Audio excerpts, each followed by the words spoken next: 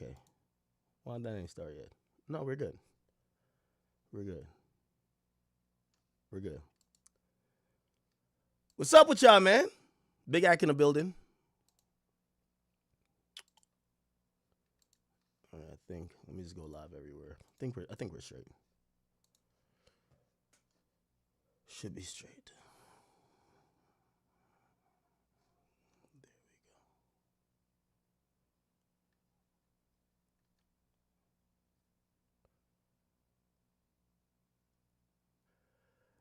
If you're on Kick or Rumble, I done said it. I said, I'm gonna just let y'all know. I'm already drunk. So I'm really just gonna do coffee tonight. I hope to do coffee. I got the liquor there. I don't want to touch it. I might pass out. Okay. Anyway, chat. How are y'all doing? We are 4 days away from my live event. A few days away from my birthday. Very excited for that. Shout out to all the people who are making arrangements, plan to show up. I can't wait to see you guys there. Sorry for missing yesterday. It was going to be a late stream if I did stream yesterday, but I didn't really get it in. So we're back at day one. And I know some of y'all might be like, yo, Ack, you got more day ones than anybody. It's okay. This is our first day out again.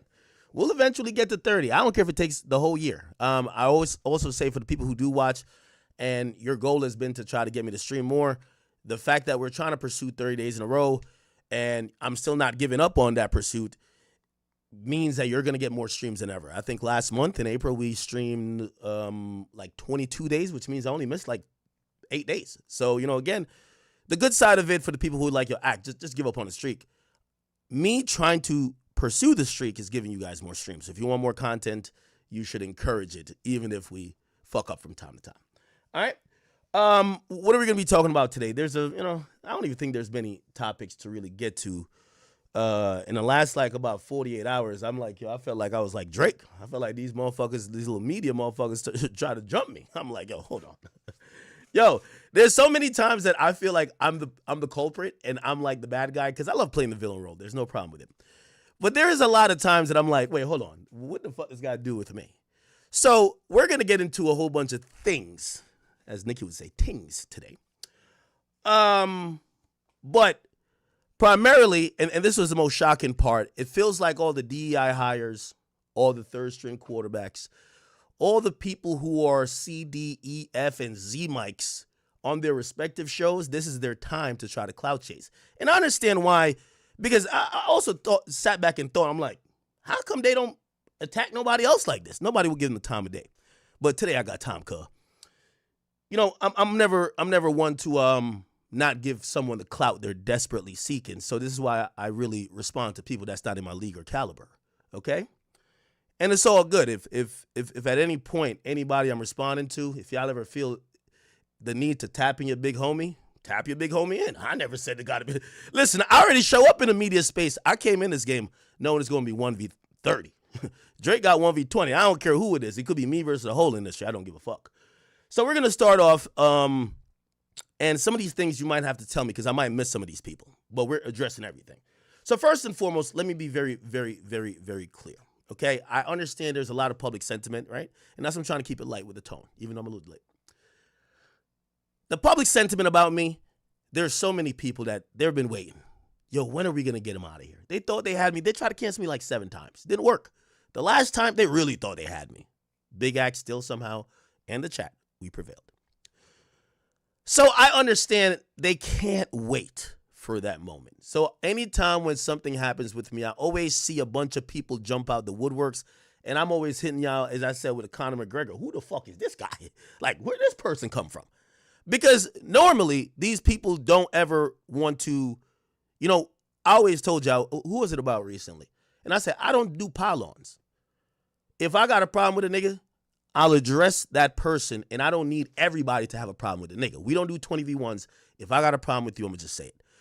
But that's not the case when it comes to me. I think at this point, they're like, yo, it's Debo, and we just got to get him by any means necessary. Let's jump this motherfucker. So just to be very clear, I was minding my good old business, okay? I think it was a Thursday night. I was minding my good old business. not saying nothing to nobody. I'm covering the Diddy trial. I'm covering all type of things. And I have to give this in order. Because if I don't give it in order, they're going to say the usual narratives. Because, you know, they have like incorrect narratives about me. Oh, Ack only gets at women. Like I'm sitting here just targeting women. I target anybody who mentions me.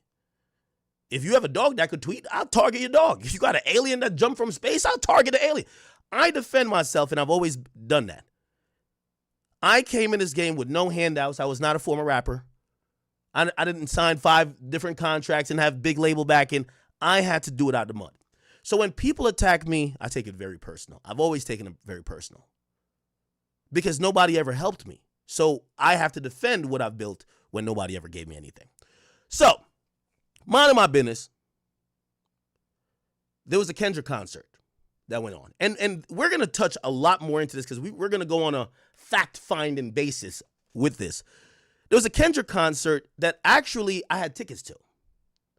I showed the tickets. I had sweet tickets, okay? Now, the tickets, you know, a partner of mine bought the suite. They actually asked me months ago. They said, hey, Ack, the Kendrick Lamar suite, we could get a suite. I think it's like $20 to $30,000. Okay, it's like I think the suite holds like 16 to 20 people, but it was like 20 to 30,000. They said if you're gonna go, they understand my role in hip hop. They're like, yo, if we'll spend the bread that you could go and have a moment there. It's Jersey. I don't give a fuck what y'all talking about that LA shit. I'm straight in Jersey. I'm gonna bring my niggas and I'm gonna be cooling. If y'all ever want to see me at shows, I go to every show that I want to at Prudential. Like, all that. If I want to go outside, not a person can stop me, okay? Now, I'm not a gangster, but come on. Like, we're just adults. So, for whatever reason, I thought it was the day after because he did 2 shows back to back. I didn't go to the show. I actually found out, if you guys watch the stream, I found out on stream that I fucking missed the show. Like, the dude called me like, bro, where you at? We in the suite. We seen you launch the stream. They knew I was trying to stream at the show. So they seen the notification, Ack is live. They're thinking like I'm walking in the venue. Nigga, I'm on stream. And so I'm like, no, it's a show tomorrow. And by the way, you're going to see me pop up at the show. Don't you worry. We already sorted that out. So anyway, I missed the show. Whatever. You know, I did want to go see the show. By the way, truth be told, my intentions behind seeing the show, I do think the show is, from what I look at it, looks like it's pretty dope. Second of all, shit, I go to shows. What the fuck? You know what I mean? Like, again, you know, despite people aligning me with Drake or whatever, like, ain't nobody could bully me out no goddamn spot. Never happened. It won't. Okay? So, I was going to go. Didn't go. I'm just doing my stream. All of a sudden, somebody hits me. I think it might have been one of my, might have been Grant or something. I don't know who did. But they're like, yo, the DEI hire, the substitute teacher that never left on The Breakfast Club, she's tweeting about the show, but she's tweeting about you, just calling you a liar. Now, remember, I ain't saying nothing about none of these niggas. I ain't talking about them. I'm minding my motherfucking business. I'm at a family barbecue with the chat. She randomly mentions me. Now, here's the thing, and this is what I don't like about the internet. I'm now the bad guy for defending myself. Because in the eyes of the internet, when they don't like someone, there's no way you could be right. I think, and it's funny how people like 50. But then people don't like when other people use the same principles that 50 use. 50 is the type of person, if he's walking in the club and you step on his shoe and he punches you in the face, your action versus his reaction don't got to match. So yeah, Shorty called me out of my name. I went off. And I gave her 24 hours to clarify and rectify why the hell she called me a liar. With all that being said, I could tell, you know, all the little feminists and all these other people, they were jumping out trying to defend her. Of course, K-Dot fans as well. And then I see all types of people jumping in. All type of people jumping in. You get the gay-looking nigga who's on Elliot Wilson's show, the gay-sounding nigga, the white boy. I'm like, who the fuck is this guy? I'm like, I dusted you already. Like, nobody knows you. He's jumping in. And in reality, and just to be honest, and I have to set the tone before I say any of this, because people love to act like I'm the antagonist. I was minding my business. I need that to be understood. So anything I say, I need y'all to know this all started while Ack was minding his fucking business. Now, in this media space, a lot of it that I take, especially for hip hop, the current landscape, I take a lot of credit for. I'm sorry, I'm going to pop my shit. I ain't no punk. But I was minding my business. Anyway, my niggas hit me on the group chat again while I'm streaming. I'm talking to Whack 100. They tell me, yo, Ack, Shorty from a show that you like to watch, which is the Cam and Mase show, she jumps in. I'm like, why is she jumping in? I don't know nothing about her. Like, I've seen her on the show. I know who she is. Know nothing about her. Never had a bad word to say to her. She jumps in after my tweet that doesn't mention her. Why is this man so angry? Ha, ha, ha. Lawrence said you lie about numbers. It translates all this. Laugh my ass. I think you need a vacay. Whoa. Got nothing to do with her. Okay.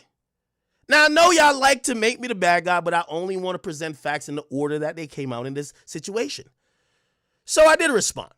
And I keep telling y'all, don't engage with me if y'all don't like the responses. Because I'm always, Ack is always liable to take it a little bit too far. I am. Not saying I'm not. Cool. So I responded back after I seen that. I'm like, what the hell? Now I know she's on the Cam and Mase show. I said, who the fuck are you? Like, again, it's the Conor McGregor joint. Who the fuck is this guy? Because I've never seen an opinion or heard an opinion about anything that would be polarized, and she does a good job on the show. I'm not knocking it. I'm giving everybody they just do because I'm here to also address everybody. But I'm like, and I said, listen, literally, who are you? I said, I would violate you, but, just out of respect for Cam and Mase, just stay in a woman's place, shorty. Please, just stay in a woman's place. Because I know they're trying to build this narrative like I'm only targeting women, but I target whatever I see. I guarantee, and listen, I might think I'm lying. The Lauren LaRosa shit, my group chat, all my chat niggas, Grant and everybody else, they sent me that. And I reacted in real time. Whack, I gotta call you back. I can't believe this. Click, let me address this. This shit, they sent me this too. Now, if there's other people, like, for example, the little gay white boy from Elliot Wilson's show, he's a bum. I violated him any day. Nobody cares about him, okay? But he's one of the Z-list, third stringer niggas, like, who's trying to get in the algorithm. Homie, you know how Cam said he didn't want to engage with he didn't want to engage with Kanye because Kanye sucked dicks before, supposedly? I don't want to engage with a nigga who sound fruity as hell. You sound zesty, nigga. I'm sorry. Time out. You get your stupid ass on out of here. Write your thoughts down and get Elliot Wilson to say it. And then I'll talk to Elliot. I don't want to talk to you. You sound too zesty for me, bro. I'm sorry. Okay? But let's get back to it. So I kept it, I think, very light when it came to this person. Her name is Treasure Wilson. I didn't want people to keep up a narrative saying I'm going at women. I understand, even though that narrative comes from the shade rooms and women who don't watch my content consistently, they don't realize that the majority of issues or back and forths I get into are with men. They only see it get into their radar when it's against a woman. So I get it. So when I seen Shorty kind of chime in, I'm not trying to go too crazy because also I fuck with Cam and Mase and I like their show. I mean, do I know them personally? Me and Mase have traded some DMs and stuff like that, and whatever the case is, me and Cam, I don't think we've really spoken that much, but I've spoken highly of him. He's spoken seemingly nice about me. That's where it's at. Okay? So, all right, I got my shit off. Now, again, I'm only here to tell y'all. Yeah, not going to, listen, I'm not no punk when it comes to media. I will sit here and go back and forth with y'all until death. That's how I've always given it up. Okay? But I have to give the context because I know some of these people I'm talking about are liked. Like, for example, Cam Mase and even this woman, they're liked. So I have to give the context of where this came from that you don't think if I say anything crazy, Ack is tweaking. I'm minding my business. One chick called me a liar. I respond to her saying, how am I a liar? I'm going to give you 24 hours to tell you. People say, well, why are you going at her? I said, I protect my reputation with my life. Then this random chick, let me not call her random because she's on the show with Cam and Mase. She jumps in and she's almost like, and I'm like, what the fuck this got to do with you? So I responded. Now, let's get to this. It is what it is, Instagram. Now, I don't know if Shorty hacked the show's Instagram. I don't know if this is Cam tweeting from the pool in the back. I don't know if this is Mase tweeting from the pulp. I don't know who is putting up these captions, but I'm going to address it the same way. Because I don't want y'all to say, oh, okay, now a man said something to him, so now he ducking and dodging. We're going to have to address it all, okay? So, I don't know whose this is, but it's from the It Is What It Is talk. By the way, I like the show. Not knocking. I like the show. I think you guys should watch it. It's a great show. But we're going to address everything. It says, hey, academics. Okay, I like the all caps. I love that energy. Out of all the tweets you've seen, ma'am or sir, whoever this is, or team, PA, whoever is tweeting, I really don't see much tweets. Like, I've showed y'all my Twitter before. Because of so much hate I get, my Twitter mention says no one mentions me. Like, Twitter has blocked all my mentions, and I think it's because it's so much, like, crazy shit. So, I really don't see, it looks like on my Twitter, I can show you on my phone. I'll show you on my phone once again. Again, this is just kind of putting home the narrative that I'm over here looking at what people are saying, okay? I don't see anything. Look, this is my account. And this is for anybody who think when you're tweeting at me like I see it. I don't see it. DJ Academics. Oh, fuck. Oh, my God. Y'all see the whatever million followers or whatever. Y'all probably can't see it, right? When I go to mentions, this is all I see in mentions. I want to make sure y'all can see it. This is all I see in mentions. There's 3 tweets. I can refresh it. It don't show me more. Like, it's not no setting I put on my account. I don't, look, this is my mentions. And niggas talk about me every day. Look, oh, sorry. I don't see tweets. I don't see mentions. I don't see none of it. Look, wait. I'm trying to refresh it for y'all. That y'all could know. And I know that this is like a really, nobody gives a fuck about maybe this point I'm making. But, I want, for the people who might say, no, academics is picking and choosing. I don't pick and choose. I've always hated that gangsters pick and choose. Anybody, if I'm addressing the Z-listers, I will address the A-listers too. I address anybody who addresses me, okay? Because I think that was kind of insinuated in that first line, saying, look, so see, again, this is my mentions. Look, how do I just got to, yeah, see, you see, I'm scrolling down.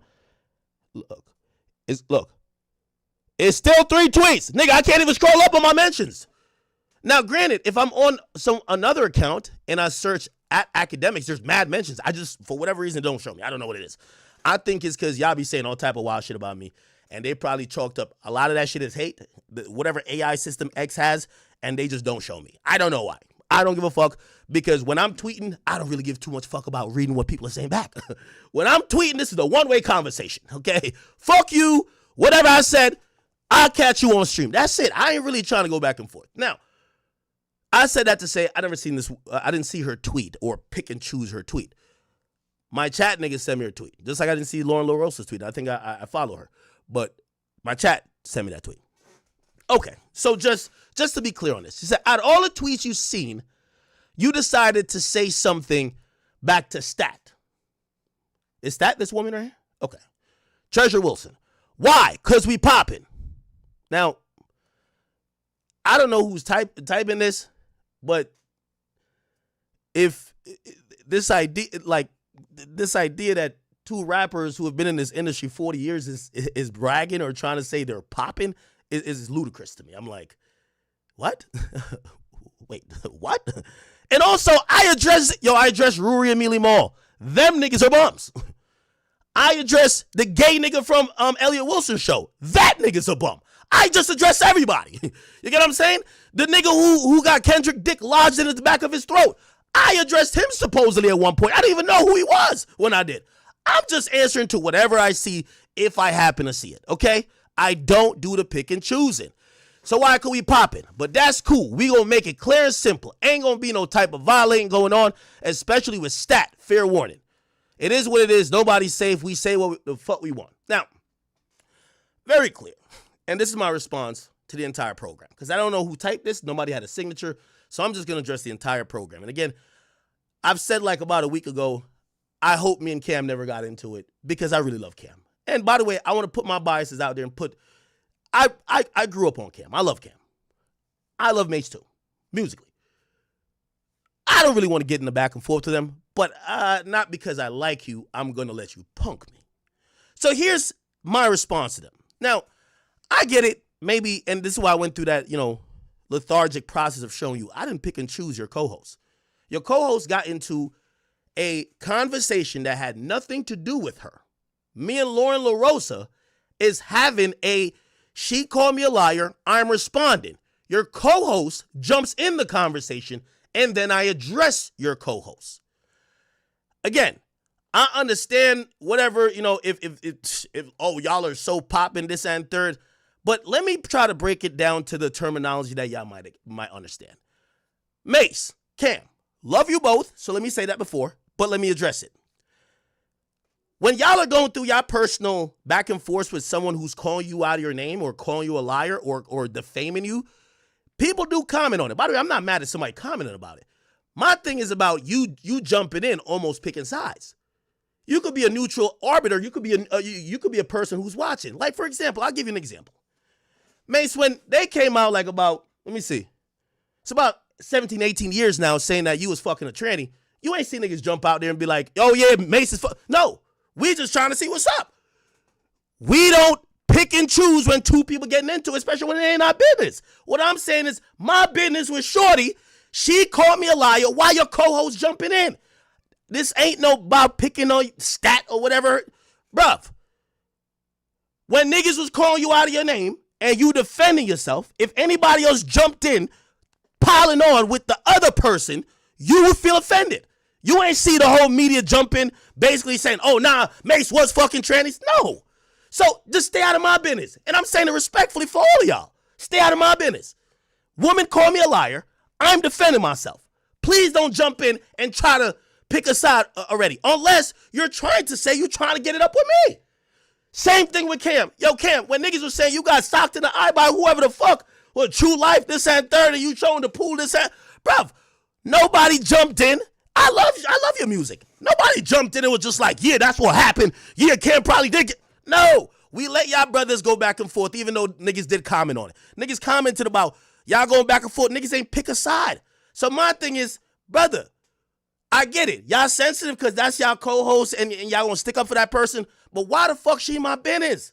My business is with this woman who called me out my name, called me a liar. You ain't see that tweet? Do I gotta bring y'all back? I'm chilling. I'm at a family barbecue on stream with my chat. Okay? The chick said randomly, this is Lauren LaRosa from The Breakfast Club. This is why Charlamagne ain't said nothing. Yo, Ack is a liar. My thing is this. Okay. And by the way, this is what we got to stop in this media culture. We can't allow women just because they have 2 X chromosomes and they fucking bleed once a month. They do whatever and there's no recourse. Again, we just talking with words here. There's no threats of physical violence and shit like that. Shorty says I'm a liar. I can't respond because she's a woman? She says I'm a liar. She's at the show, probably drunk as fuck, looking for some TDE cock to suck, and she's thinking about me. I can't respond.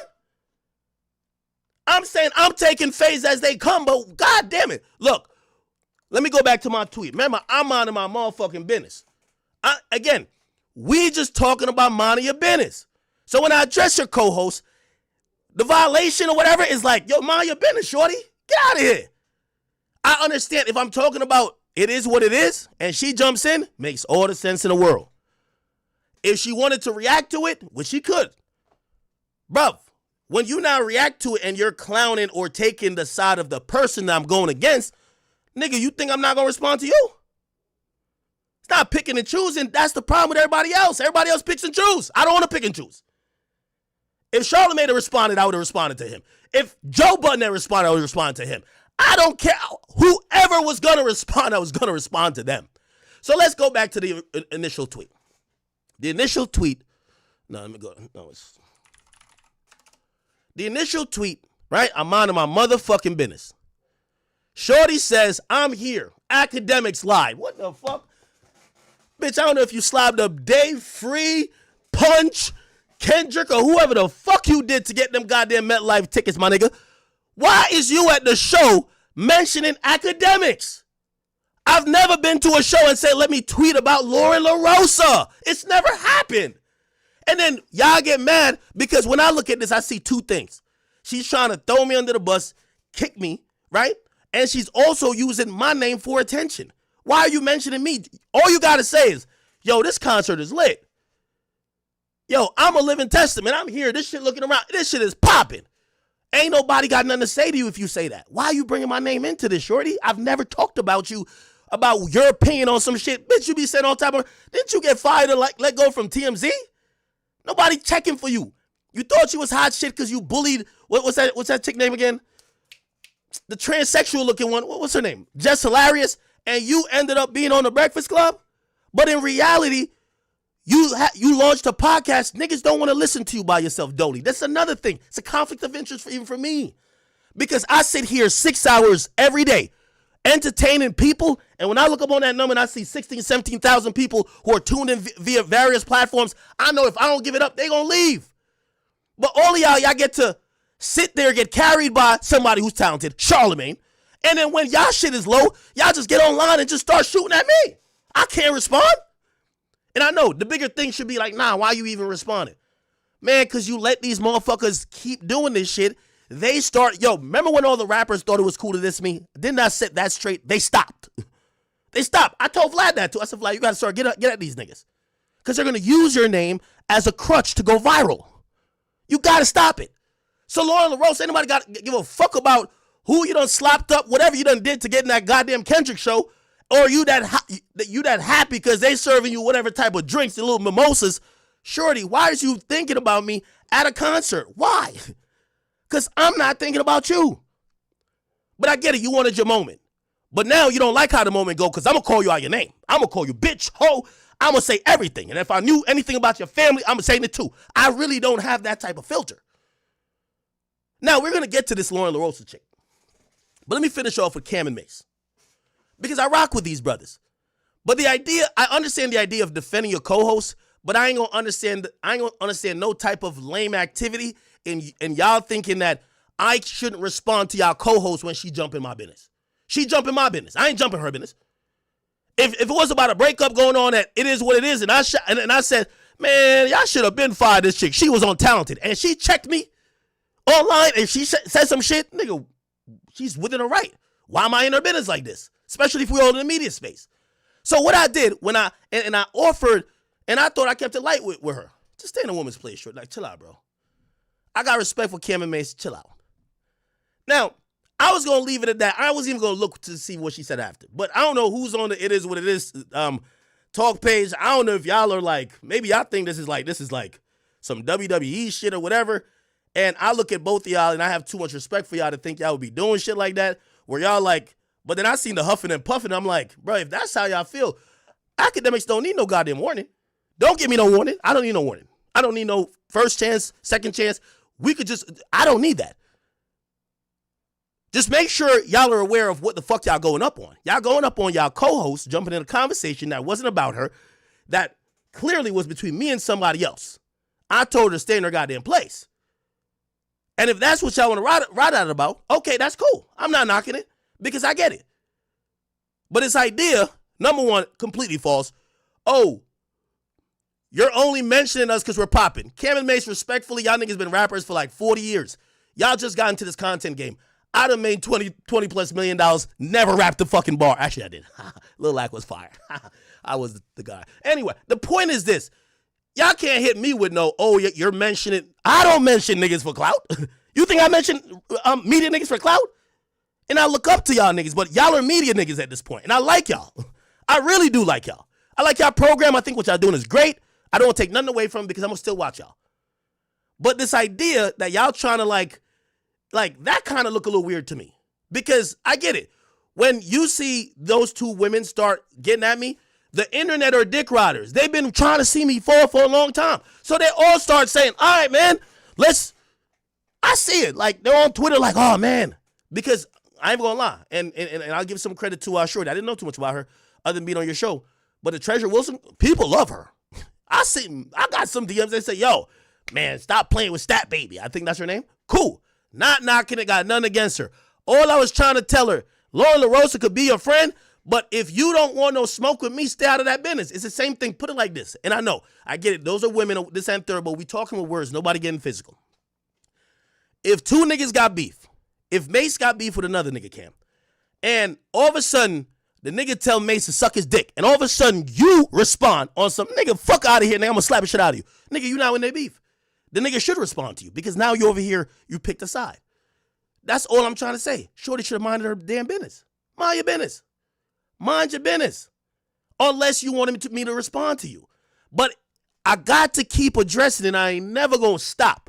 And for my chat niggas, I gotta apologize to y'all because I'm never gonna stop. They will turn you into a piñata and use you as a kicking, like a stepping stone, and they'll just use you as something to kick when they realize there is a mountain amount of people that want to either laugh at you, watch your demise, or they want you to just be used as the punchline of a joke. If you don't defend yourself, trust me, they won't defend you. They won't ever feel bad for you. So that's the reason why I respond to everything. You get what I'm saying? So once again, just going back to it, and we're going to move on to Lauren LaRosa, but to wrap it up with Cam and Mase, if somebody came for y'all credibility, if someone came for y'all about illicit rumors about you, they were saying all type of wild shit about Mase. And you decided to respond. And somebody else jumped out and said, damn, Mase, why are you responding about the tranny shit like that? You must really like trannies. You don't think you got a right to go violate that person or respond to that person? If you could answer that question truly, we could get into whatever else afterwards. Same thing with Cam. When Jim Jones saying A, B, C, D, and E, if niggas jumped online and started saying, nah, we believe Jim, man, because Cam don't even look like he like that, you would have a problem. Like, nigga, mind your motherfucking business, nigga. You don't know what me and Jim had? Mind your motherfucking business. I think you would. So, I'm going to leave that at there. And if y'all want to go get some ratings or whatever, and by the way, I know y'all doing good already, so it's not necessarily I need ratings. But I seen a lot of people hit me that were like, yo, Ak, you better be careful with these niggas. Like, they're setting you up. They're going to go crazy on your money. Nigga, what the fuck do I care about that, my nigga? If it was already preordained and set in stone that y'all wanted to go off on me for some dumb shit, I don't care. But just know you're going off because a chick that y'all are protecting couldn't mind her motherfucking business. It had nothing to do with her. Okay? So if it is what it is afterwards. And I'll respond to anything y'all say afterwards. It is what it is. Now, let me get to this line-ass chick. Okay, so this Lauren LaRosa chick, okay, the substitute teacher that showed up and never left. She got some tickets.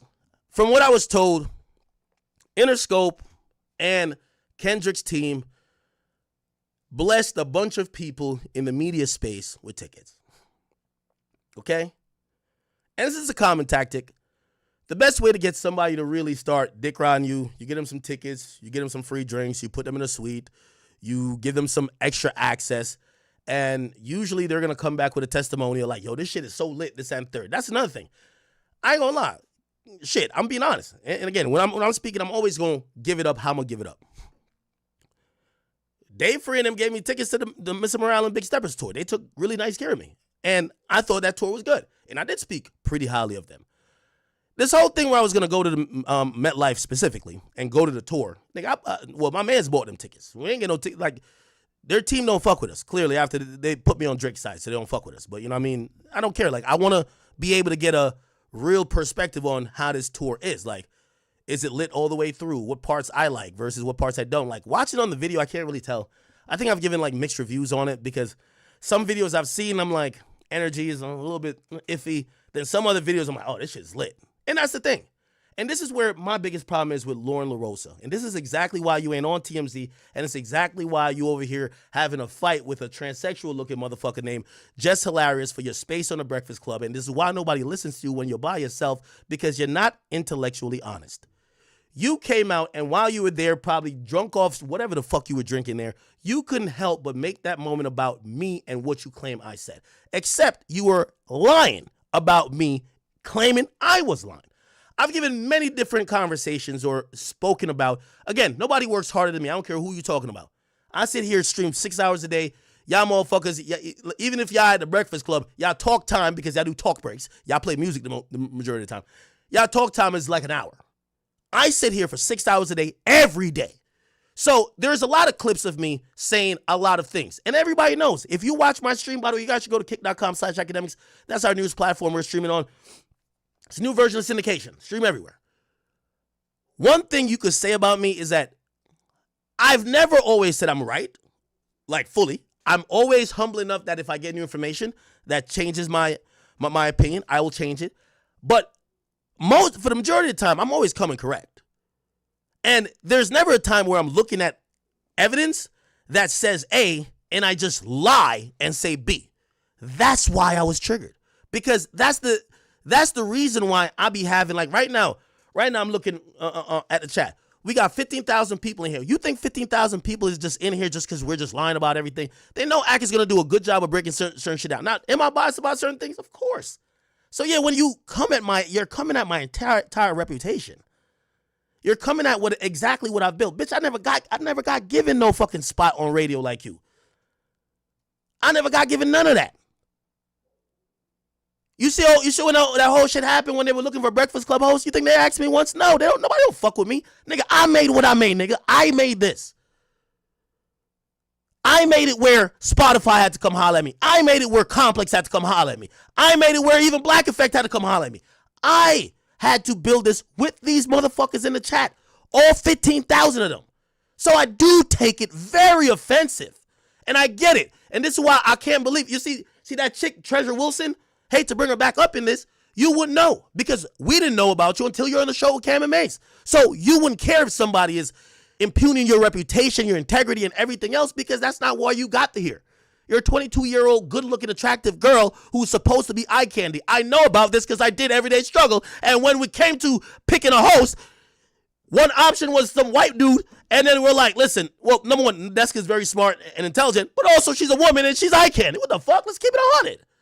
So I understand maybe why you have that disconnect with why I'm upset. Yeah, of course. You know, when you see somebody defending what they built, of course it's going to look like, oh, man, he's so triggered. Yeah, I'm triggered because I had to build this. Shorty, at 22, you know what I was doing at 22? I was in the back of a Mazda 3 cranking out 7 videos a day while I had a regular job. Nobody knew me. I had to build it. I'm very upset. I'm very triggered when people attack my work. This is why I went off on Yes Jews. I'm always triggered. I've never gotten he's good looking pass. They used to say I stutter a lot. People say a lot about me that would prevent me from getting to where I'm at. So when y'all who have gotten there, some of y'all with y'all legs up and on y'all back, when y'all get y'all positions, how dare y'all talk about a nigga like me? I'm upset. You're damn right I'm upset. And by the way, it's not only a woman thing. I was upset when niggas like Rosenberg and them other dweebs talked about me too. You bum ass nigga, you up there with a radio station that hasn't had no change or impact for a while. Your job is handed to you on a platter. You get to talk to millions of people. You don't have to work a fucking day for it. These are the laziest motherfuckers in the game.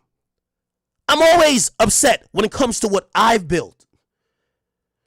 And I'm sitting here and I'm defending what me and this motherfucking chat that some of y'all come in and out, and I know there's a lot of hate watchers. I'm going to defend it all the time.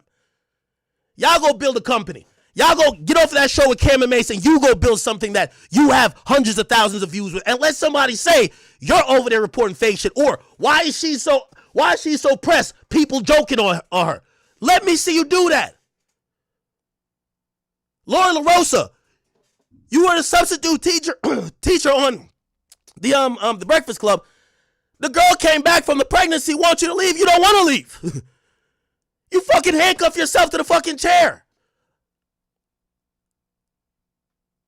And you got no confidence in yourself to build it yourself. That's why I respond to y'all like that. That's why when y'all see, why is he so angry? Yeah, the anger comes from the pit of my gut because I've done worked harder than everybody to get where I got.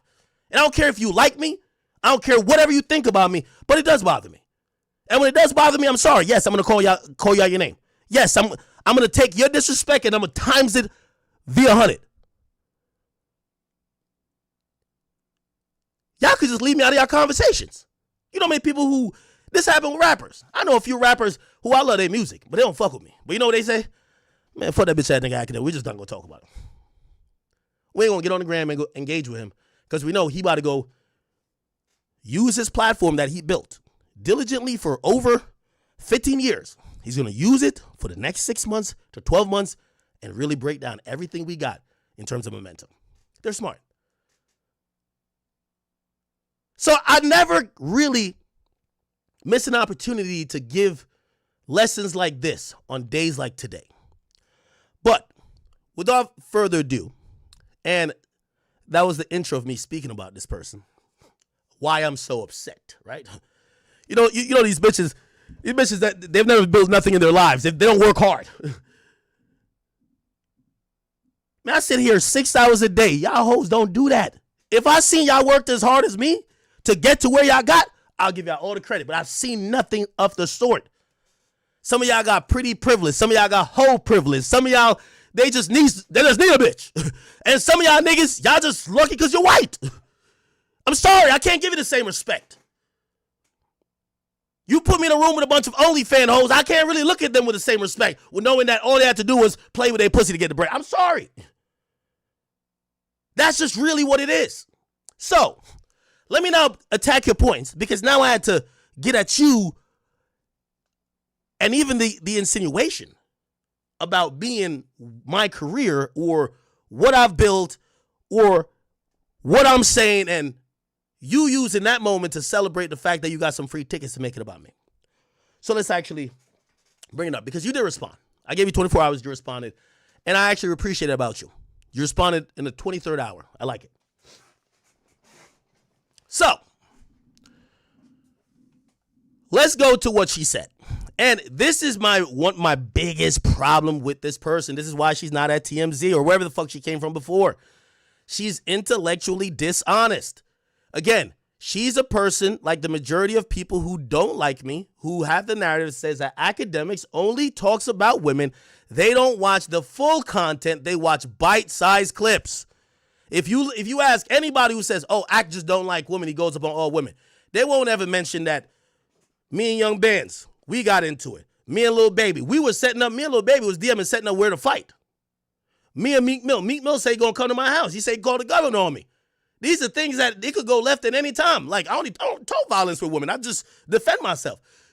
There's 3 times the amount of men, especially in hip hop, that I have disagreements with and I've gone at than women. But the people who have the narrative, they're all intellectually dishonest because they get their information about me from bite-sized clips that they don't produce. And that's why when I look at somebody like this, I see laziness yet again. I tell you how much content I put out each week.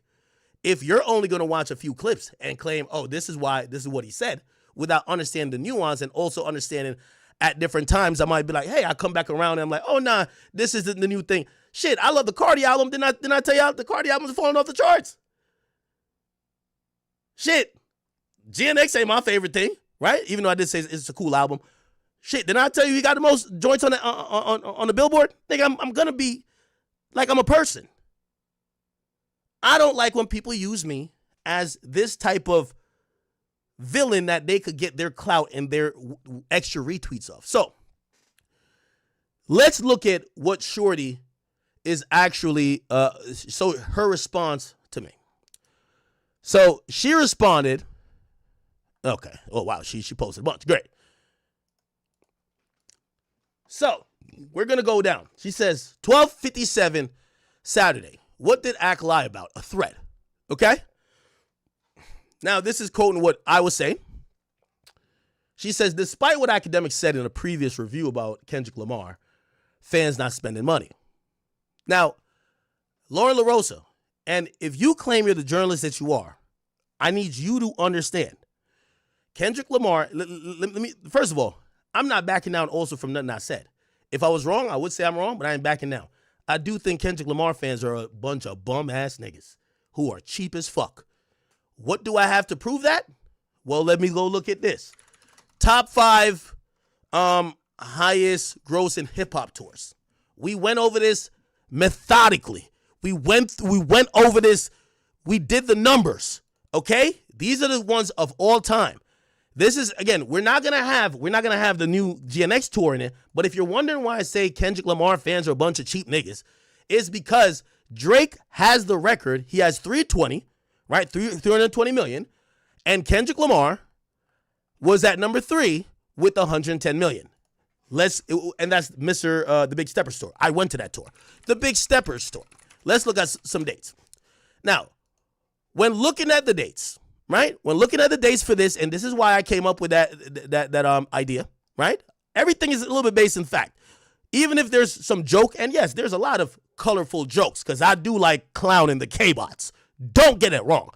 But where I came up with that, and this was my extrapolation when talking about the stadium tour that was impending at the time, Kendrick Lamar, per ticket sold, per revenue, his average ticket price was, I believe, around $100 per ticket sold. You could kind of see it here.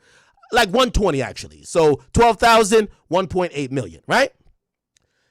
As opposed to Drake, who went on It's a Blur tour. Again, I hate to have to break it down, but you have this. I hate people like Lauren LaRosa, because the reason why she ain't that is because she reads the cliff notes. She don't read the whole book. She goes to the index and the summary. She never reads every page. And that's the problem with people like that. Because if you had watched my streams, and yes, I know, to properly speak about me, you're going to have to endure 6 hours a day. So we just looked at that. Let me go to Drake, same type of venue. I think the venue was around, let's just go to wherever he sold 12,000. It doesn't matter. Okay. 12,000 times 2 would be 24. This is 2 dates, right? So we're going to just divide it into 2. 12,000 times 4, it's like 24,000. I know there's 3,000 extra tickets. Just do the math with me. 6 million, 6.4 million for the 2 shows. Let's minus that in half. Drake is on average per show for the It's a Blur tour doing $3.2 million. Chat, this is pretty easy to kind of figure out what the fuck I was saying. If one nigga is doing 1.8, the other nigga is doing 3.2, it's clear, and we're going with the same amount of tickets sold approximately, it's clear one nigga is charging more for their tickets. Drake charges about double. Okay? Double than Kendrick has charged his fans. Now, I had a whole lot of my boy Aiden called me. Hold on, let me see. Aiden, I'm in a rant right now, bro. I'm in a rant, bro. Like, they got me, bro. I'm worked up. So, the point I was making is that, and by the way, you know why I said that? I say, Drake concert tends to attract more women. They have kids, but they have old folks. They have people who probably have more income. That's why Drake charges more. And there's a lot of demand. Kendrick, he got some dusty ass bum ass niggas who are his real core fan base. They can't pay that much. I really did say that, and I do still believe that. Now, granted, here's the thing too. Before we knew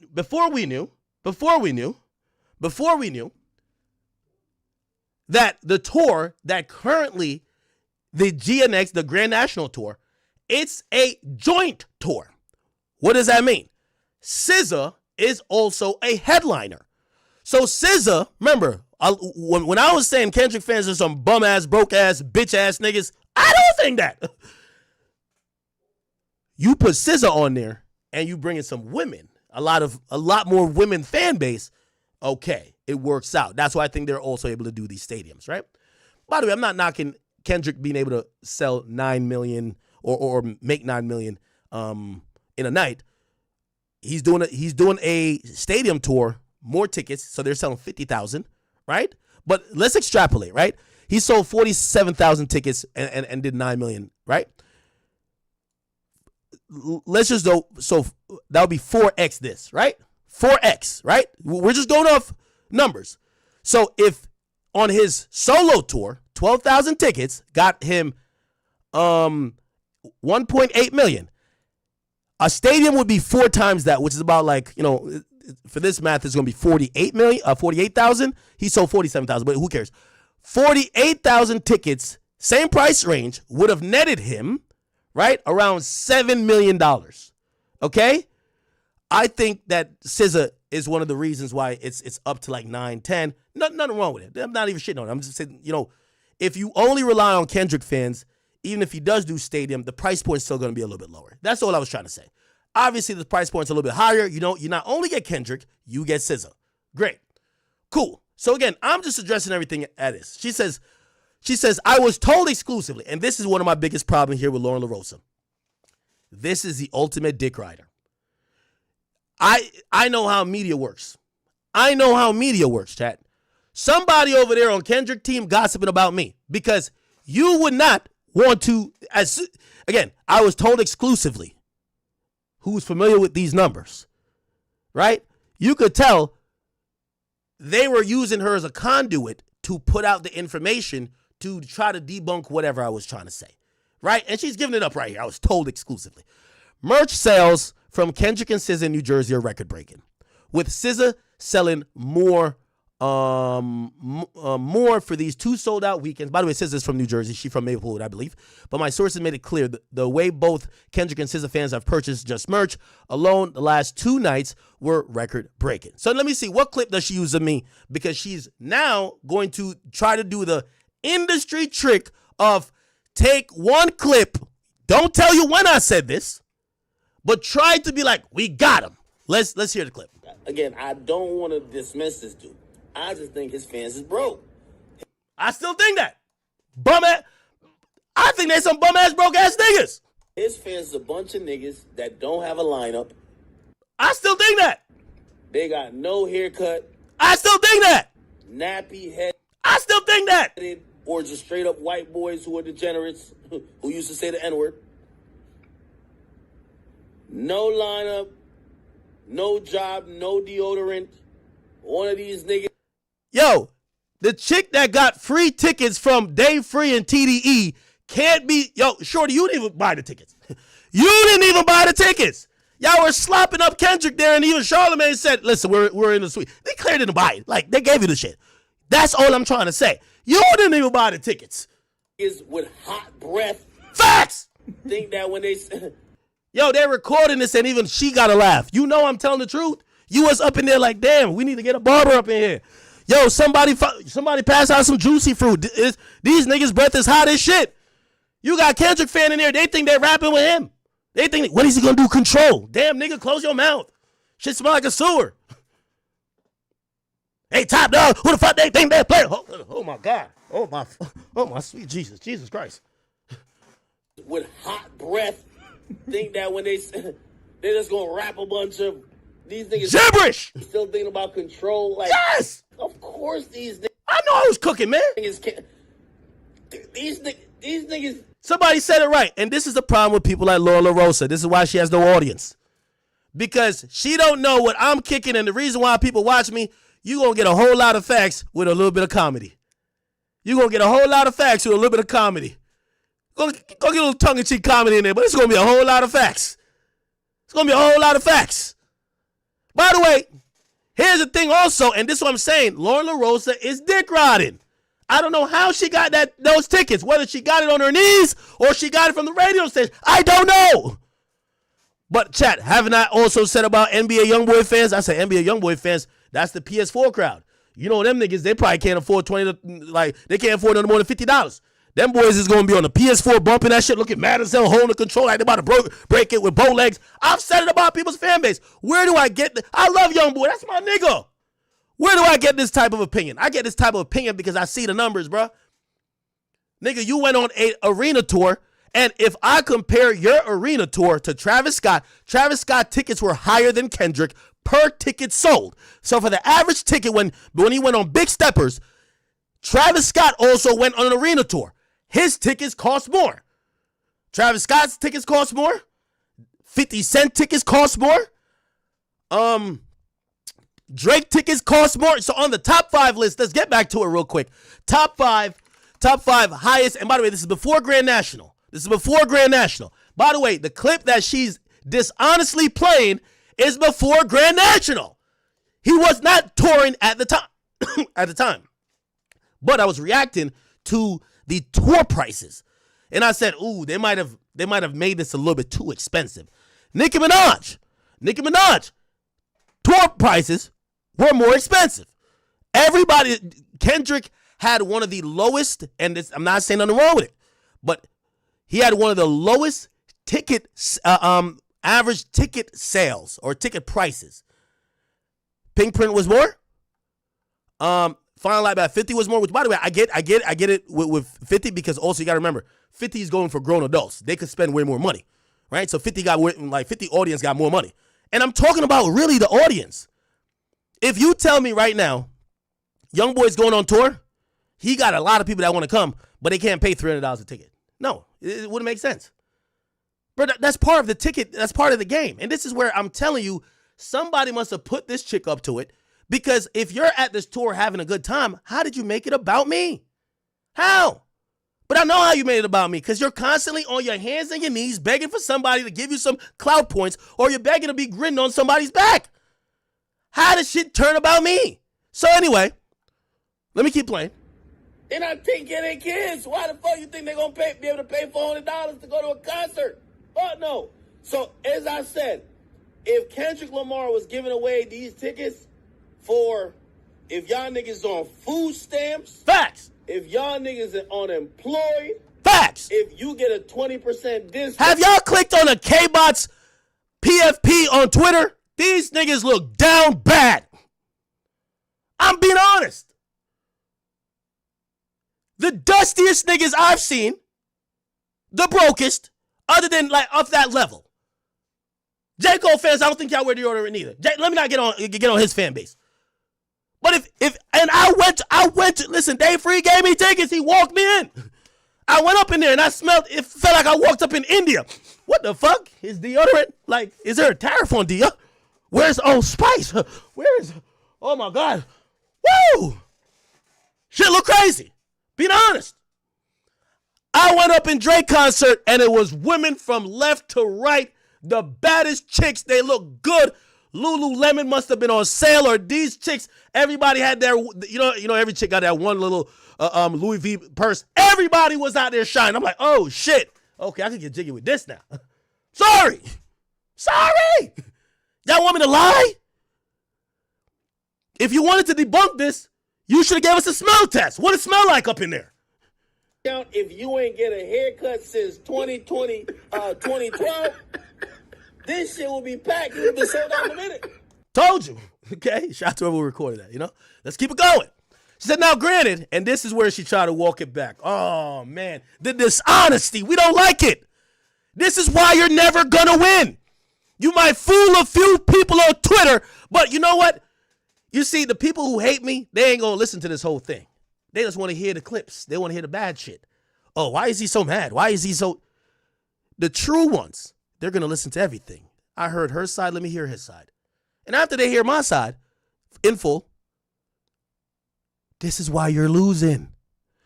Look, so now she's trying to walk it back. Now, granted, that's a given when an artist is in their hometown, but we know nobody's running to spend money, which I think was his point. So to have fans pull up, selling out your own shows and dropping coin should be talked about. Shorty, you're talking about it because he gave you free tickets. This is dick sucking and dick riding at its finest. We've all acknowledged, even myself. Yo, Aiden, I got you. You want to talk about some Cardi and Weekend shit. I'm going to answer in a second. Even myself have acknowledged that Kendrick selling out these stadiums. I even said remember everyone said he's not going to sell out Houston. I said, bro, let me tell you how this works. This is why I got to say Lauren LaRosa is what we would normally call a K-bot. Because she thinks small. Maybe her brain is small. I thought she was intellectual, or maybe she's intentionally stupid. Didn't I tell y'all this about the Houston show? I said, Drake fans, don't fall for the bait. It's going to sell out. This is a big tour that Live Nation, right, who has a monopoly. By the way, if you're wondering, I'm cool with Live Nation and I'm saying this. If I want tickets to any of these shows, I hit up Live Nation. Give me some tickets. They'll give it to me. Live Nation's paid me to promote concerts before. What the fuck are we talking about? I know how this shit works. Live Nation is a fucking monopoly. If their top 5 concerts or tours at that time, always is going to sell out. Always. You only have problem. I've been saying this for years. You only have problem in touring when you're not with Live Nation. Lil Baby chooses not to go with Live Nation. They couldn't stop reporting that his shit was flopping. Why? You went against the monopoly. Sexy Red, they went against the monopoly. They couldn't stop reporting it. Nigga, I sat there with motherfucking I sat there with what's my man's name? Rod Wave. They were trying to do it to Rod Wave, but Rod Wave fans are too strong. To the point that Live Nation sent somebody down there to try to offer them. I want to give out all the money they try to offer. But the basic point, that's why when I was saying Drake fans, don't clown the lack of sold out for Houston. It's Live Nation. They're going to make sure it's full. This is a Ponzi scheme. This is a monopoly. By the way, y'all Live Nation people don't get mad at me. I still give them free tickets. But still, gotta tell the truth.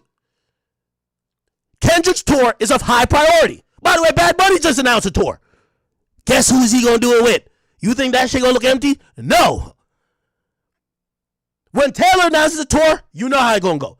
So this idea where people are like, and by the way, I also say that because I was one of the people defending Drake, even though people assume or want me to always defend Drake, or they're like, oh, you're just biased, you're defending Drake. Remember when Drake canceled some tours or canceled some dates? They're like, oh, he canceled it because he couldn't sell it out. Kendrick got this, Kendrick just had, no, he was gonna sell it out too. Bro, they're using the same fucking company. Drake Live Nation, Kendrick Live Nation, Taylor Live Nation, Bad Bunny Live Nation. It's a fucking conglomerate. You don't, this is what I said. Small brain peons like Lauren LaRosa need to stick to be a fucking librarian like she normally is. Keep reading the tea leaves, keep saying what you gotta say, but shut the fuck up about the rest of this music industry. Because while people watch me and I look up and I see, oh, that's 17, 18,000 watching, it's because they know we're not gonna just say the obvious. You don't get the audience by that. I'm gonna break this shit down. I'm gonna break it down like a kilo of coke. I break everything down like that. Everybody know it. That's why I'm me and that's why you. That's why you're fourth win. That's why I'm first stringing. Learn it and live it. I told y'all, the touring shit is a Ponzi scheme. They guarantee these joints. You ain't hear what Drake said to that girl? Johnny Blaze, Drake text. It just got leaked. Didn't I tell y'all? Drake literally says, Live Nation got me working like a slave. How much more do I gotta tell y'all about this motherfucking thing when it comes to Live Nation? So I'm not gonna clown Drake, nor am I gonna clown Kendrick, because Live Nation's gonna make it happen. Live Nation owns everything. They own Rolling Loud. Your favorite festival they own. They own Ticketmasters. Nigga, I'm throwing a show. I'm on Ticketmasters. Live Nation's getting their cut. They can't lose. So it makes no sense to clown Kendrick and clown. That's what I'm saying. Small brain, bird brain, peon thinking from like Lauren LaRosa. This is why sometimes, I know Ye be bugging at times, but when Ye starts talking about that high level shit about how sometimes these other forces affect the industry and whatever, y'all like, what are you talking about? But you have to understand that. We have the label game. We have the touring game. Live Nation owns all these venues. You realize the venue that I'm going to be in May 15th, it's owned by Live Nation. The place where we sold the tickets is owned by Live Nation, Ticketmaster. Everything is owned by them. Nigga, we was trying to do a liquor sponsor. They told us, "Listen, fuck out of here, nigga. We got our own shit." We were trying to get like a special chat nigga cocktail. Nigga, they're like, "Yo, what's our cut?" It's Live Nation. They run shit, nigga. It's their shit. Touring, I'm telling you, go look at the lawsuits. This is where you lose bird brain peons like Lauren LaRosa. Lauren LaRosa. Go look at Live Nation sued Monopoly. Just go look at it. Okay, where can I find this? Oh, why did I type in her name? Lauren LaRosa. The United States fucking government, the Department of Justice, is suing Live Nation, claiming they're a monopoly. What the fuck? This is why I'm saying you're not going to get me here to clown a particular artist. I'm going to defend Drake and I'm going to defend Kendrick.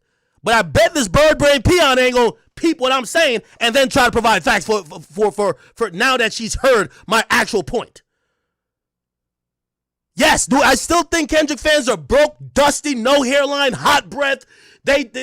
Yes! Is that the point I was making? When I later, and I don't even know if she said, when I later said it will sell out. Don't clown Kendrick, because he will sell out. I said that because of Live Nation. But again, this is why when you get drunk off whatever the fuck, that Diddy juice or whatever the fuck you drinking, keep my name out them motherfucking tweets. Bitch, focus on showing up to the Breakfast Club as the 5th string. Fuck you got going on. Like, who told your stupid ass, yo, let me get an act today. What the fuck going on with you? Let me see. Here we go.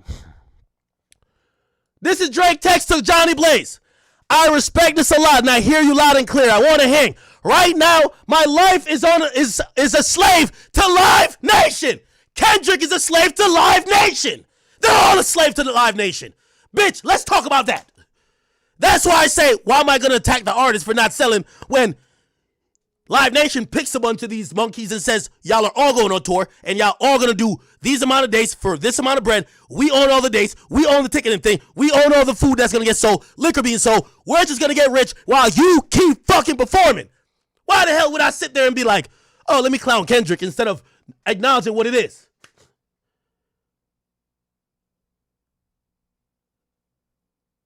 Hello?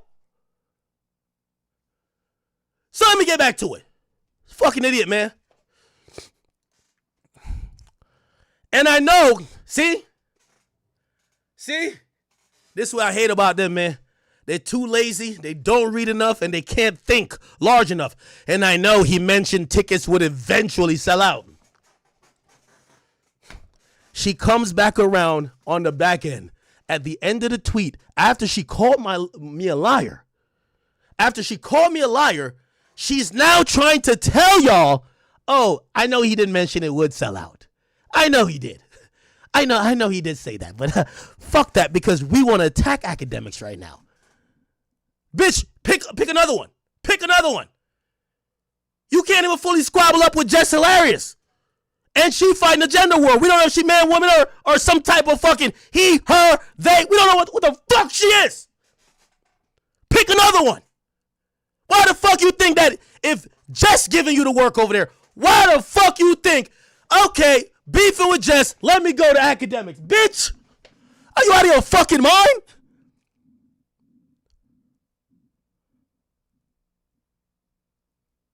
So let's keep it going. Number 3. So the bitch is trying to tell you how I lied, but then admits, I know he said they would eventually sell out.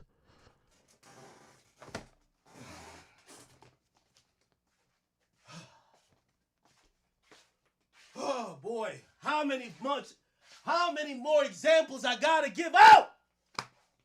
How many? How many more examples? These bitches are liars. Fuck. And I keep telling why I'm mad. Because a brown-nosing, this is the type of bitch that befriends you and your man and fucks your man. This the type of bitch. She befriended Jess Hilarious, went up to the Breakfast Club and tried to steal her job. You're the type of bitch who smiles in the couple's face and sucks the nigga off when she goes to the bathroom. Come on, bro. What the fuck? This type of snake behavior. She calls me a liar, then admits I told the truth. What? What the fuck? Don't clip that part. See, I only clip the part where I'm going too crazy. Just keep it. Let's bring down the energy a little bit. Y'all know them bitches, man. Befriends you and fucks your man. And then acts dumb. Huh, what? I didn't mean to do. Bitch, that's what you did. You befriended Jess Hilarious and tried to steal her job, nigga. And then you showed back up having a woman with her talking about, well, no, bitch. She came back and she said, Get back behind the scenes or wherever the fuck you came from, and you, in the snakiest way possible, said you wouldn't do it. Your ass said no. It's like a bitch, yo, throw my chat queens. It's like a bitch fuck your man. You call her out for fucking your man, and she said, well, I'm gonna keep fucking him. So that's our dick now. It's a snake bitch. I seen it in her from the get-go, but I ain't mind, because she was snaking somebody I ain't like either. But now, her ass felt like we gotta go pick on Ack. Bitch, nobody picks on me. Cuz, I got time today. I got a lot of time. This is my favorite type of stream. I got time, cuz. My mic low?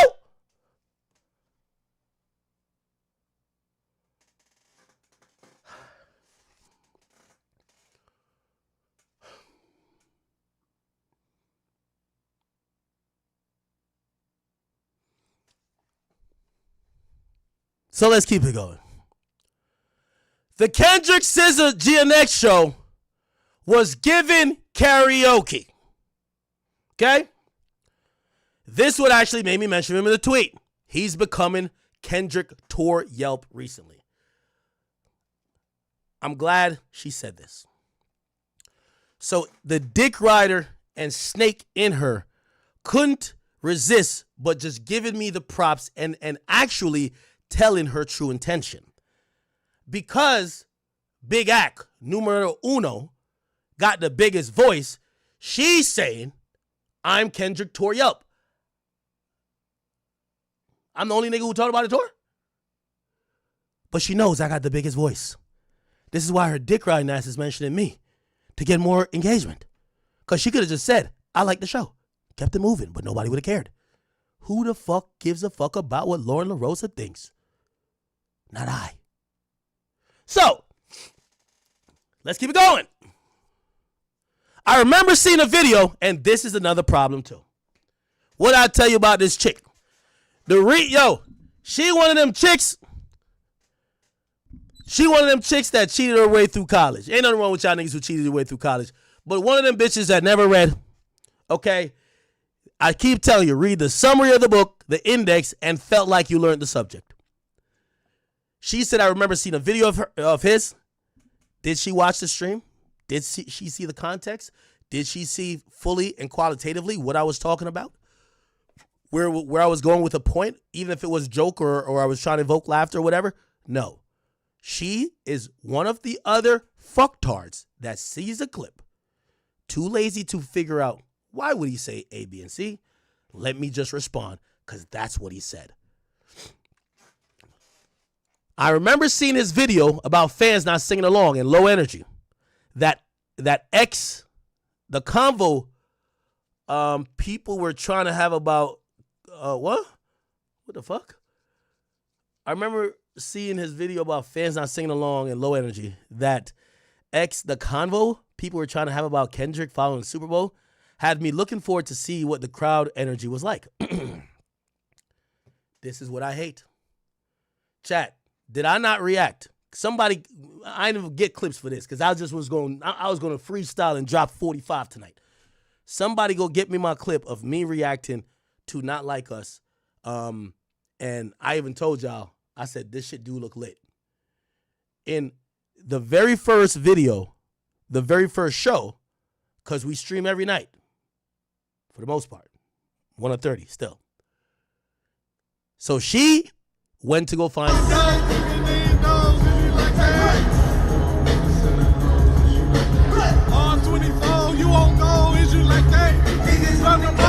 Okay. I'm not trying to get canceled of YouTube for the copyright, so that's why I'm skipping past some shit. I want to hear what I said. Oh. Hey, let's get it, bro. DLT, the money power. That last one is better. It's a lot of goofies with us. Now, this is where the first time you're going to hear me say something, and y'all going to call me a hater. Y'all are going to call me a hater, but I'm just asking this question. I'm asking this question, and yes, I'm going to use an artist that he's dissing on the song as to juxtapose my argument with. I don't know if you've been to a Drake show. I've always said I don't think Drake gives the best shows. The reason why, it's a karaoke in there. By the way, and I hate to pause it at this point, but I got to reiterate. If you've ever been to a Drake show, I think Drake's shows are sing-alongs. He has too many hits. Most of the songs he performs are not necessarily lyrical. I always want to hear the lyrical songs, but he has so many hits, he can't get to a second verse or a third verse. So he gives you chorus, one verse. And it's deafening how loud the audience is. I've been to now over 10 Drake shows, and at every single one, it's an entire sing-along. You'll see in the crowd, girls are all hugged up, niggas with their mans, they going with their phone up, they sing it. It's crazy. Now, that's not to cast any aspersion on Kendrick Lamar.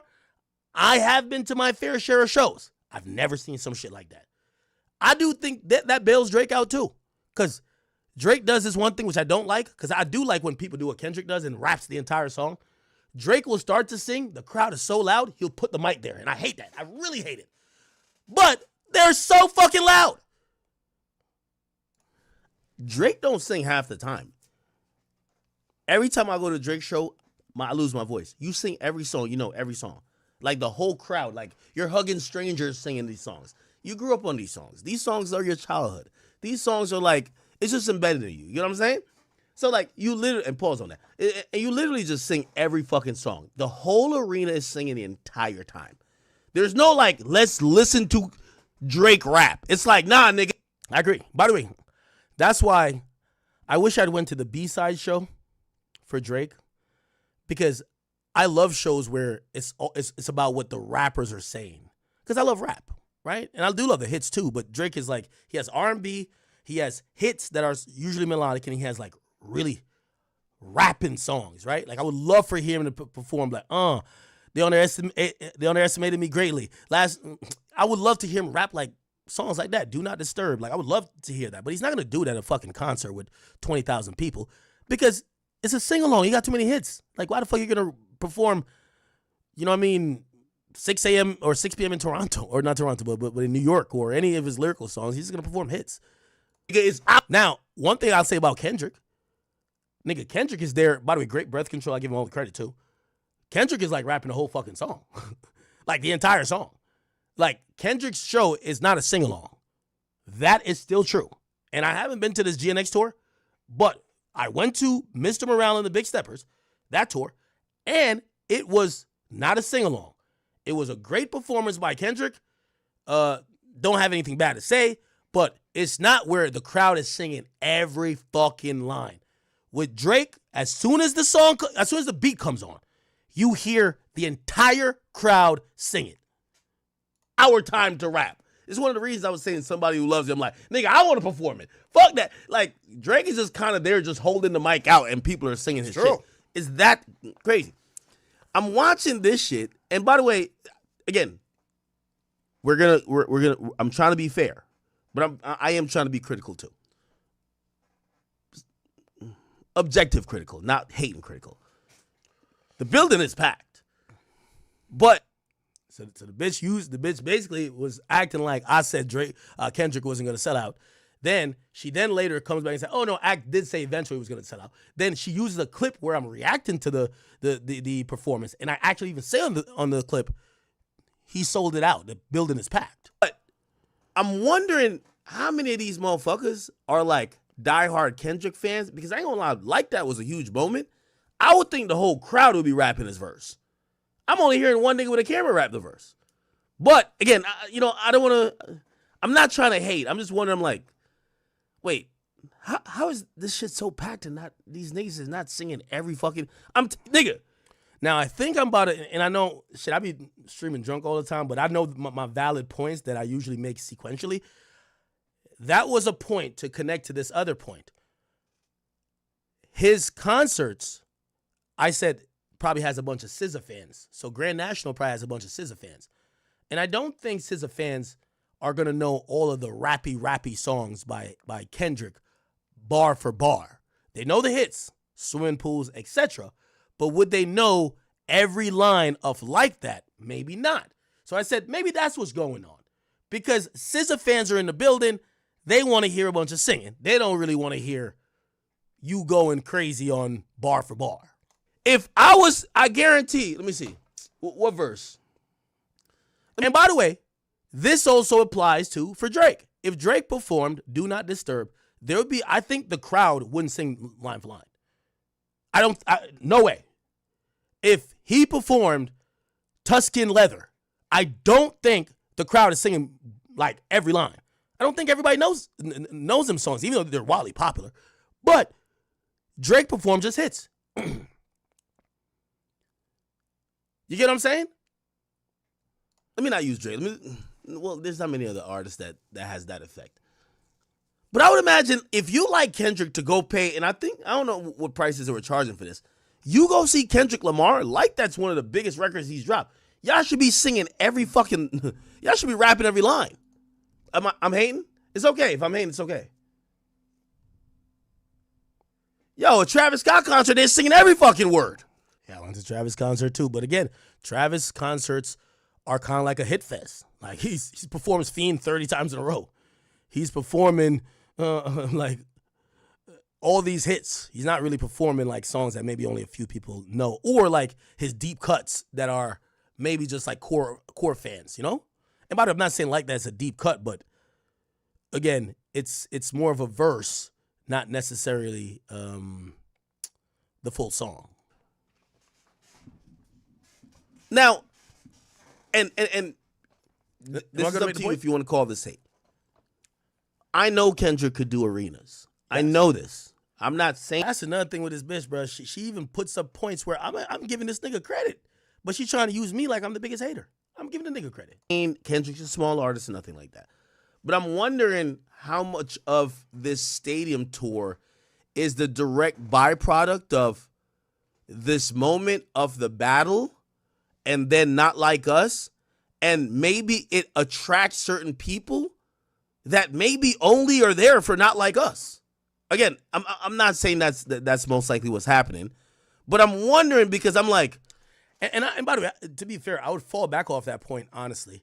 So that point that maybe there's a bunch of people showing up just to hear Not Like Us, I think maybe 10% of the people would be like, they're like, oh, that's the hottest song, which is it's going to be a generational song. Maybe 10%. I think the rest of the people are showing up because they love SZA or they love Kendrick. But at that point, I was trying to figure out like why everybody ain't singing every word. Now, granted, it's still a rappy rap song. I guarantee. Watch. I guarantee for Not Like Us, they singing every word. I guarantee it. So I'm just wondering if these motherfuckers, I'm like, maybe they're just kind of fringe fans, but Not Like Us is the biggest. It's probably one of the biggest songs of the decade, right? So it's like, yeah, they're like, all right, okay, like that, all right. Yo, when is he gonna do Not Like Us? Which, by the way, I don't know if that's the case. Right now, it's just a theory. We're still scrolling the timeline. If I'm Kendrick, I'm doing Not Like Us 10 times. If that's the case, but I don't know yet. So.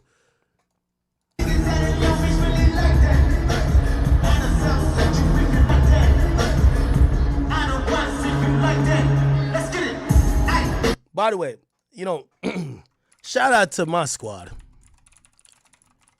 You know, while I was giving Shorty her 24 hours and she came up with that bullshit reason, they actually posted the full clip. And they posted it with context, 13 minutes of it. This is why I keep saying there's a page on Twitter named Chat Nigga 101. You see, I'm not one of them content creators that strikes people like that. Unless you're like doing some real crazy bullshit. But like, I like what they do over there because they don't use 2-minute clips of academics. They'll use the whole topic. And I like when you use the whole topic because I'm liable to say some shit that might be intended to be a little bit hilarious, but might have some hint of truth. And people will completely forget the context because they're triggered by that short clip. So I like the fact that they post the entire thing. Okay? Now, of course, my people over at Academics TV, they posted this full clip.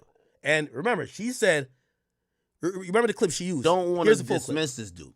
I just think his fans is broke. Okay, good. His fans is a bunch of niggas that don't have a lineup. All right, let me go further in the clip. And by the way, they said 1350. Let's go to 1350. 1350. Here we go. The prices are going to go down, and I think it'll get sold out. That's it. Chat, you see how the media lies, bro? They use the part where I said his fans is broken dusty, which I still believe they broken dusty. But then they don't use the part. So they were trying to use that to say, oh, Aqua's saying this ain't going to sell out. And look, it sold out. But 13 minutes later, I literally said, oh, nigga, it is what it is. So anyway, the prices are going to go down, and I think it'll get sold out. That's it. Intellectual dishonesty. Okay? Now, give me a second. And hold on. Also, speaking of which, was I right? I said the price are going to go down.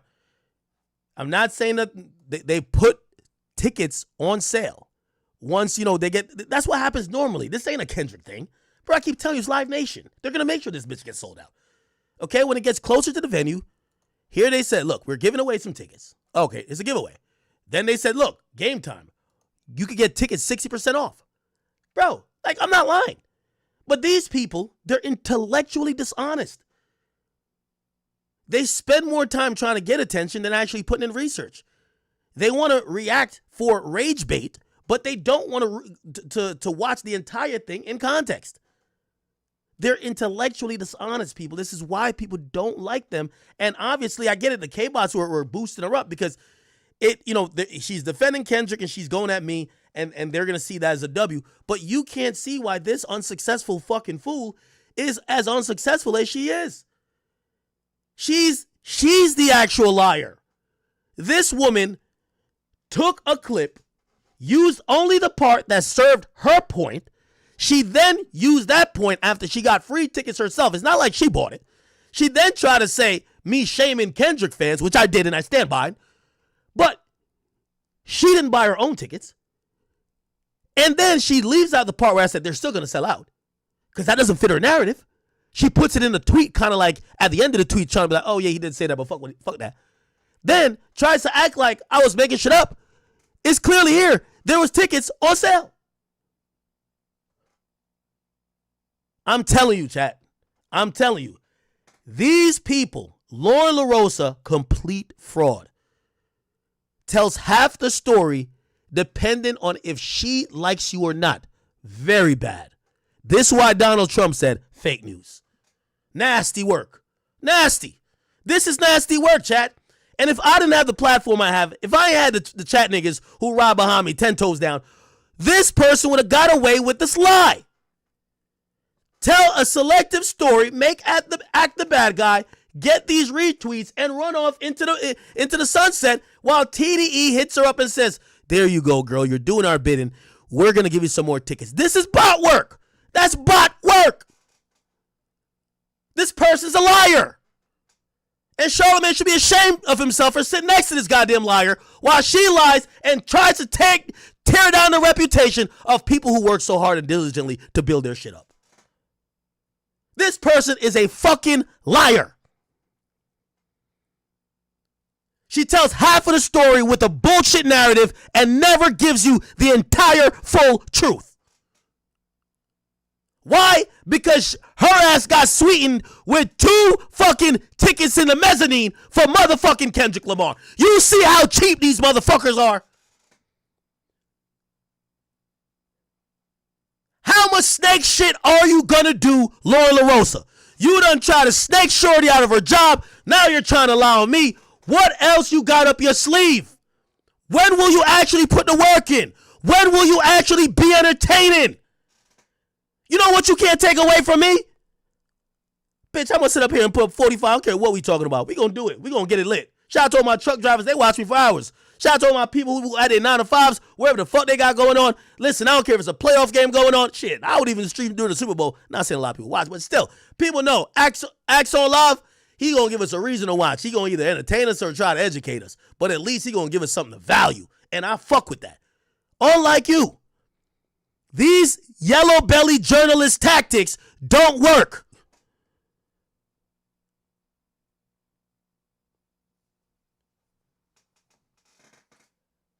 So let's keep going.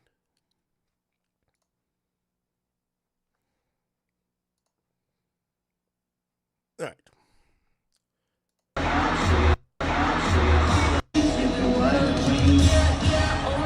So now she's trying to use this as a moment to put her video while she's recording from whatever suite. By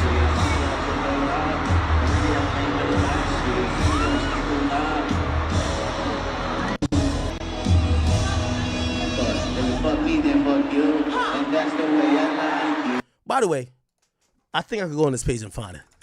Grant, could you find it for me real quick? It's on this page because I was talking about the tour. I was talking about the tour not too long ago. I was talking about the tour, and I gave him credit.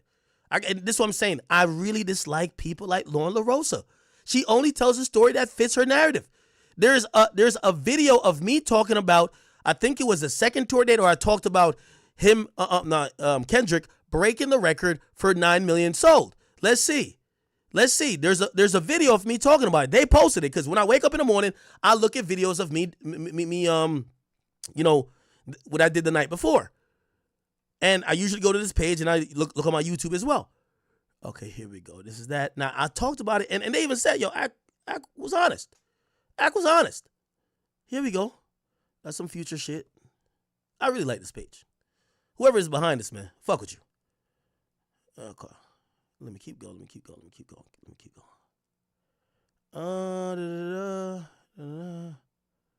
Okay, can we find it? Here we go. Yeah, look, this don't fit her narrative. Chat. She ain't gonna mention this. DJ Academics predicts Kendrick and SZA's Grand National Tour will outdo Drake and SZA It's a Blur tour numbers, which is holding the record, 320.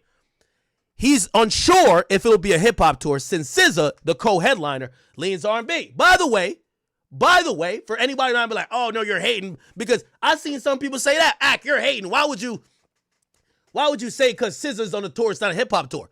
Not hating. This is a legit question. My voice, sorry. It's a legit question. On the Run tour.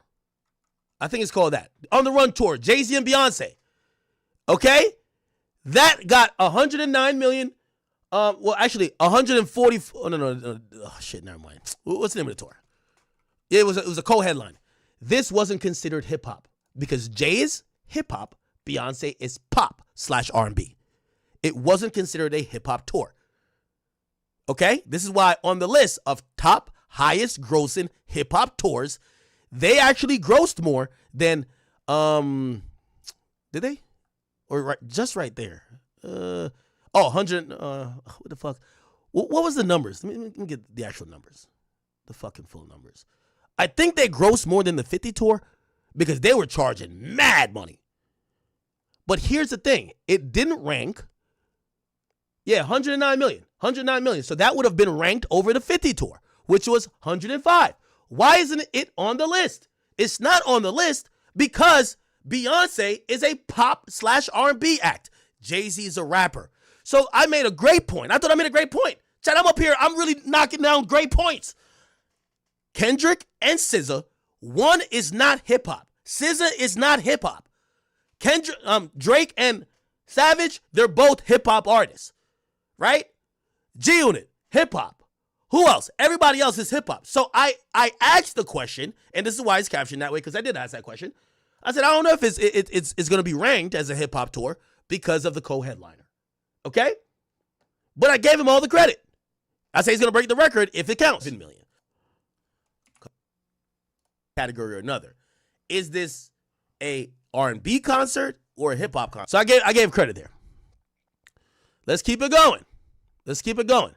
I think there's another one where I'm really reacting to, like, it was a clip, and I was like, I ain't gonna lie, this shit kind of look lit. Which I was honest about. If I can't find it here, somebody find it. I was reacting to the GNX tour. And this is after the first night. The first night I was just like, because we only saw a few videos.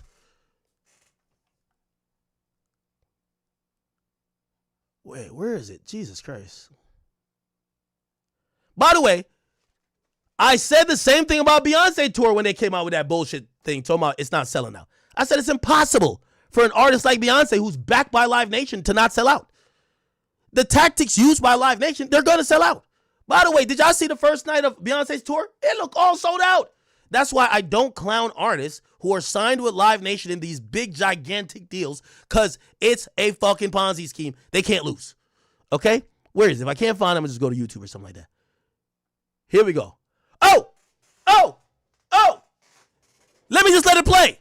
Lauren LaRosa. Hater. You need to read more, watch more. Listen, let me tell you this. My whole life is all based around my job. Let me tell you this. I don't care if I'm in the pool, I'm listening to a podcast. I don't even listen to music that much outside of this, other than Someone You Love by Drake and Party. Anyway, I listen to content all day because I know when I come on here, I need to be accurate. I need to be on top of my game. I don't treat this like a 9 to 5 because I spent my whole life building this shit.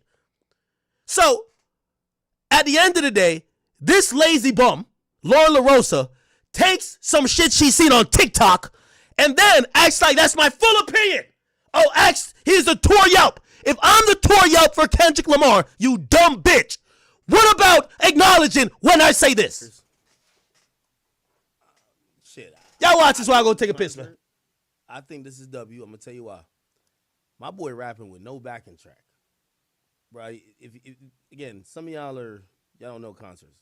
That boy rapping with no backing track. He's doing it. There's no backing track, no hype man. And he's rapping a 7-minute song. Like Euphoria is like 7 minutes. And then he still got to do other songs. Bro, and it's mad. It's like bars.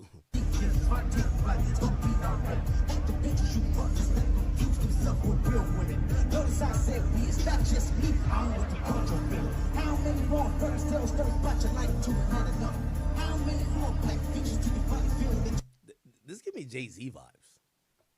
But he's a better performer than Jay-Z. He is. But Jay-Z, one thing I like about Jay-Z concerts, he raps every word. Jay-Z raps every word. I love it.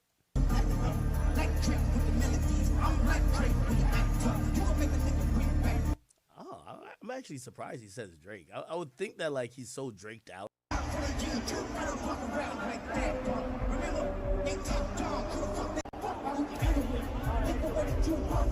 Nah, I ain't gonna lie. This is hip hop at its heights. Hey, bro, niggas is.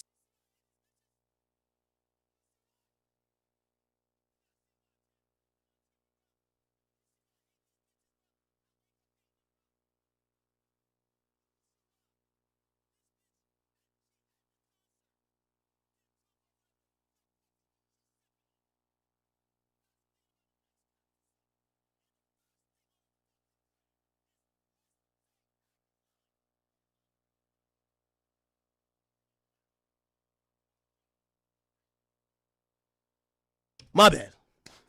I know it's muted. Chat, you see what I'm talking about, chat? Do you fucking see this, man? You see this? This is why I fucking hate these bitches, bro. Look.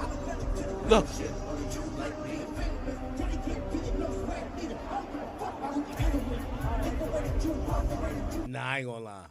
This is hip hop at its heights. Hey, bro, niggas is sitting there in a stadium watching this nigga spit bars. This is why I hate these bitches, man. I wake up disliking them, man.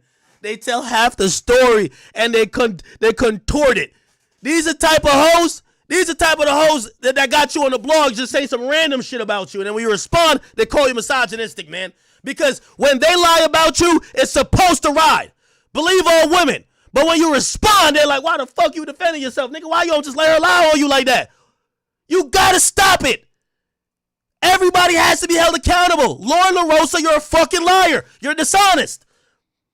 There's clips out there, mad clips, where I'm giving this leprechaun-ass nigga all type of props because his tour is doing pretty good and he's gonna beat Drake's record, and I've been honest about it. But your bum ass, when you get 2 free tickets, thinking about the next cock to guzzle to get on to the next opportunity, you think it's appropriate to bring up my name using one thing that was only shit out of context and don't even play the full clip where I basically counter the same narrative you're trying to say. You're a lazy fucking bum. No dancers, no it's bars, bruh. I'm a Drake fan. You know, Drake my favorite rapper. I think he's the hate best these rapper of hoes. all time. Remember Kanye best I artist? wasn't even gonna drink, but I gotta drink. These bitches drive me to drink. But I gotta give Kendrick credit for this, bro. The nigga's just sitting there just spitting bars in a stadium. Yo! Wait, chat. Y'all gonna let this whole lie on me like that, though, chat? I just wanna know. Y'all watching this shit, I'm breaking it down real time. Are y'all gonna let this whole lie on me? She says I'm a liar like I was saying that Kendrick's show wouldn't sell out when I said the opposite. 10 minutes later, she did not include that. She's acting like I'm saying, yo, his show is just whack as fuck, low energy, this and third. You see it. My nigga, this is April 28th. I'm giving it props. I said he's giving me Jay-Z vibes. Hip-hop at its highest. Yo, the nigga's, he's actually a better performer than Jay-Z. I'm giving up all the credit, and this bum-ass bitch gets online and says I'm lying, and not one of y'all say, bitch, what you talking about? I listen to Act. Yo, chat, y'all gonna let her lie on me like that? These are the type of bitches that cry rape and all that type of shit. When you let a bitch lie on you, bro, they continue to lie on you. That's a fact. You gotta stop these hoes from lying on you, bro. Y'all gonna really let these hoes lie on me, bro? You really gonna let this hoe lie on me, bro? Really? I could understand if I really said, I would have joked it off. But you gonna really let this hoe lie on me, bro? You really gonna let her lie on me, bro? These are type of hoes, when they don't get it their way, they gonna make a story up, nigga. They make a story up.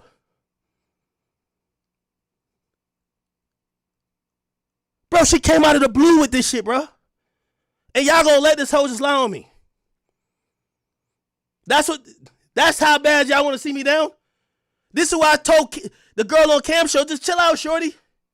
This bitch is lying on me. I don't care if it's your friend, she lying on me. That's what I'm telling Cam and Mase, bro. Yo, a bitch lying on me and I can't respond? Yo, wait till the hoe start lying on y'all. I guarantee it's gonna it's gonna fuel you. You're gonna go crazy when a bitch start lying on you. This is what this bitch is doing. She's lying on me. She's lying on me, call me a liar.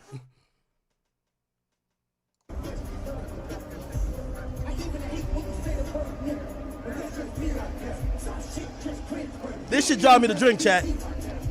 This shit drive me to drink, man. Y'all really gonna let this whole lie on me, bro? Bro, it's 2025, man. I can't let another bitch tell another lie about me, bro. I'm sorry, bro. I know, like, I did come into this year, and I do gotta, like, I'm gonna start. This is why I ain't even going on the Cam, the girl who be on Cam show. Man, I could tell y'all chicks say anything, and then when I respond back, now it's, oh, why you attacking a woman? So I get it. I'm gonna just start treating y'all like retarded kids. I don't like whatever, yo. You a chick, shut up. Stay in a woman's place. That's what I'm gonna tell y'all, honestly. I'm not really even trying to beef with none of y'all females no more. But I can't let y'all lie on me like that. I can't let no woman. Yo, let me tell you, men, we can't let a woman get away with lying on a nigga, bro. We just can't, bro. These are the type of bitches that will make all the type of allegations against a nigga, bro. Trust. When a woman get comfortable with lying on a man, knowing the man can't say nothing back, because people gonna attack him, they realize that's a weapon.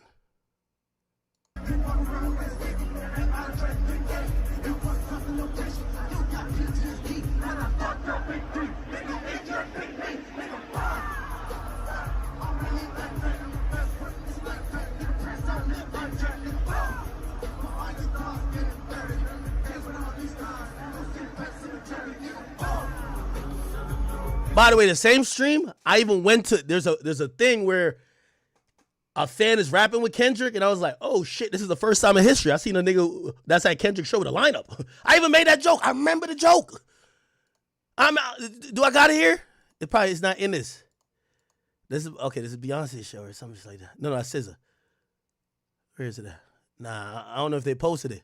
But like there's something, and y'all could probably find it, link it to me, where I'm like, even, and nigga, I'm the one, I really do think Kendrick fans are like, them some bum ass niggas. But I gave credit when I seen the clip.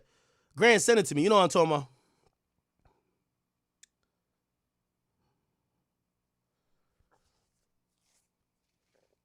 Yo, shout out to everybody at Kick, man. Chat, I know I'm crashing out a little bit, but don't think I'm crashing out without no reason. I'm trying to defend my reputation. Because this person just came online, No one told her to do it. I actually even spoke up on her behalf when she was trying to snake another woman out of her job when she came in as a replacement that don't want to leave. I said, well, I see why they might want you because at least you know how to read. The other one don't know how to read. Like, that's hilarious. I think if she sees her name on a cake, she couldn't tell what it is. She might think it's a hieroglyphic. She's stupid. She's really gone. So I said, the only qualifications that I really had to back this Lauren LaRosa chick with, I said, she know how to read at least. One know how to read, one don't know how to read. Okay, simple decision.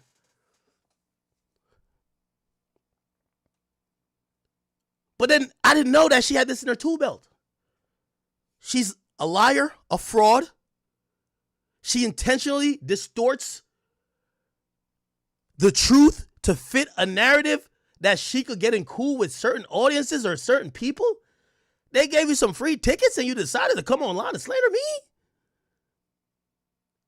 You don't got that energy up there for just hilarious? What's squatting? Anyway. Should give me a headache how tight I am, Chad. All right. Let me keep going.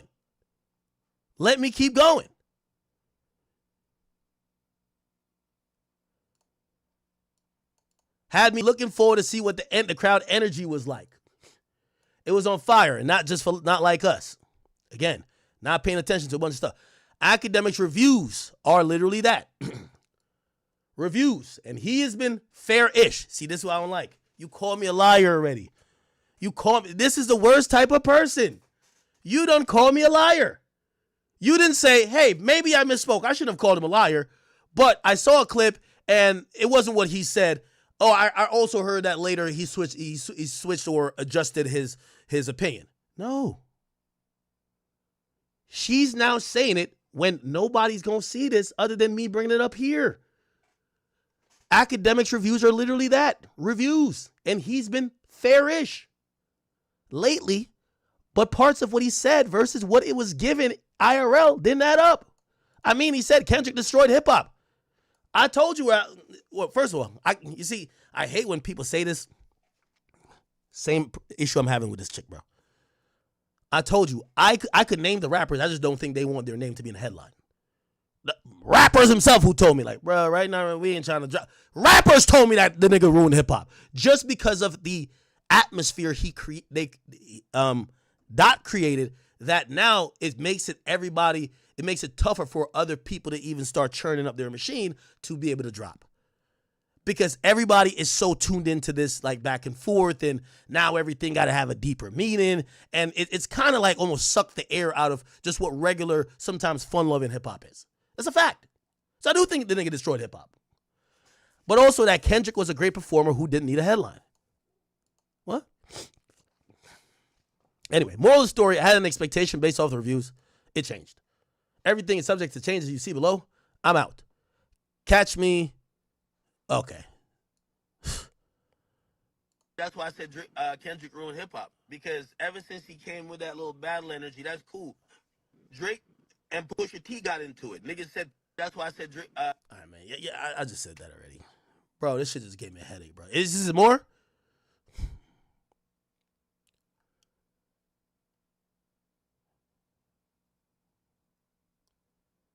Chat, this is the type of bitch I'm telling you. And I know some of y'all don't like me using the B word, but when people play with you and play with your name, and they use a inflammatory phrase that gets people's attention, then they slowly back off of it in the most nonchalant way. That's not someone who is either contrite or considering what they were doing. That's somebody playing in your face. You called me a liar, then you had 4 points basically saying, he's not lying, I just saw one clip. So the problem here was you. You saw one thing of me reacting to one video and didn't realize you called me Kendrick tore Yelp. I've reacted dozens of times to Kendrick performances. And for the most part, I've given glowing reviews and given him and his stage performance and even the crowds at these concerts props. You chose to ignore it. You wanted to. You knew what that was going to do. Act as a liar. So you use that. And when you use that, and then that gets the reaction out of me because you know I'm coming behind myself. Now you try to be accurate. Like, well, just to be fair here. No, he has been a little bit fair recently. Blah, blah, blah, blah, blah. No, get it right in the first place. If you had said, hey, I didn't know what to expect because I've seen some academics videos, but let me tell you how it was. Cool. When you say I'm a liar, people expect that everything I've said was a lie. Like I'm being intentionally dishonest and I'm going off things I've seen based on a few videos. I ain't get to go to the tour yet. I will be going shortly. I don't know why everybody else is jumping on this getting that women shit when y'all are accused or when certain words or certain reputational things happen to y'all where people say you're A, B, or C. Y'all don't care that somebody played with your name and your reputation? I see a lot of y'all crash out over that. But when it's me, I'm supposed to just, it's okay. Just pin me up on the cross and just throw darts at me. Nah, fuck that. So I think my job is done here. Please, Lauren LaRosa, please, next time when you're going to try to mention my name, bro, make sure you're actually kicking some facts and some honesty, or at least tell the people you don't like me and that you're just lying because you want to drum up a narrative. Because at least with that, I could see where it's at and I could gauge and respond to you appropriately. But I don't like that pussy shit you just did. Call me a liar. Then in 4 tweets, you basically say, yeah, he ain't really lied, but, I made an assumption off one video. No, nigga, that's your laziness. That's your fucking laziness. Okay. Well, that was good. Good rant. Now let's get on to the rest of the stream. Why did I see that, your chat, y'all like how I just seamlessly go. So, why did I see that Lil Wayne kicked out his girl and she exposed him or some shit? Let me see. It said Lil Wayne's girlfriend claims he kicked her out and her daughter out on Mother's Day and proceeded to ask for lawyer recommendations. Let me see this. Oh, she's asking for lawyer recommendations? Oh, let's hear this, chat. Oh, man. I'm not ready for the day. You see? Chat, y'all see? You see why I got to get that shit Lauren LaRosa right? These days when you're dealing with women, you always got to think about what this bitch going to say. Because they lie like it's going out of style. They know they had the power of just putting some dumb shit on you. And even if they lying, people will be like, oh, but she's a woman, so who cares? No, nigga. No. Keep it factual with me. Keep it actual and factual with me. So let's hear this shit. Wayne literally kicked me and my daughter out on Mother's Day today.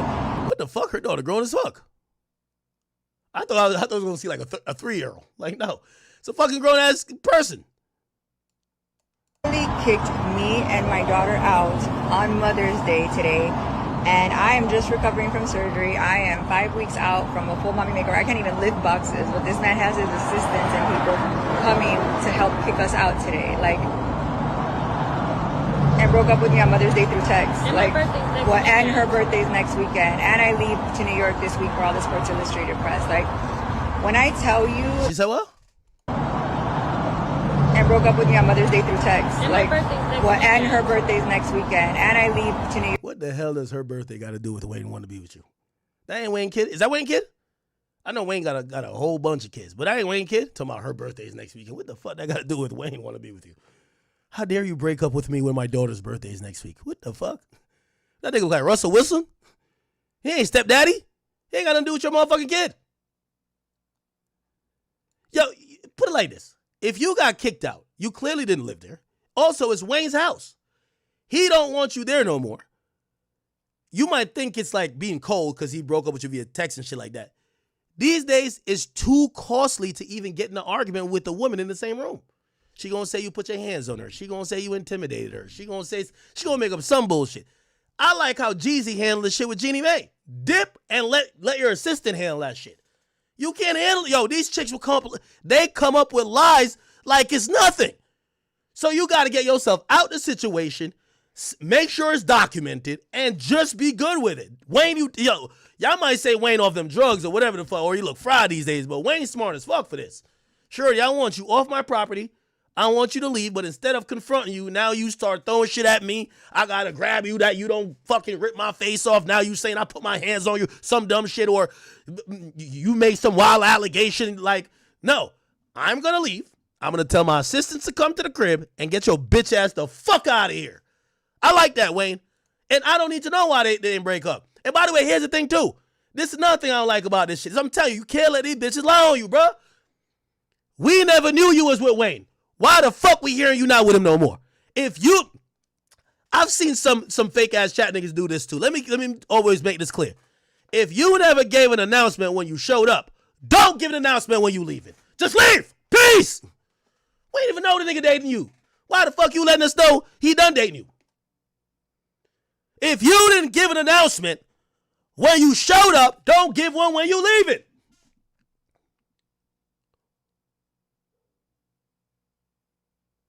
Hey y'all, he broke up with me via text and I think it's over. And just I want to let y'all know it was my birthday and I can't lift no boxes and I just want you to know, like, you fucking freeloader, hit the road, Jack. Why the hell you going to the internet for? For some sympathy?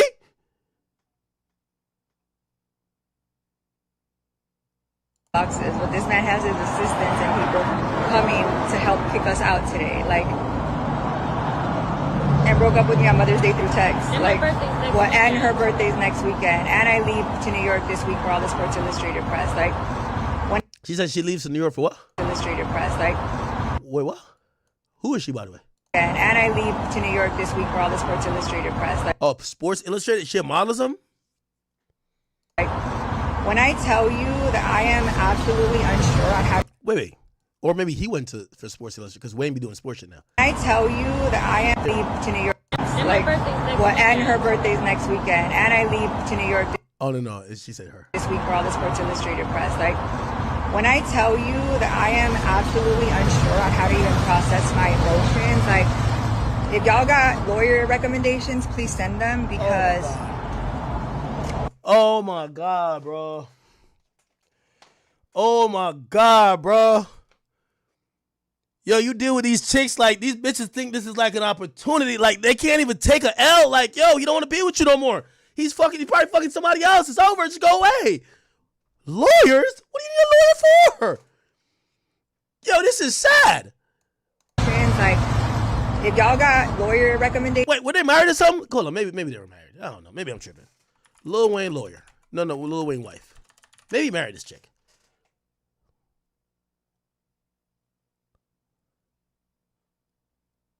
Shuts down rumors. Is this her? Married girlfriend. Is this her? Denise Bidot? This is 2021. Is that her? Let me see. Maybe this is her. The hell? Is this her? What the fuck? This ain't her. Oh, this is her, right? Oh, he was with her for a while. Is this her? Yeah, I guess that's her daughter. Joycey Marie. Oh, it is. Breaking up with someone on Mother's Day is diabolical. No, it ain't. He don't got no fucking kids with you. What the fuck he care about Mother's Day? What the hell? He got kids with her? Oh, this is the daughter right here? Here, her daughter, nigga, go get him in.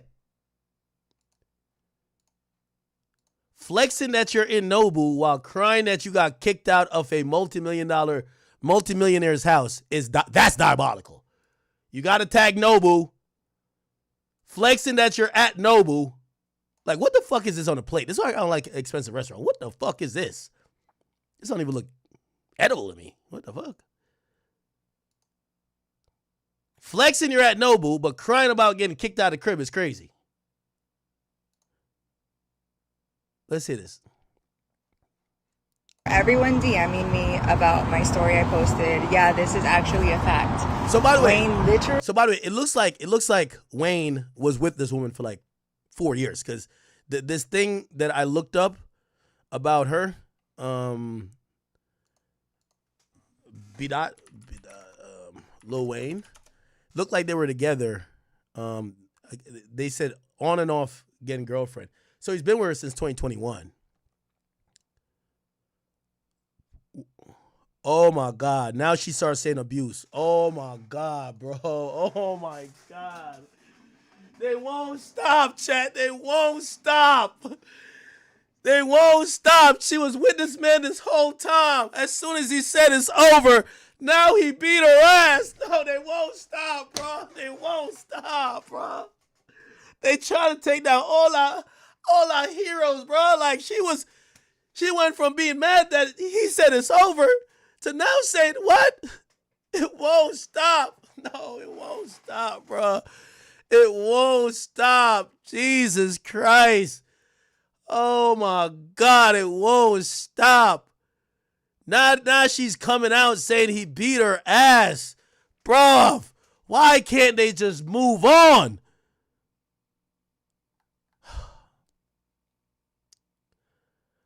In the aftermath of the message, she went on live and said, it's not just the emotional abuse. This man has actually laid fucking hand on me, and I took it. Oh my God, bro. They won't stop, bro. Like, they got, bro, leave Wayne alone, bro. And you know what's crazy? They always say we're so stupid for love, and I thought that it was a mistake. But I know other women he put his hands on. Oh, she even third-party snitching.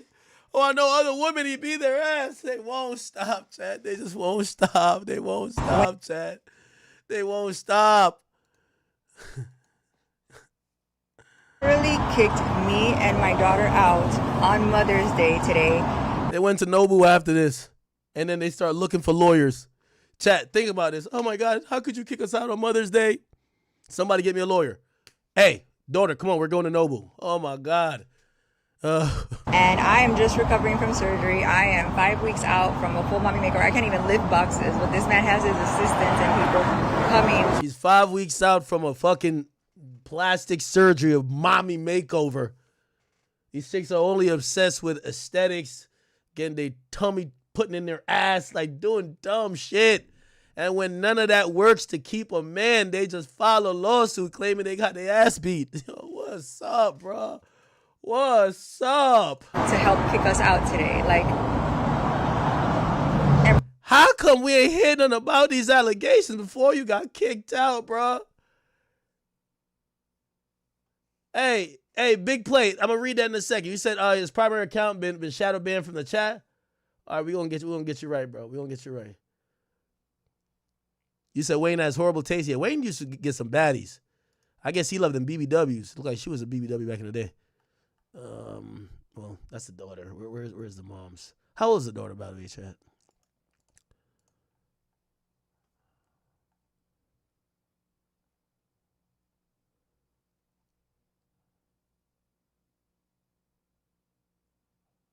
I'm just not even gonna say nothing, bro.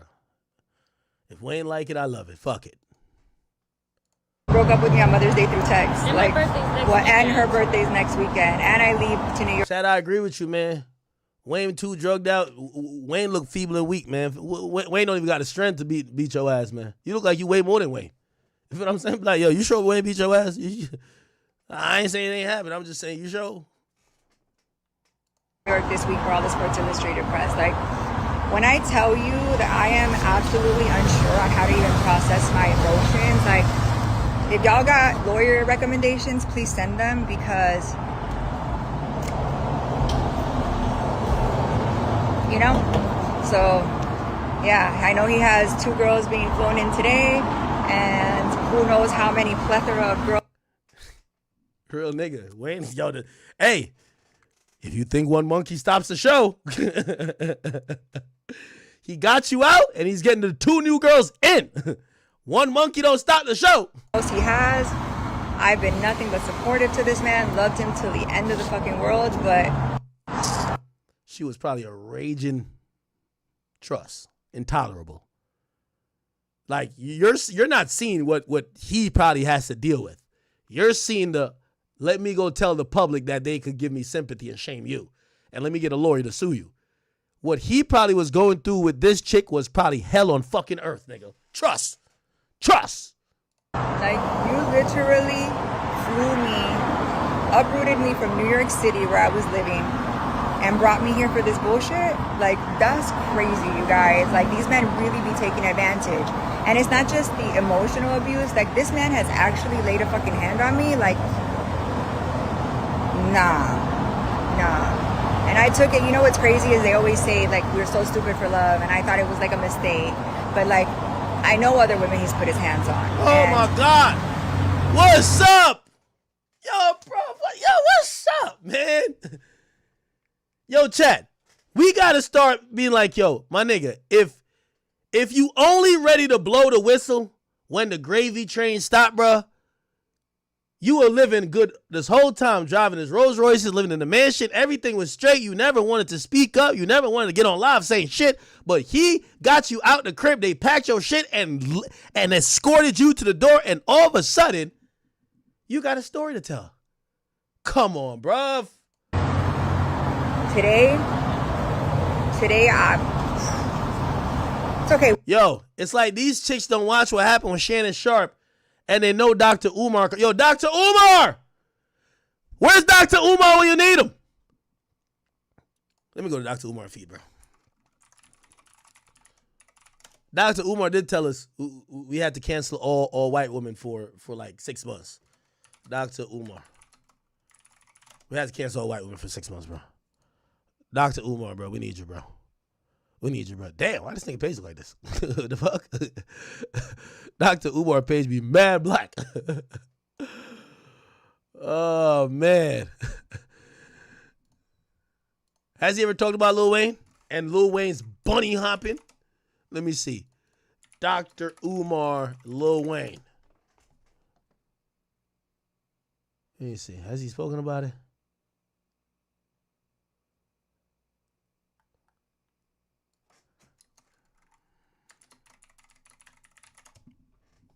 This is all we need right here.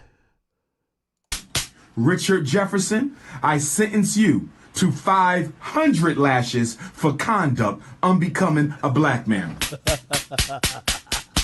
Stephen A. Smith, I sentence you to 4,000 lashes for conduct unbecoming a black man. Chris Broussard, Rob Parker, I sentence you both to 2,500 lashes for conduct unbecoming a black man. Michael Wilbon, you fat, bald-head, no-neck midget, I sentence you to 3,000 lashes for conduct unbecoming a black man. Oh, shit. Snow Bunny Shannon Sharp, you're the biggest and strongest of everybody on the list, so I'm going to have to sentence you for 10,000 lashes. 10,000. See, if Shannon got them 10,000 lashes, man, he wouldn't have been in no fucking problems. Lashes for conduct unbecoming a black man and saying that no black woman can make you happy. 10,000 Wait, did Shannon ever say that? Shannon Sharp, no black woman can make me happy. No, he never said that. No way. He never said that, did he? Oh, shit. See, you think you're doing everything right, but see, God know your heart. See, you can fool everybody else, but you can't fool that man upstairs, and you wonder why. Ask yourself when you're alone and you by yourself. Oh, I like such and such, but it's in here. Can't fool that man. You can fool us. I like Angel Reese and Caitlin Clark. Yeah. And y'all can't make me choose one. Just because I'm black, y'all can't make me love the black and hate the white. It ain't happening. So y'all might as well go ahead, take that on somewhere else. What you feel for them, that ain't what I feel. I treat things on an individual basis. I've had white people that's been great to me, that helped my grandmother out when my grandmother needed to borrow money. And she's like, hey, Mr. Joe, I need to borrow 50. Big play 2008, man. Thank you for the 50. Yeah, could someone try to get his account unbanned or something like that? Give my boy another chance. I don't know what he did, but give him another chance, please. Them boys will pay it back to you come summertime when they hit them bills. Gave it to my grandmother so we can pay a phone bill and you buy yourself. Oh, I like such and such, but it's in here. Where else? What you feel? Nah, he didn't really say that. It looked like he was talking about sports. Here we go. Someone said Shannon Sharp don't mess with black women. Mm-hmm. And that nigga said, Dr. Umar, man. Before you go any further, can I say this? Please. My grandmother told me something when I was a little boy. She said, boy, never chase a lie. Come on, baby. Come on. Come on. Why? And you never said that, right? I've never said. Okay, so that's why I said. I got black kids. That's what I said. I said, them babies black. Yes. They not confusing. Yes. We ain't trying to see if she Latin or Dominican. They black. They mama got black. Everybody that Shannon mess with. Oh, chat, I'm adding some mods on Kick, man. Shout out to my Kick family. If you want Kick, I need some mods in the Skreets. All right, who am I modding? I'm modding a few people. It's black, yes. right? Yes. Black. Okay? So, and y'all stop putting lies out about my brother because I was in my feelings when y'all said he didn't date black women. Y'all stop that shit. You stop. And then he might throw a white one in there every now and again. And it's okay. It's okay. Because sometimes, we ain't into everything. Yeah. We don't do everything. So sometimes Uncle Shay need a spice of life. Yeah, see? There you go. He need to go across the street, but he always going to come back. That's all we saying to you, Oprah and Tyler. Come on home. Come on home. Oh, shit. Anyway, damn, they trying to accuse Wayne? This Wayne type?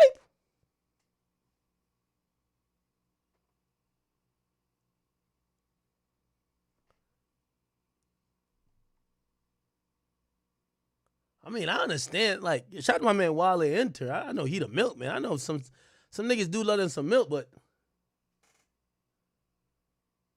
what type of milk is this? This ain't the expired milk, is it? Might be the soy milk. Maybe I don't know if this is almond right here. I don't know. You think it's almond milk right here? All right, man.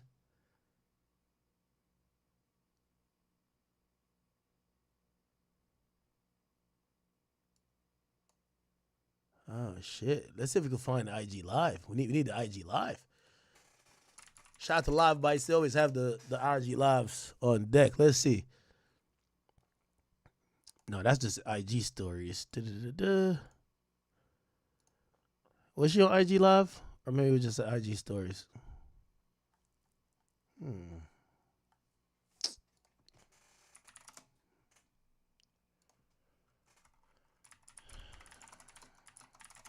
I'm trying to find the IG Live, if she went live on IG. Yeah, don't look like she went live on IG, really. Oh, let me see some background with them. They met on Instagram or something?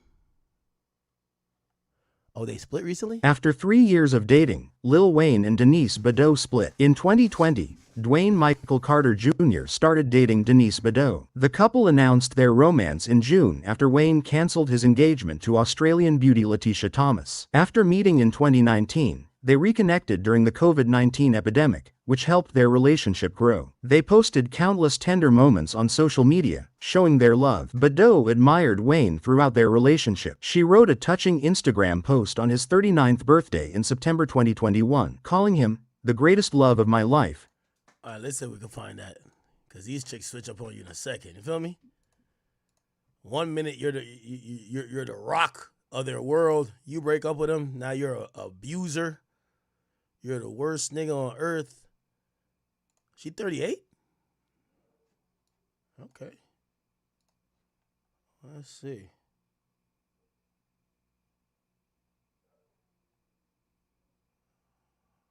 Where's that post at?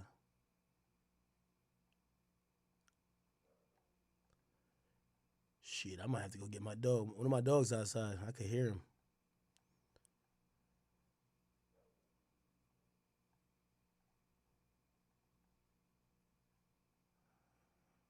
God damn. Yeah, fuck it. We can't find it. It's all good. And thanking him as a teacher and friend. Early in their relationship, this public display of affection showed their deep bond. Their relationship had numerous obstacles. When they unfollowed each other on social media in January 2021, breakup speculations circulated. They split in early 2022 after 3 years together. Both grew personally and learned about love and relationships during this time. We land in a private airport. I said my Okay. After 3 years of dating, All right. How did they even meet, though? How did they meet? Oh, they met on Instagram DM. Lil Wayne and Denise Bidot had a great relationship before splitting. The public admired their relationship. Their public and social media adoration was evident. American rapper, singer, songwriter, and record executive Lil Wayne as Dwayne Michael Carter Jr. His unique rhyming technique has earned him one of hip-hop's most prominent and influential musicians since the early 2000s. The iconic plus-size model Denise Bidot has advocated body positivity and inclusivity in fashion. Denise Bidot posted sweet Instagram photos of them in June 2020, indicating their love. Their images showed them cuddling and smiling, demonstrating love. Lil Wayne dubbed Denise Queen on Instagram story. Lil Wayne and Denise Bidot frequently posted about their relationship on social media. They often swapped images with profound remarks to show their closeness. They complimented and supported each other online. Lil Wayne romance. All right, man. This is like a AI type of thing. All right, she's suing his ass. Now, I'm going to be honest with you. You know, we love Wayne. I guess the right thing to say is we hope these things aren't true. And, you know, we got to be kind of considerate of this woman's, you know, allegations, because she could be telling the truth.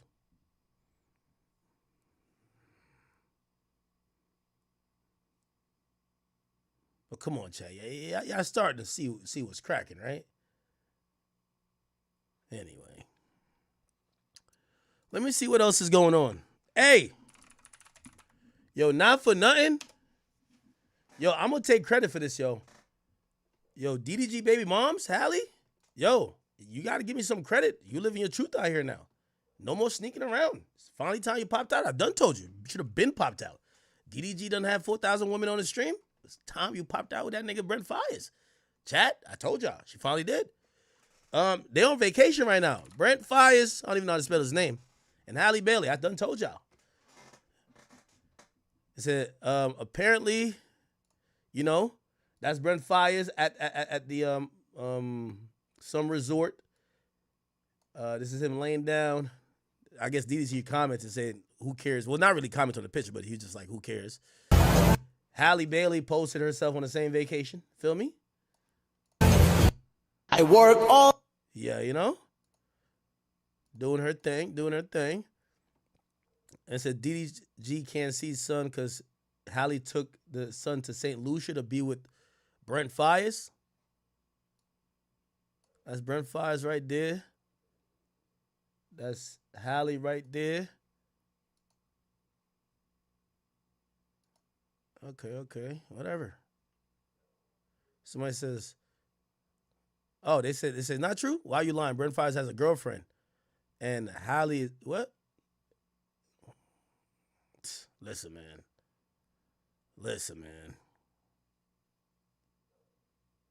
And so this pretty much confirms it. Brent Fires playing stepdad in St. Lucia.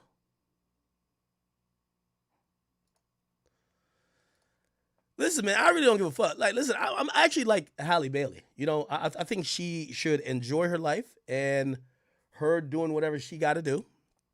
You know, they're not together no more. As long as she doesn't weaponize the child against DDG. DDG seems like he moved on. Look like he's with all these other women, entertaining them, whether it's streaming her content or not. And if she wants to go hang out with Brent Fires, they're grown-ass people. Well, you can't slut shame her for that. What the fuck? She can do what she wants.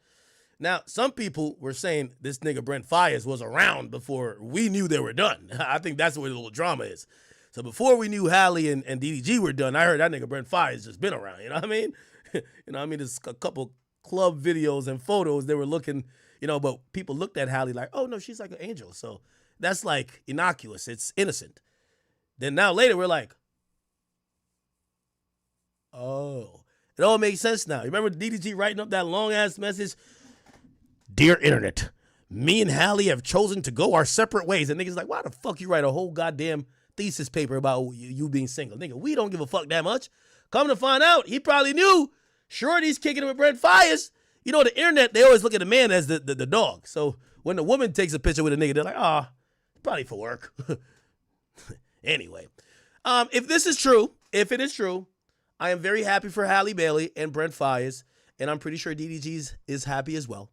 And somebody said DDG fans started a rumor, they cheated, blah, blah, blah, in Paris because of Chloe posted some shit. You know what I mean?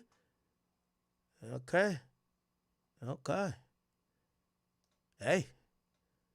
I'm glad that Halle Bailey's living her best life. It looks like DDG ain't bothered. Just make sure he could be a healthy and happy parent. Halle actually came out recently, and she was talking about, her, battle with body positivity, because she just had a kid not too long ago, and she basically, has that post-pregnancy body, and, I give her a lot of credit. She's kind of open about, some of her thoughts and anxieties going on with that, and this is a little bit of what she said. Here she goes. Really bad about my body. My outfit of the day currently is I think this is the bathing suit I'm gonna wear. It's like white. Okay. And then I'm wearing this just for like if it gets really cold and windy. But should I wear this or should I take it off? It's probably gonna be off most of the time.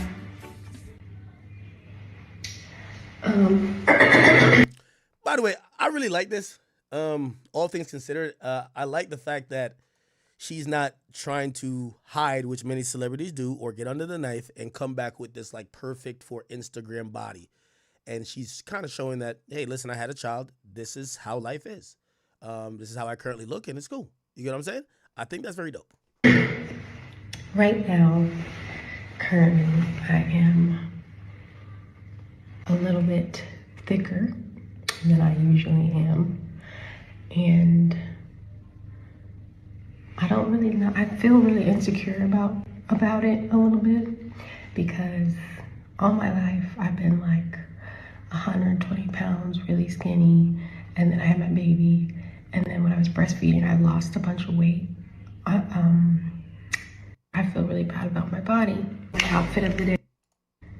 So I felt like my body sort of snapped back to where Chat. Now, the reason why also I'm giving her props, I'm one of those people, I don't like BBLs. I don't like nothing fake. I don't like fake lips, fake hips, fake hair, fake nothing. So I'm giving her credit. I would be a hypocrite if I'm judging her on some naturally, this is what happens when you're a woman who's natural and you go through childbirth and obviously maybe some postpartum and this and third and the after effects of having a child. So I think that's normal. I thought it did at the time, but it still was very off. And then now that I'm 25, I just feel myself like, oh, weight is sticking more. Like, okay. And that's the thing about aging. That is a fact. And I think for women, it's probably like post 25, 26, weight probably sticks a little bit more, when before it was just like, if you're like thin as a stick, it just always goes away. But now, yeah, it's going to start sticking a bit. I haven't had a lot of time. This is my first time taking a break. Like being on this vacation with my sister. This is my first time I'm like taking a break from film. I was filming every day and being a mom with Halo every day. I didn't have time anywhere between being on set and being with Halo to work out. So I'm a little fluffy right now because I kind of fell off of my consistent workouts. But I do feel a little insecure about it. And yesterday, me and Chloe, we were on the beach and we made like a fun TikTok, and I got really insecure about it after. And I had texted like, one thing with her, she the way how she speaks, like it's easy for you to feel bad for her. Like she just seems like so docile and like, it's a great personality trait to have, because she gives off that energy. Like if you criticize her or if you hate on her, you're probably the fucked up person. She just looks nice and sweet. You get what I mean? Anyway, this is the last. I asked her like, hey, can you just take it down because I feel really bad about my body. And yeah, so people are asking like, why is it deleted? It's because of me. I was insecure about it and what people were saying about my body and what I don't know. I get in my head about stuff like that. But then today I'm like, I'm gonna feel better about myself. I'm not gonna be too hard on myself because I've been working on this really cool fucking job that I just finished. Guys, I had a really great experience in New York. And now I'm on vacation with my sister and we're celebrating and we're with my baby. We're having like a good time, and I'm not going to be so hard on myself. So my message of today is, I'm telling this to myself, is to just enjoy the moment and not be too hard on yourself and let yourself live a little and have some fun. Okay. And kind of ending this, I think this nigga lied though. Pontiac made DDG. This nigga DDG claiming that he only sold 502 records. I think that's a lie. He says 1,230 first week sales. Is that true? There's no way DDG sold 1,200 copies. And he said 502 albums. I'm guessing that's purchases, and then the rest came in streams. Nah, I don't think that's true. I'm gonna pull his numbers tomorrow or Tuesday. I'll pull the numbers tomorrow or Tuesday. I know he's not in the top 50. He's not in the top 50. But the Billboard, it goes to 200. So I would hope his album actually makes it on the top 200 list. He was on iTunes #1 for a while, at least in the hip hop genre. And I guess that's the albums getting sold. These albums right here, 502. I was really interested to see how his sales would do, just off the mere fact that, he's been blowing up so crazy with streaming recently. I wanted to see, will it translate? And sometimes, this is the thing about streaming and sometimes online entertainment. Sometimes, like, for example, it's like people with me, right? Like, anytime I throw a live event, like, it's been humbling for me, right? Like, yeah, I'll have 17, 18,000 people watching me. You throw an event with 500 cap and only 300 sell. You know what I mean? It is what it is. Not everything translates, because some of the people who are just tuning in, they're just tuning in for a show. Some are real fans. Some of them are hate watching. Some of them don't like you. Some of them just tune in to clip shit and take it out of context. And I was wondering with DDG, like, how much of this newfound, success in terms of streaming would actually translate to selling an album. And he did go on a press run. I seen him at the Breakfast Club. I've seen him doing different outlets. He's been having incredible success on stream, but it looked like, even though they enjoy, and by the way, another reason why I wanted to see if it translated is as well that it's not like he was doing something different on stream. He was making music on stream. So he was actually making the music that he put out on stream, and people were tuning in. And I'm like, well, if people are kind of invested that way, they're going to go buy the record. But you get to realize the streaming audience, they'll sub, like a streaming audience will sub up before they buy your album. They'll donate to get their message on screen before they support your album. And that's kind of a little bit unfortunate for me, or unfortunate in general, because you get to realize, I think DDG is going to get to a fork in the road if this continues, where if you ask me, DDG is probably making $300,000, $400,000 a month just off content and streaming. Music, if it doesn't translate to music, you might have to just stick with what's making you money, even if they're not going to support your music. I don't know. It's kind of disappointing seeing, like, I think if Kai dropped a song, or maybe Kai's just that big, pause. I think they would support it. I seen the Bust Down Rolly Avalanche song, that shit went platinum, right? But sometimes when it comes to music, like, for example, Blues Clues did amazing for me. Right? It was my first song. After that, they were like, all right, nigga, get back to reading the news. Right? So maybe sometimes it's just a one-off. Like, they'll support your first one, but they're not really there to support your music. True and true. Like, Kai posted Bust Down Rolly Avalanche with L.E. Chopper. It's actually gold. It's definitely going to go platinum if you ask me. Right? But also, like, I really don't know. I seen Max just sell out a concert. Right? Black Boy Max concert. Like, he just sold out a concert, but apparently he charged, like, the tickets were like $5, right? Which again,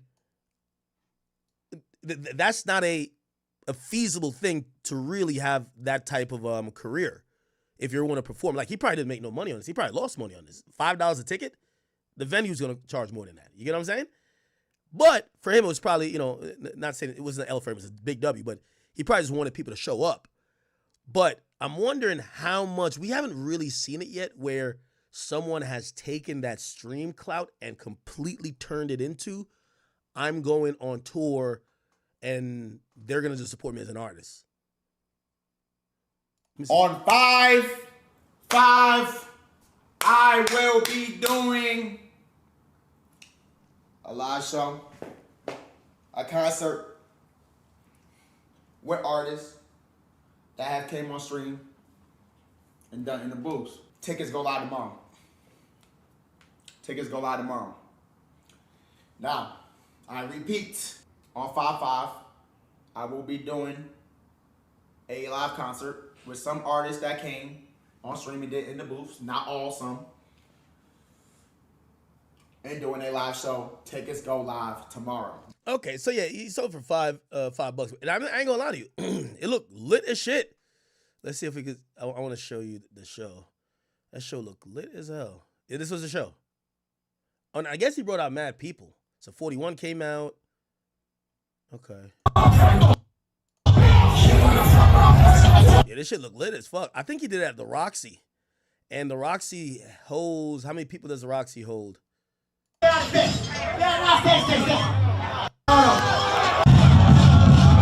think the Roxy holds like 500, I think. Right? Roxy Theater, Los Angeles, capacity. Yeah, it holds 500. But yeah, again, I'm you know, for me, I'm looking to see, is one thing pulling a lot of people to watch your live stream? How do you get those people to show up? And it does take a lot more. You know what I mean? It takes a lot more effort when somebody got to get a babysitter. They got to go get an outfit. They got to go get a ride. They got to go do A, B, C, and D, and also pay for a ticket to go watch you.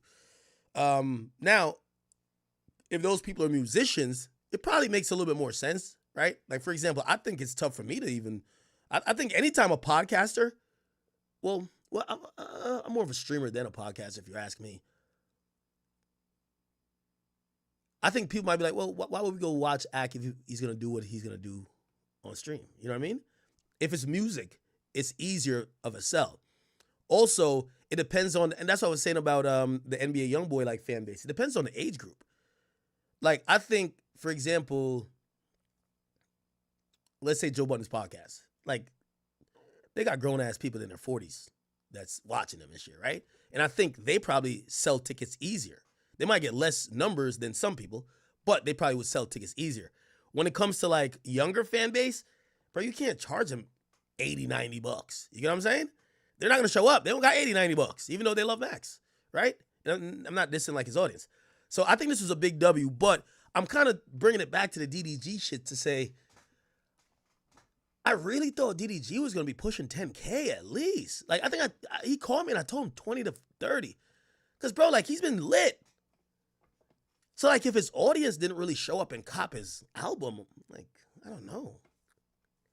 But this was a big W for Max, though. I don't know if Max wants to be a, what do you call it again? Does Max want to be like a touring musician, or he just likes doing what he does as a streamer and maybe sometimes perform? Because I think they were trying to get him on did I say OnlyFans? No, they were trying to get him on Rolling Loud. Oh yeah, right here. Yeah, this shit look lit. And shit, maybe that's the fucking meta. Charge least amount as possible, $5. At least they show up. At that point, it's like a meet and greet, but shit, who gives a fuck? Like, Max is rich as fuck. Who gives a fuck, right? No, this is a big W for him, though. Good. All right. Yeah, I'm really just kind of commenting on how much, like, can you convert? Because everybody wants to get into streaming. We're seeing rappers get into streaming. And they're using the DDG-like motto, thinking that if you're lit on stream, these are people that will buy your product. But I don't think naturally people who watch streamers all the time always then it's easy to monetize that attention that they give you. They'll watch it for 4 or 5 hours. Then you drop an album for $5, they might not buy it. But if you're having a subathon, they'll fucking sub from here till like it's going out of style, right? So that's kind of like confusing to me.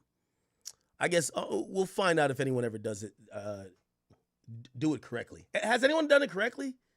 Like really made that transition where they got lit in streaming first and then turned it into music?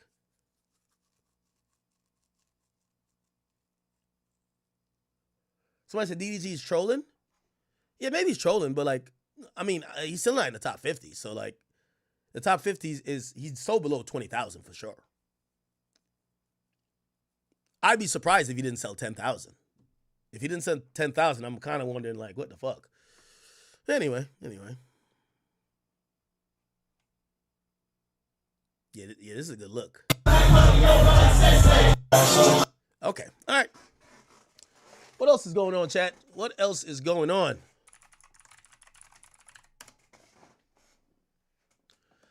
Diddy trial does start tomorrow. It does start tomorrow. U.S. announced that they made a trade deal with China in Geneva, that's good.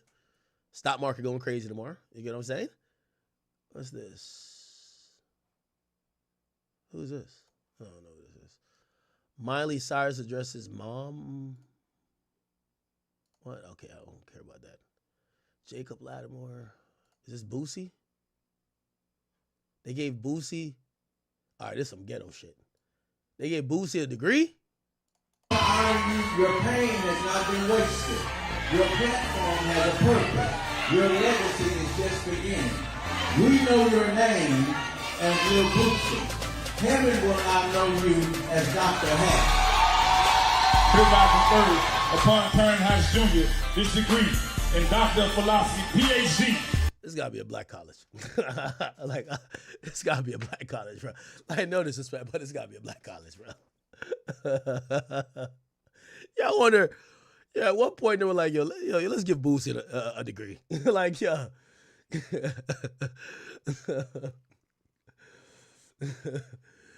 Somebody said.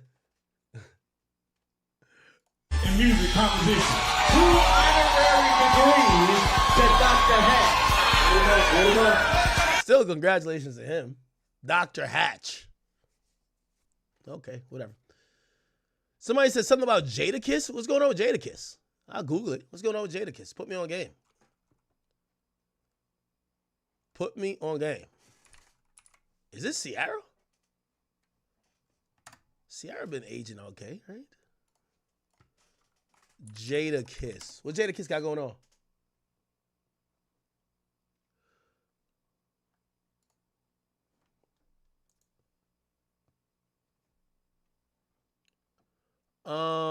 What?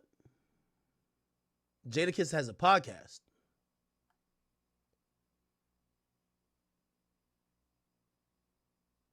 Yo, they're beefing with Rumble over a kick, yo. What's going on? Okay, what should I be watching? Could y'all tell me what to search for? Oh, shit, thank y'all. Pusha T. Yo, the Pusha T clip was hilarious, bro. This is hilarious right here. It's a Pusha T. Look at this. Look at this. Some guy starts trolling Pusha. How you gonna come to Miami? Don't tap in with the chain snatcher. What you mean? I'm the chain snatcher. Okay. What? Get to know me, brother. All right, how you doing? You're a good brother, man. All right. You understand the way to tap in and check in properly. Look, you change that. No, this just go against my thing. No. Money niggas going. No, I get money for like I'm a Z. You know what a Zo is? Yeah, I know. I know, but respect on. That's Zo about me. That's my guy. I know, but I am an actual Zo. Ali Zo, come on, you know Macazo?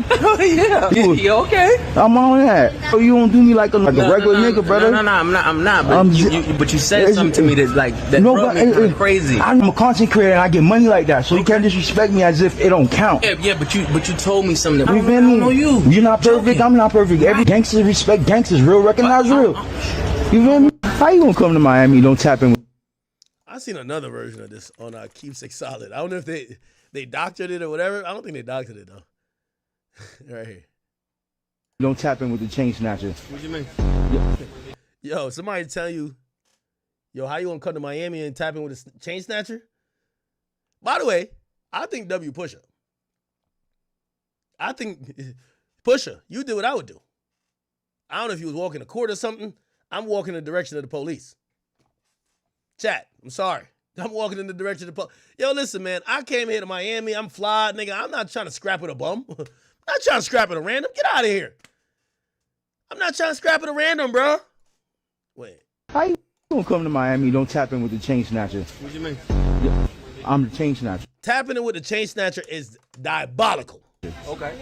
What? Get to know me, brother. All right, how you doing? Also, the way how he keeps walking, that's a smooth move by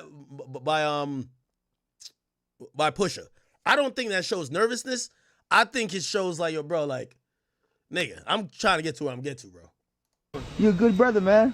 All right. Understandable. And that little dap right there when he looks at him and shit like that, I think Pusha's checking his temperature. And I don't think Pusha really looks like crazy in this. Way to tap in and check in properly. But you changed that. No, you just go against my thing. No, You no. get money niggas going. No, I get money for like I'm a Z, you know. So he edits out certain parts of it, but I guess he's telling him like, yo, bro, you being a chain snatcher goes against what I'm going for. I put money in niggas' pockets. I don't try to take their chains. What a Zoe is? Yeah, I know all. I know, but respect on. That's Zoe about me. That's no, my guy. I know, but I am an actual Ali Zoe. Ali Zoe, come on, you know Macazo? Yeah. You okay? I'm on that. You don't do me like a regular nigga, brother. No, I'm not. I'm not. But you said something to me that brought me kind of crazy. I'm a content creator and I get money like that, so you can't disrespect me as if it don't count. Yeah, but you told me something. You feel me? You're not perfect. I'm not perfect. Every gangster respect gangsters. Real recognize real. Yo, I ain't gonna lie. Pusha T gotta let go of them braids, bro. Yo, Pusha T, like you about to be on Lil Wayne Timing, bro. You about to be on that list now, bro. Just shave your head and just keep it a bean, bro. Please. Pusha T, these braids are diabolical. You got to get these out of here, man.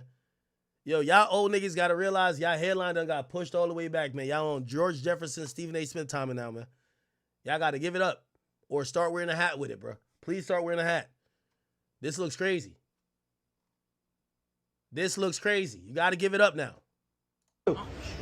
Or go to Turkey. Peace, love, and positivity. Yo, they said this nigga Pusha T shot a PSA afterwards. I think they gassing it. Pusha T, the chain snap. Love, brother. Get your chain back. Come on and get your chain back. Get your chain back. Come on. Hi. Niggas a chain snatcher? Somebody said it's Stephen Joe TV. Ain't he a content creator? Is he really snatching chains? I heard he's the one who took what's the guy's name chain? He took Jack Doherty chain. Look at this. Look, he made it. Get your chain back. Come on and get your chain back. Get your chain back. Come on and get your he made a diss song about Jack Doherty. He said, come get your chain back, nigga. chain back. Get your chain back. Come on and get your chain back. Get your chain back. Come on and get your chain back. Jack Doherty. Come on and get your chain back. Blog, original chain snatcher. I want it, I take that. If you got your shit took, I'ma be the one to call Big Z. I need everything. Yeah, I need it all. Stepper. I be stepping. Don't need no weapon. Nah, chat. Yo, the chain snatcher not supposed to have a bop. He not supposed to have a bop with your stolen chain in his hand. Anyone who disrespected me, they learned they Yo, the nigga moving like Kodak and shit while he got your chain. Nah, this is diabolical. lesson. I'm reckless, but I'm precious, so I'm protected. I see goofy shit everywhere, it's detected. What the fuck, bro? Long block, not no Tetris. Long live all of my guys. Snatching chains is a way of life. Won't get on a life, I will never die. Where's yours? What the?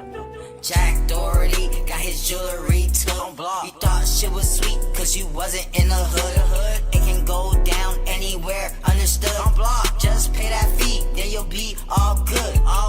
Get your chain back. Yo, at least this is creative. Come on and get your chain back.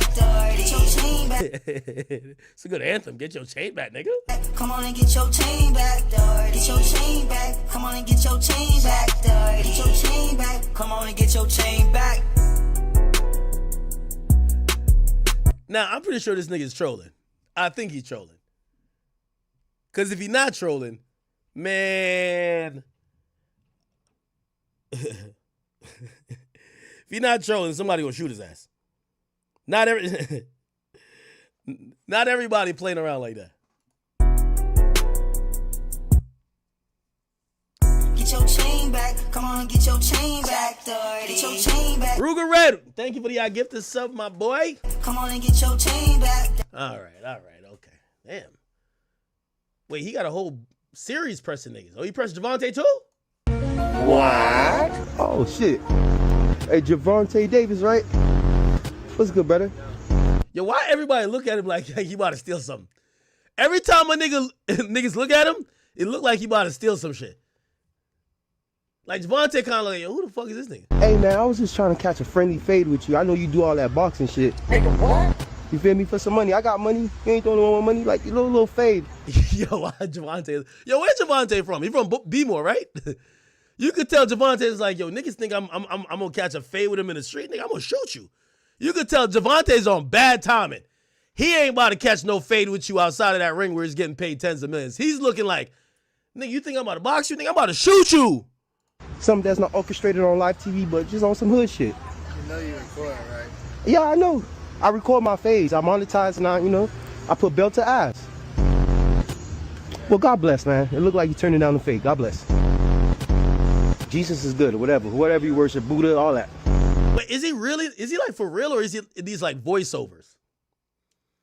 Cause he gonna play with the wrong one and that person gonna look at their man's like, you know I got the lawyer fee. Beat the brakes off of this nigga. I'm a Zoe. God bless everybody. Y'all look very uncomfortable. It's not that deep. All right, bye. Friendly fade, kid. Oh, this how you look? God damn, it wasn't that deep. I'm trying to catch the fade. Like, why they tripping, kid? What? Oh, shit. Hey, Javante Davis, right? Nah, that's crazy. What else? That's a Pusha T. He was tweaking. I'm the chain snatcher, you gotta tap in. I really need you to check in. Pusha T was tweaking. All you gotta do is listen. Cause I'm real niggas gonna get up with you. I really need you to check in. Pusha T was tweaking. All you gotta do is listen. Cause I'm real niggas gonna get up with you. Big Z, I don't play around. Chain snatcher tapping with me if you from out of town. God, your name Pusha T, but I was pushing P. Kicking those for the feet. Now it's positivity. You know Ali's old, but I know the whole family. Big Zo, you ain't no smart, but I be acting slow. Mad scientist, man, I really got. Nah, I've heard about Stephen Jones. I'm just wondering if he's really doing this. Like, would you rather have dinner with Trump or 500? Did he press Asian Doll? Asian Doll, you remember me? Asian Doll. Hey, how you doing? Hey, how you doing?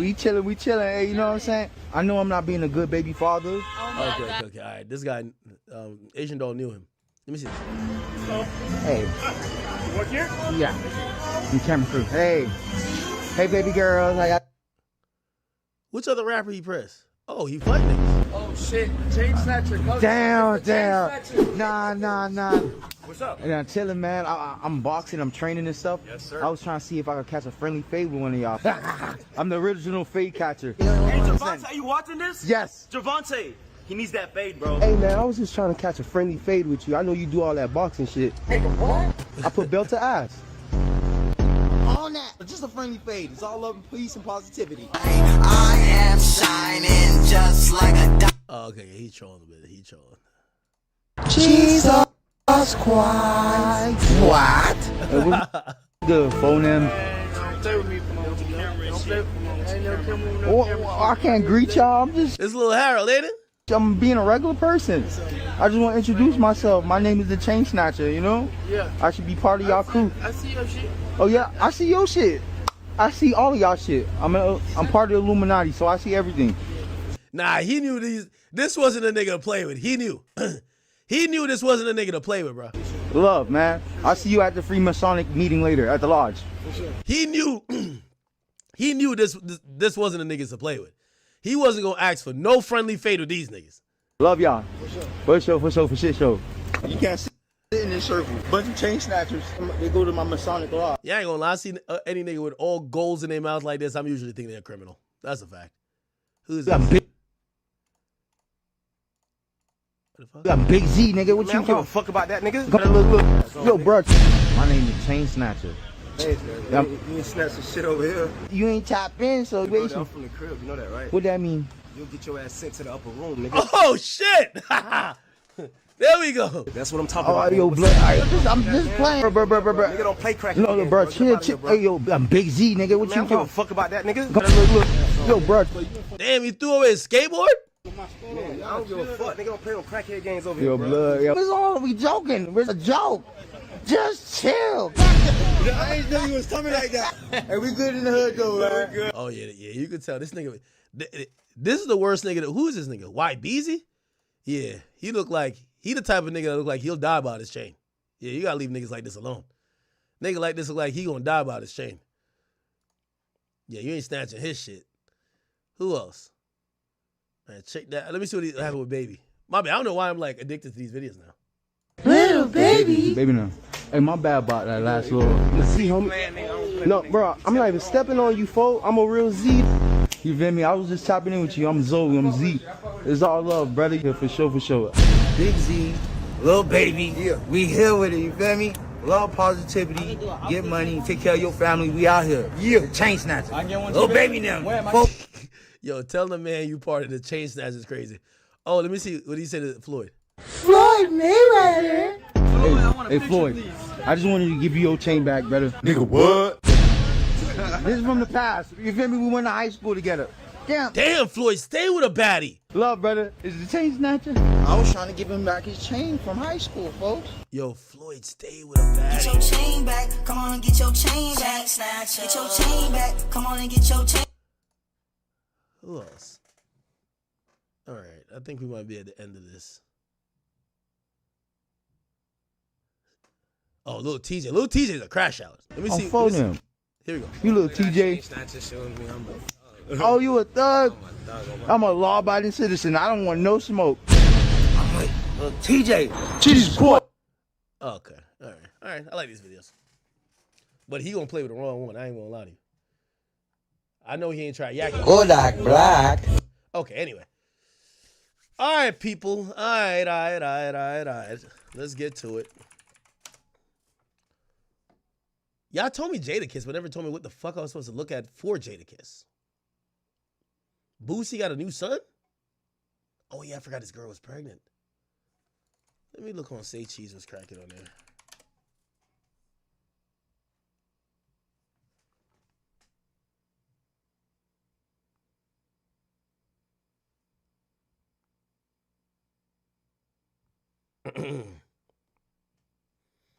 I should call Aiden back too, right? Rapper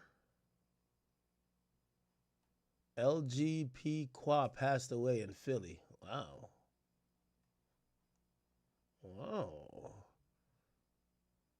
Did we even touch on the two rappers from...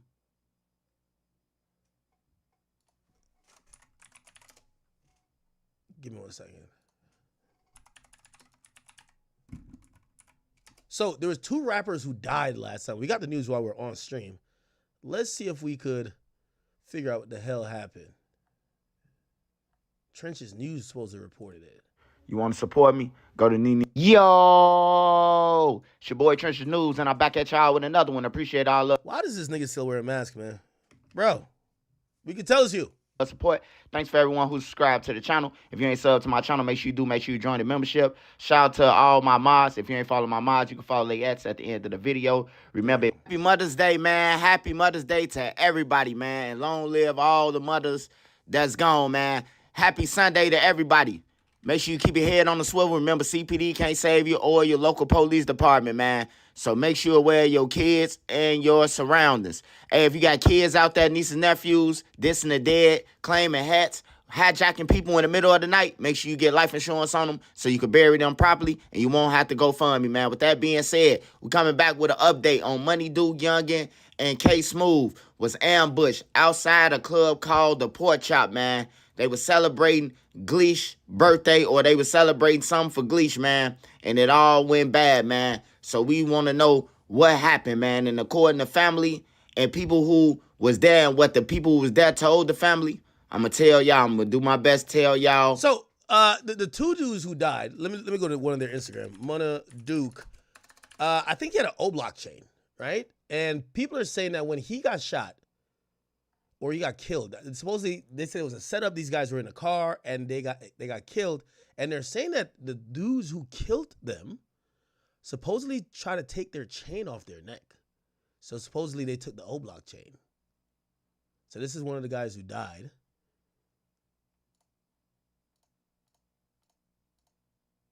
And I think this is the other guy. So I think it's both of them. Am I right or no?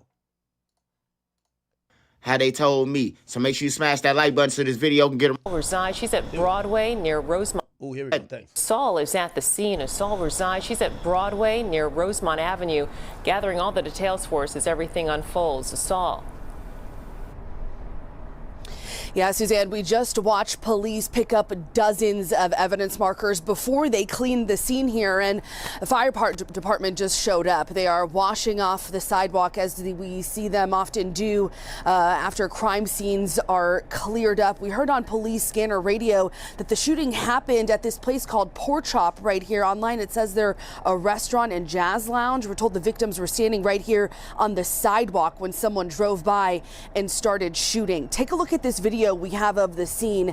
At least 40 evidence markers on the street here in the shooting's aftermath. Police say gunshots rang out just before 1:30 this morning. This is on Broadway between Devon and Rosemont Avenue. Right now, police say they... Yo, chat, just random, but nigga, I definitely need a sponsorship with McDonald's. Yo, at the two coffee strategy where I drink both of these shit, chat, I was drunk all day.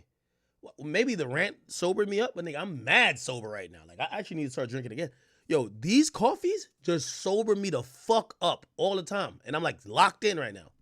They don't know what led up to this shooting. When they arrived, they say they found 3 people shot, and none of the victims could give them any information. We're told a 28-year-old and a 31-year-old man were both shot and pronounced dead at nearby hospitals. A 36-year-old man was also shot and taken to Evanston Hospital, where he was in fair condition at last check.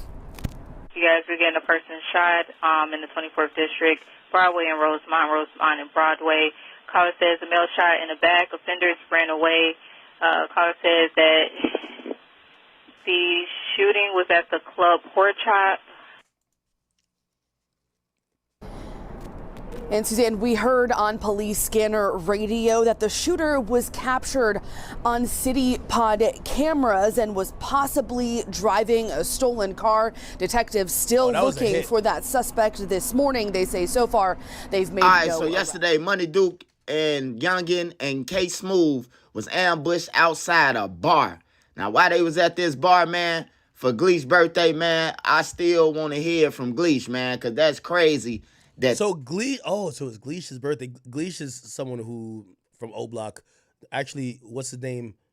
Vaughn has a song about him, too. They'll be this big. They got the most ops, you know what I'm talking about, like, Either you with O-Block or you with Tuckerville or Gyro, whatever you want to say it. It's like a split fraction. Either you with them on their side or you on their side, bro. And the city split like that all the way to out west. You got out west that's picking sides over this drill era war. So they went to this bar, you know, and whole time they was inside the bar partying, dancing, not paying attention, looking everything. Oh, she got a big butt. You know, all that, man, and not paying attention that, you know, somebody in there watching them and they finna drop they low. The low was dropped from the inside. The low was dropped from the inside, man. Somebody know this Money Duke, whether he was coming in. Yo, I'm going to be honest with you. It's still shocking to me that if I lived in, first of all, the smartest people in Chicago, I think, move out of Chicago. Like, the only living Chirac savages that's really still out there, especially if they have a big name. Obviously, these guys didn't have a big name, but they were definitely known for being around Vaughn. Look at Chief Keef. Chief Keef been living a nice, peaceful life. He got about 8 to 9 bitches. Shit, even fucking King Von's sister. Like, Chief Keef lives in California, and he has not had to shoot a op or think about, like, whatever safety. I'm pretty sure he's still, like, make sure he's safe, but, bro, you just got to move out of Chicago. I remember when G Herbo moved out of Chicago. Durk moved out of Chicago and went to, went to Atlanta, even though a lot of his people stayed in because he was so tied in with Chicago, he constantly was coming back. And then who else? Who else moved out of Chicago? Bro, King Yella live in Vegas. Like these are the people who have survived, who have now, Tay 600. I don't think he live in Chicago no more. So when I see people still in Chicago and got all these options, still partying, I'm like, God damn, man. Or whether when they was about to leave out, somebody noticed them. Somebody noticed them inside there and called.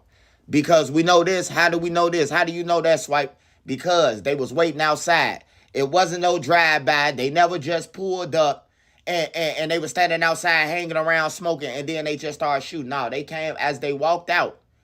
As they walked out, they was ambushed. Then they say a guy with a ski mask on, he was walking back and forth for about 20 minutes, walking back and forth outside this bar.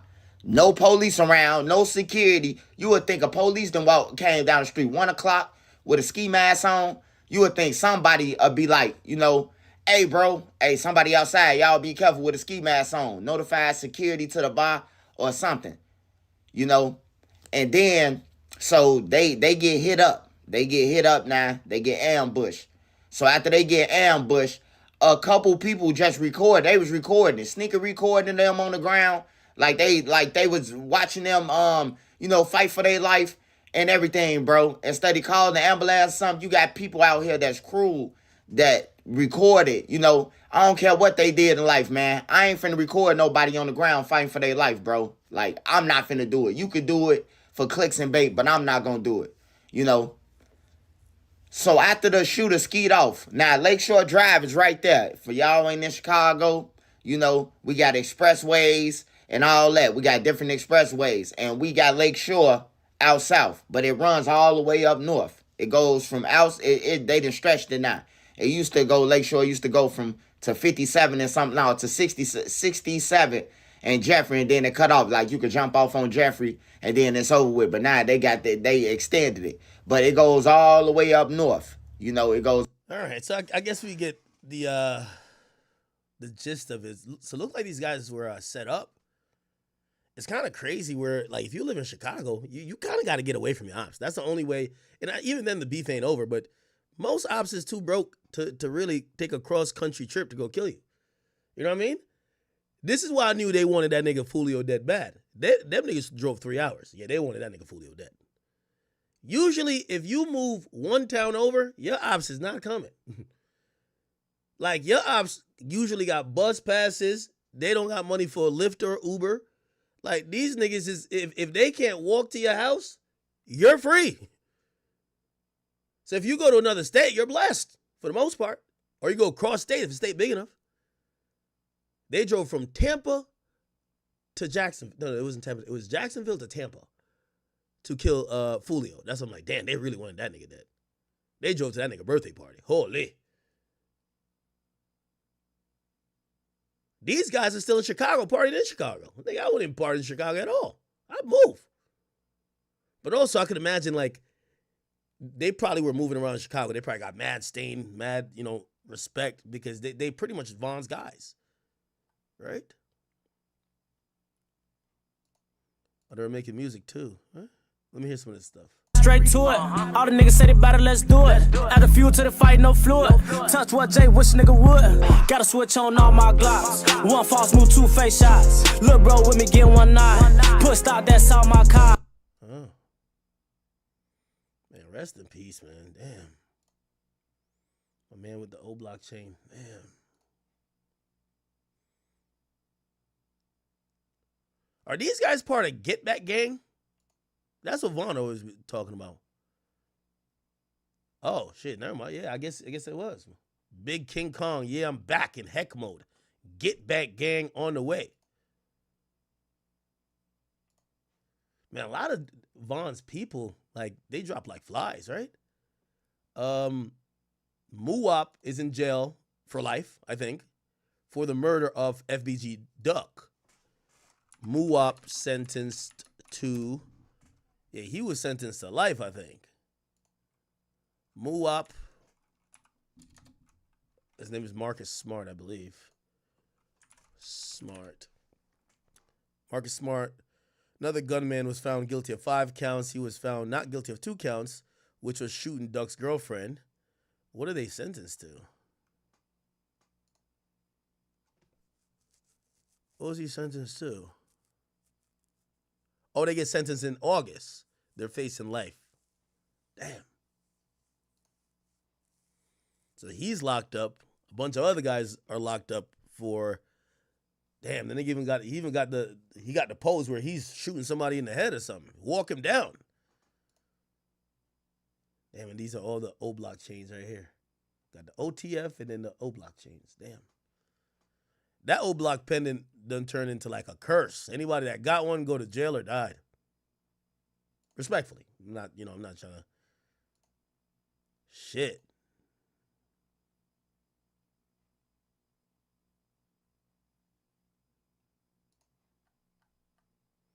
Kind of sad.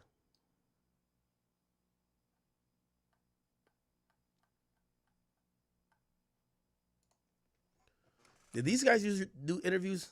These are the type of niggas that Adam 22 would interview. Mother Duke interview. Oh, this is one right here. Like that. Okay. When we hear your name, we always remember the King Von line. We go by the mall when they free Duke. I don't fold now, you know that. So you was locked up like when Von's career had really started cracking. Yeah, I was booked. What were some things you was hearing on the phones about like how he was? All right, man. Damn, rest in peace. Okay. Keep it going. What was y'all talking about with Jadakiss, man? Like,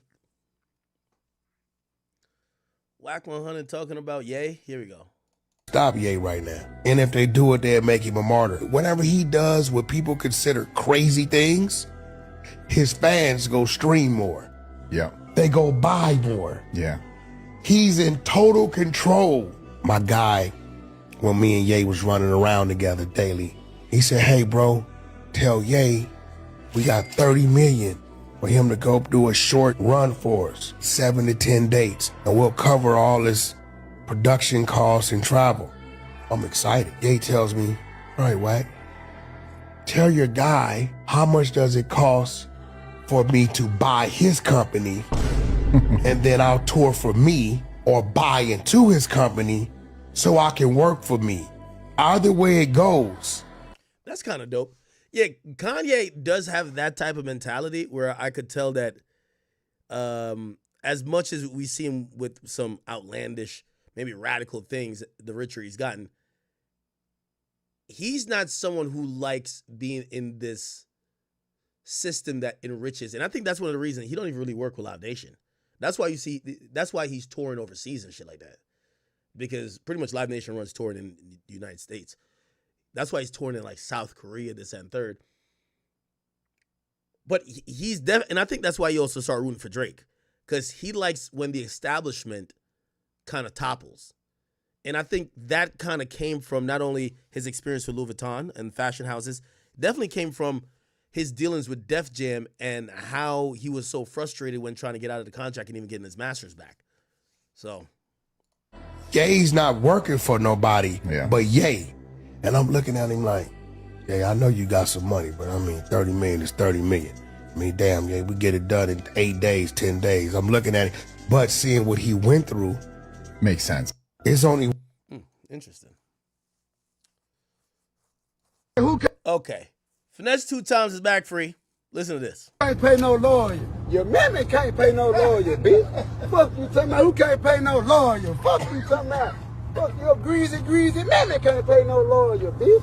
Fuck you talking about. Yeah, you ain't got nothing but a parking ticket, bro, bitch. Quit posting me. Tell them post this, man. Tell them folks post that, man. Tell them folks post them yowers, man. Yeah, man. Them yams, man. Yeah, this ain't the cap racks, man.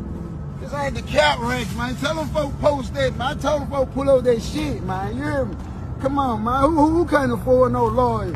Come on, man. Nigga better suck my dick. Quit playing with me, man. Quit hating on finesse, man. This shit ain't healthy, man. You hear me? And who can't pay no lawyer? Who the hell's hating on him? I'm back, bitch. So, yeah, hey, man. Oh, yeah, so, yeah. Put your bitch back up. Yeah, put your bitch back in the house while you just, oh, yeah. I been heard. I heard. heard. I like that. I like that. I like that. I like that. I like that. But yeah, man, I'm one of the chosen ones. I'm back, bitch. So yeah, hey man. Oh yeah, so. Okay.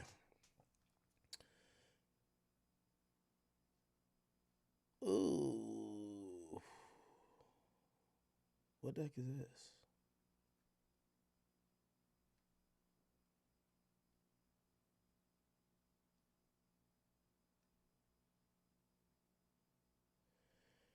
I think I did a little bit of it last time. Do y'all want me to go over the Mark Lamont Hill on Piers Morgan, where Myron Gaines was kind of getting into it with him, or y'all good off of that?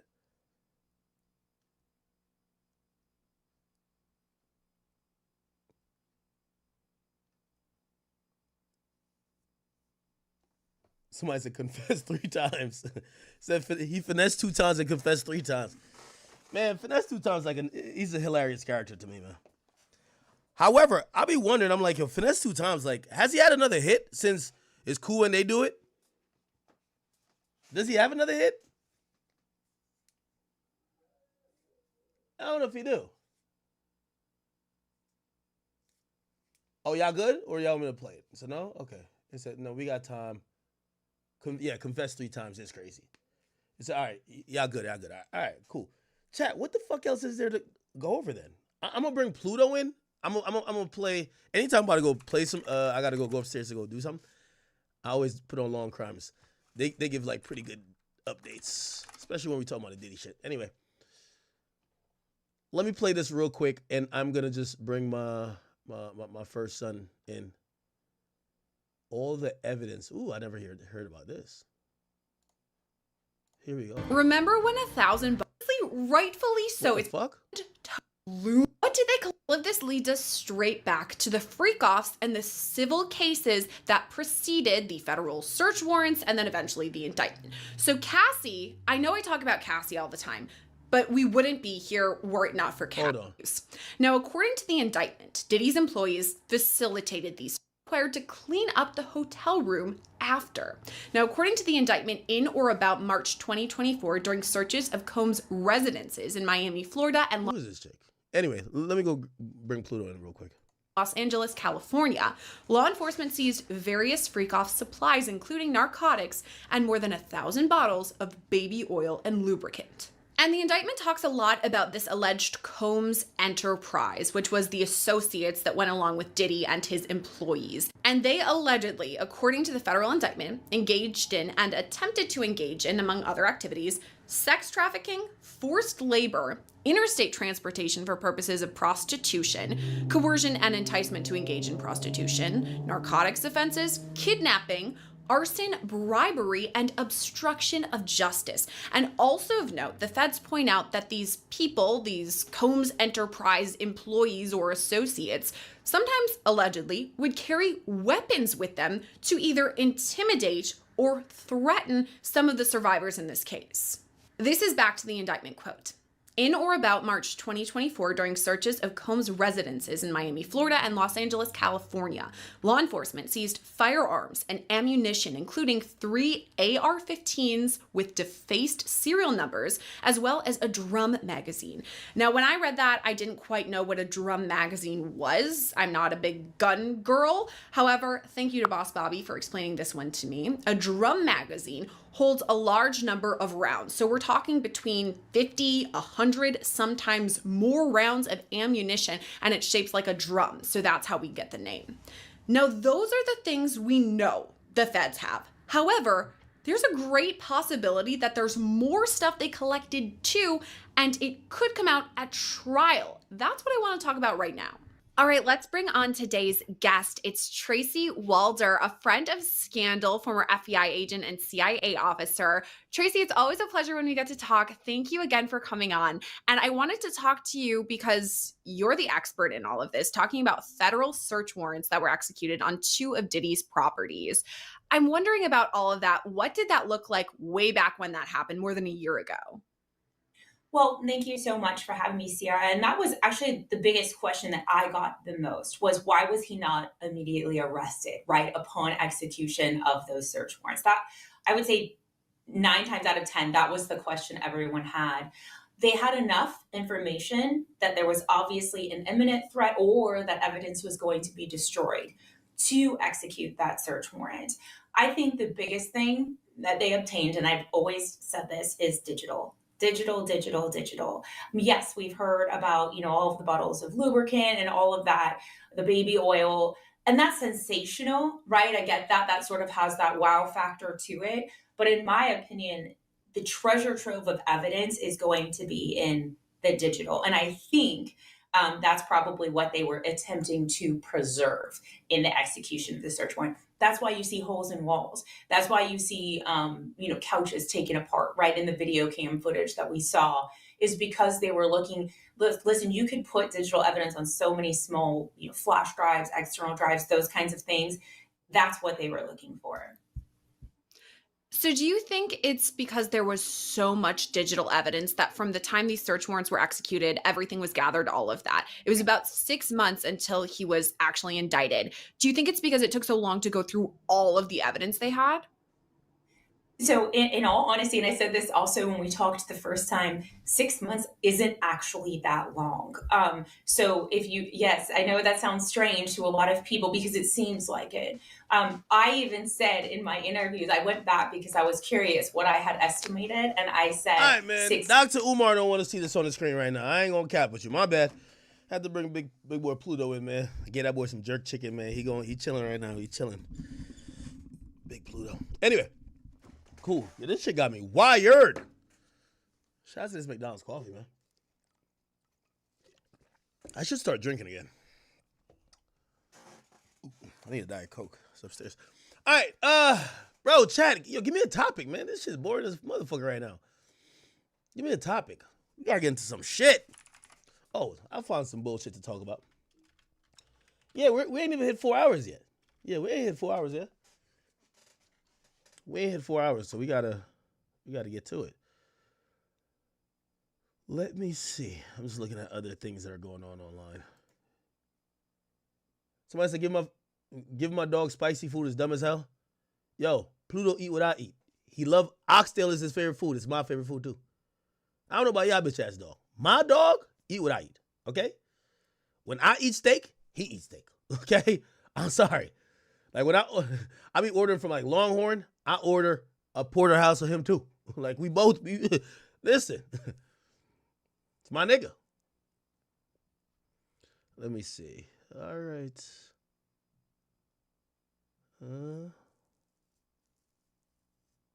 What?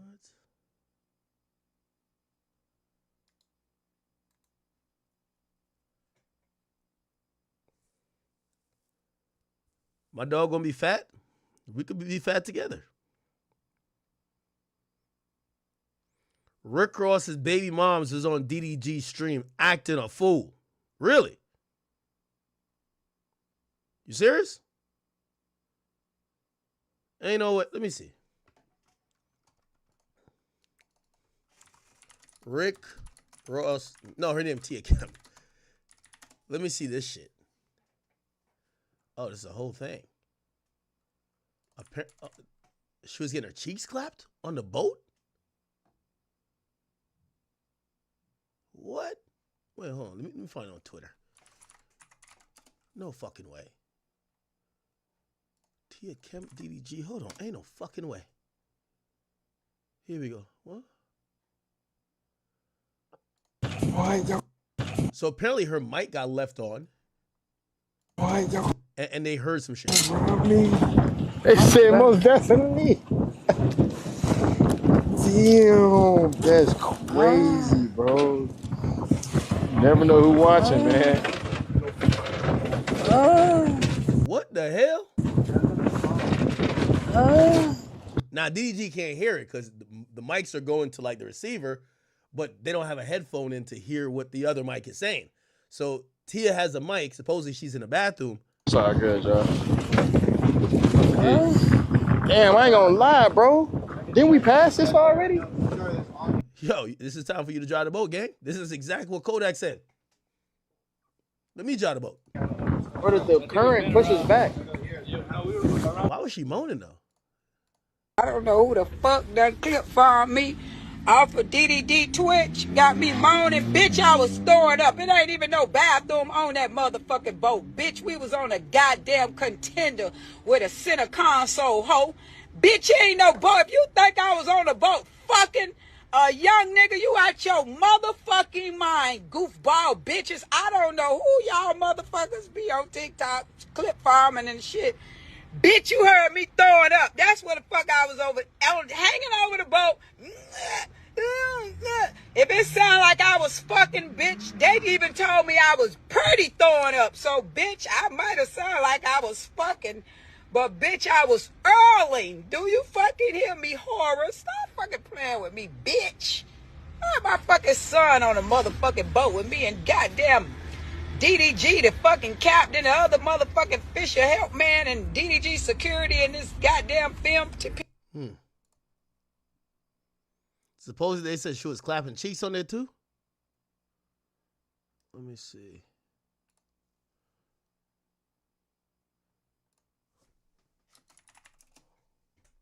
Yeah. Y'all been waiting on this, huh? Those small fries. It's been a long, hot, sweaty day. That's crowded. It was a big one though. Oh my gosh! No, stop! Ain't she like 55? I see why she got Ross. Anytime you see these buck tooth ass bitches, bro, long head ass bitch, like you know they good at something. Like sucking, she probably amazing with sucking some cock. Yeah, she gotta have some tricks up her sleeve. Okay, I see why Ross was fucking with her. Hey, Ross, you gotta go holler at her, let her come do your feet again, bruh. Oh shit! No, stop! Why would you? How old is she?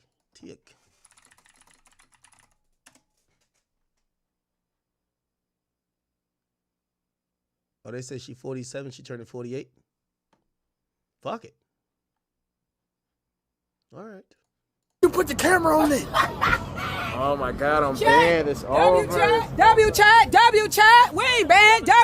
Yo, she must have went to the teeth doctor and said, "Give me the biggest chompers you could find. Give me the donkey ones.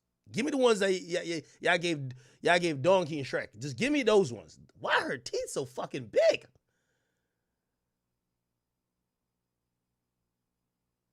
We ain't banned. W chat. She must have had that fire though.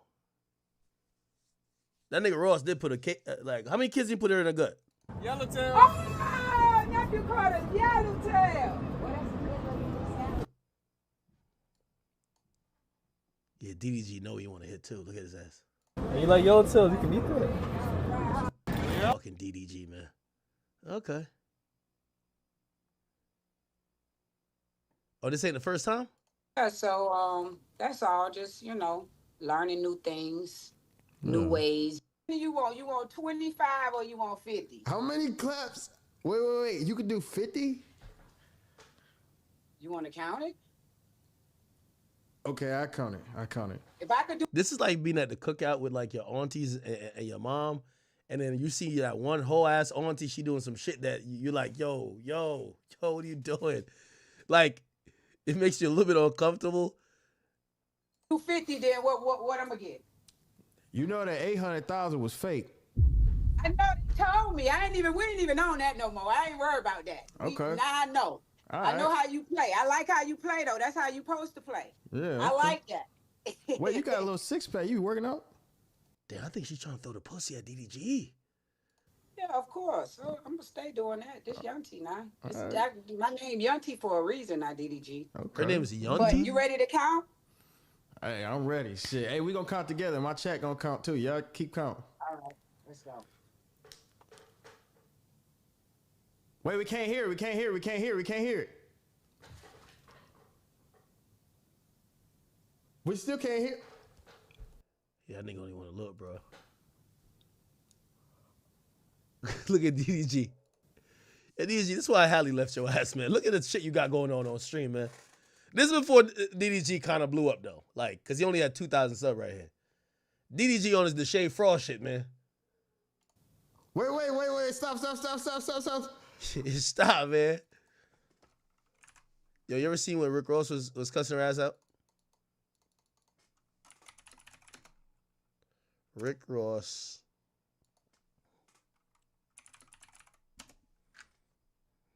This is hilarious shit.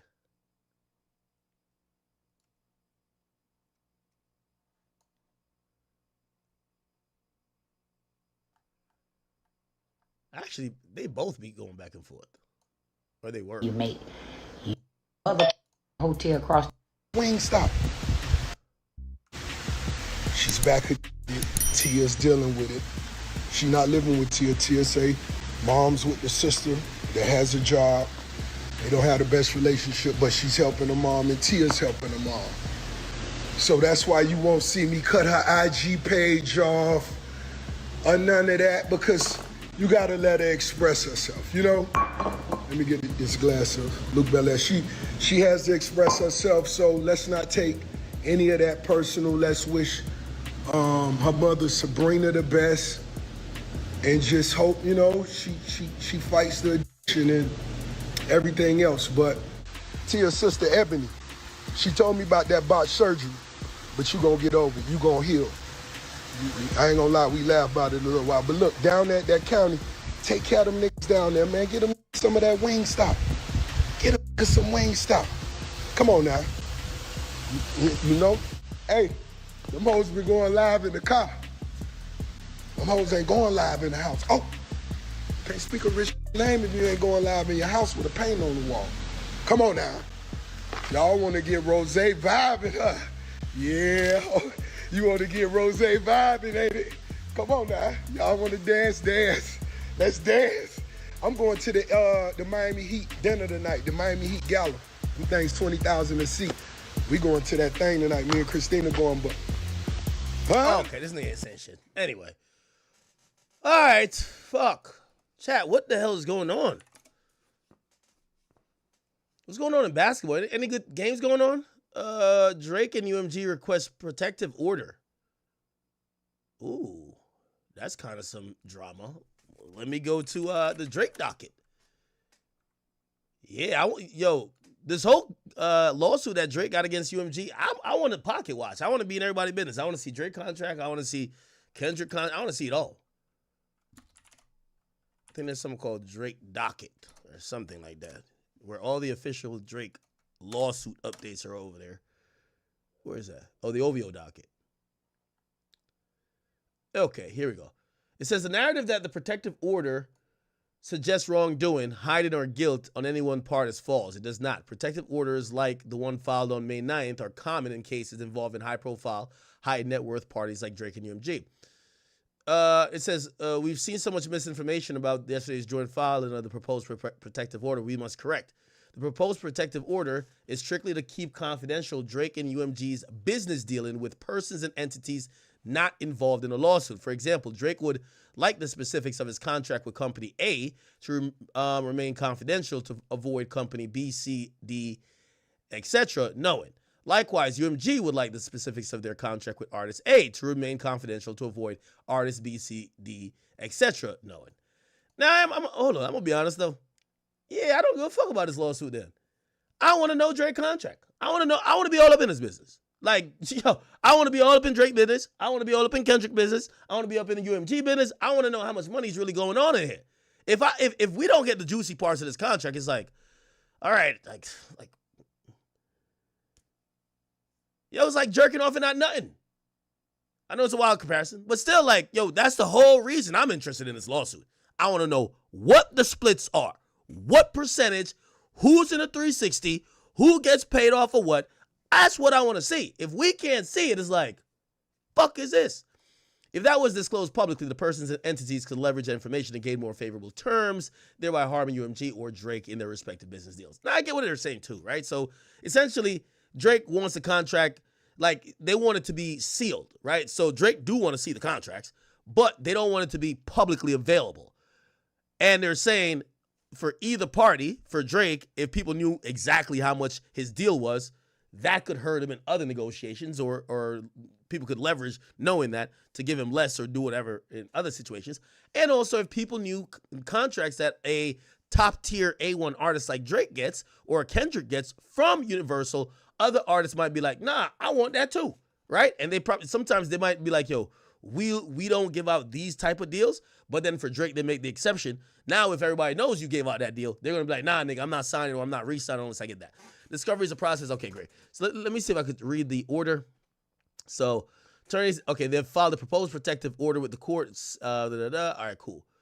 So it says, pursuant to Rule 5N of the court individual rules, the parties submit this letter in support of the joint filed proposed protective order to govern discovery in the above captioned case. Attached is Exhibit 1, pursuant to the court of...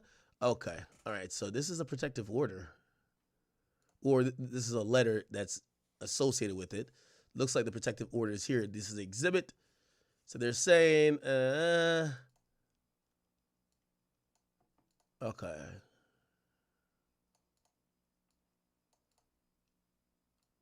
Whereas all parties of this actions, collectively the parties and individually the party, request that the courts, it says all parties of the action. So it looked like it might be UMG and Drake. Subject to this protected order, cannot share discovery material.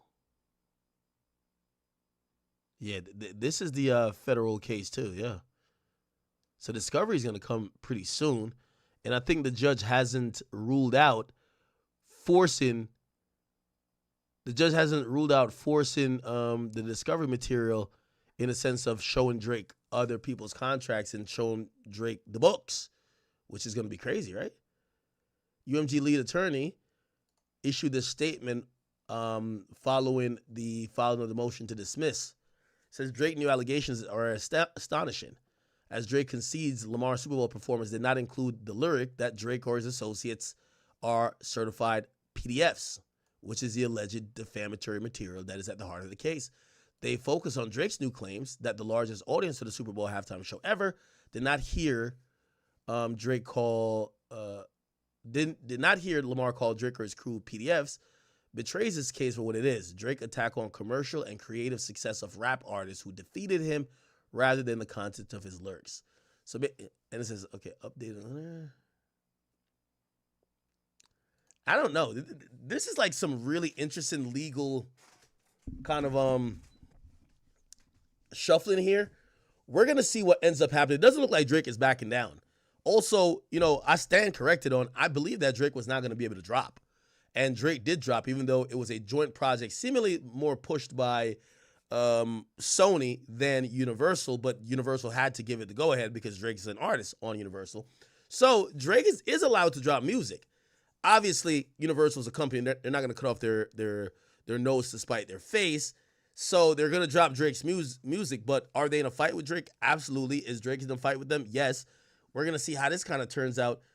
This is going to be probably historic in any way how it ends up. If Drake falls flat and Drake essentially just loses, I think that will set a tone for any other artist, especially in the hip-hop space, to say, don't fuck with UMG, they don't lose. If Drake wins, even if it's a minor victory, that Drake gets some type of, even if it's just an admission that there was some funny business, I think this is going to embolden the entire music industry in how they look at legality with your label, and even maybe it's outside of context of diss songs, but the way how they use music or use tactics to try to devalue you as an artist, especially when it's coming time to negotiate. So we'll see how it goes. We'll see how it goes. All right. What else is going on? So Diddy and 5, what? Yeah, I don't know about Diddy and 5. We did this Raw shit before. Yo, what's up with these titles? Yo, who are these guys? Academics is fucked. It's doomsday tomorrow for academics. What are you talking about? Doomsday for what? King Von.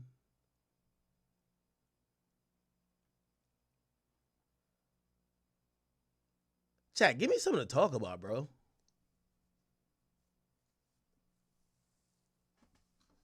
Let me look at Kick. Yo, Kick, what's cracking with y'all? Can't wait for Drake to drop. If you ask me, I think Drake finna drop. I have no idea the timeline, but I would imagine probably September going into October. Some people feel that Drake is going to ruin battling. I mean, I do think, yes, there is that kind of perception where if I rap battle you and you say some shit that fucks up my career, I'm suing. I mean, that is a potential fallout from this. And if someone else gets in the battle, whether willingly or fans kind of made it, whatever, if there is a fallout, if Drake wins this is a precedent to sue.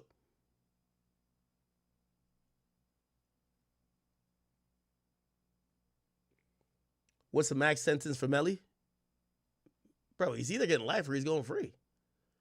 Melly's been locked up for 7 years now. He's either going to get life or he's going to go free. Even if they I don't know, gave him a sentence for some other shit like accessory after the fact or whatever, like he would have been free already. The only thing is the murder, and the murder carries life. Remember, it's like capital murder, which they already agreed that the death penalty, I believe they took it off the table. Have I heard the rumor of a Drake and Nicki tour? Ovio Antonio, what's up with you? I haven't heard serious rumors about it. I think that would be good. I do think 100% I think Nicki and Drake should really tour.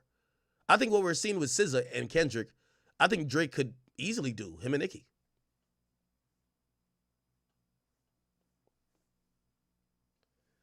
Interestingly enough, Kanye has admitted that his song Double H, the one about Hitler, has been taken off of streaming platforms. By the way, did you see this?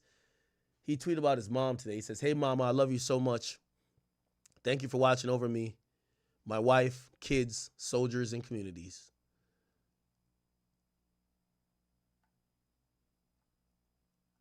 He said it was taken off. He literally said it was taken off streaming platforms. Let me see. Where did he say that? Snippet of a 48-minute interview with Ye and Justin LeBoy at Surface. No, as well as, ever since Virgil went to Louis and I expected to at least do a collaboration. Yo, that nigga still talking about Virgil and Louis, bro. I just stopped expecting anything from anyone. Damn. And what I love about Jay-Z is... Yo, the way this nigga Ye talks about Virgil, you could tell in the afterlife, as soon as Ye passed away, obviously let me knock on wood, I was speaking of existence. The first nigga he trying to square up with, he trying to catch Virgil. Like, he gonna be like, yo, God, hold on, judge me after, but where's that bitch ass nigga Virgil at? I gotta fade with this nigga. Holy shit. Just like I think the first person that when King Von died, he probably be like, man, God, give me 1 second, God, but point me to where Tuka's at, man. Where Tuka at, man? All right. Is there a full interview of this? Let's see.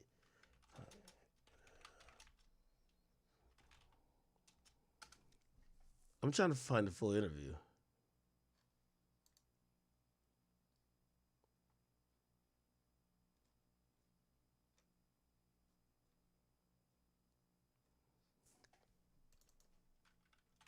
So there's a new Justin LeBoy interview. I haven't seen Justin LeBoy in a minute. Oh, shit. Oh, chat, they invited me on Piers Morgan. Should I go? They invited me on Piers Morgan. Should I do it or no?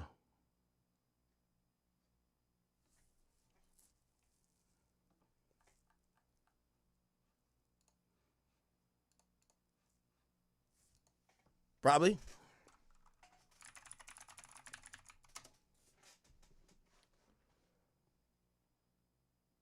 Fuck is this? Halle Berry putting a video with her. Halle married? Showed y'all how my day started, how my Mother's Day started. Damn, this is that I just got dick down face. Holy. And now I'm gonna tell you about it. I'm not gonna show you. Yo, is it me or Halle keeps getting freakier the older she gets? It's like she dying to let us know that she been getting more and more freakier as time goes on, gang. Look at her shit. Look, Halle Berry Instagram. Nigga, she been posting more naked pictures than a 22-year-old, bro. Word too. She dying to let us know that, yo, listen, listen, I still got it. She do still got it. Damn, she bad as fuck still.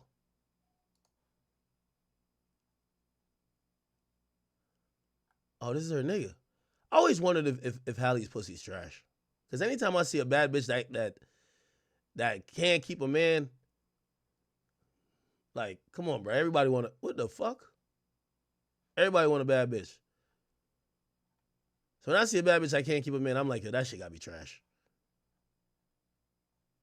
Who the hell's this nigga? This her man?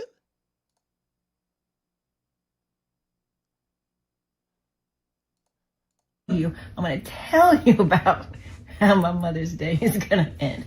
Ain't that right, man? Yes. I wish you hurry up, too. Damn, you can tell this nigga got that look on his face like, yo, I'm about to fuck the shit out of you. First of all, we got our Let's Spin, because Let's Spin just came out in this cute little travel size. And so since we're in Cannes, France. Wait, let's what? What is she talking about?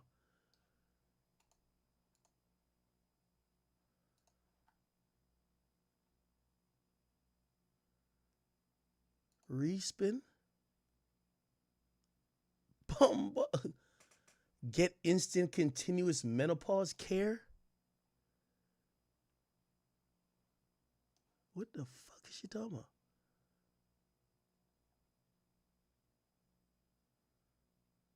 Nigga, is that lube she holding up, nigga? Nigga, ain't no fucking way. Is this lube? Or am I tweaking? Is this... Did she make a video saying, yo, my Mother's Day starting off like this. I'm in bed with this nigga and here's the lube we about to fuck with?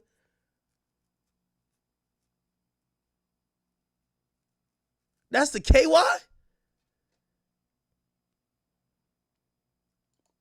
I traveled with it for the first time, and we're about to give it a spin.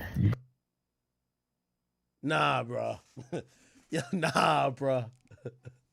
Nah. Yo, this is what happens after she got her cheeks clapped in Swordfish, man. That shit fucked her up for life, nigga.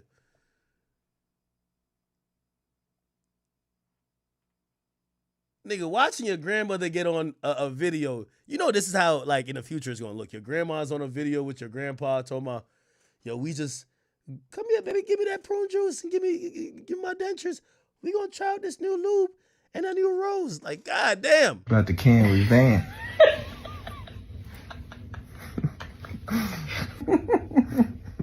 Happy Mother's Day. The only good thing about this is that it's clear that she going through menopause or something like that. I think women can't get pregnant after that, so you can just nut in her. No birth control. Great. She's still a bad, though. She promoting lube? Fuck.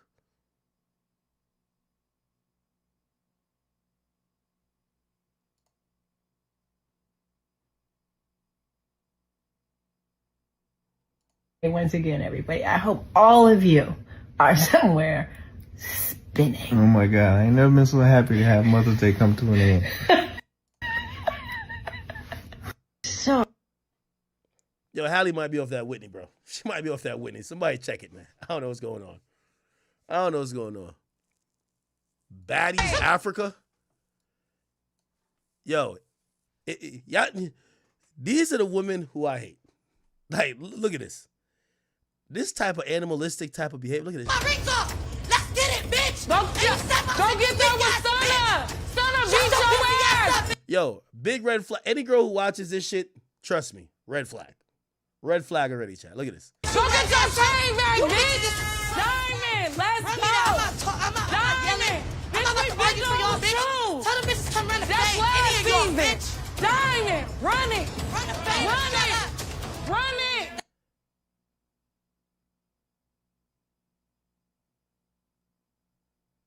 That's on my mama. I'm not arguing with no bitch. Now y'all want to talk. Bitch, I want to fight. I don't want to talk. Ivory, go handle Stunner. Because she on your ass like grass, bitch. Go handle Stunner. Come on, Ivory. Let her go. He's that weird ass. Oh, get her. Yo, Dr. Umar. We're taking off the tariff. We're back to white women. I'm sorry. Dr. Umar, I'm sorry. Dr. Umar, you're not, I'm playing. I'm joking. Your Dr. Umar, I hope this ain't reason why you told us to stop bunny hopping. To deal with these wildebeests. No fucking way, bro. Daddy's Africa. God damn, man. Holy shit. All right. What?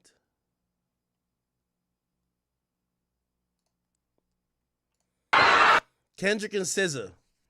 I think they popped out to American Dream Mall. Look at this. Yo, why Kendrick look so short?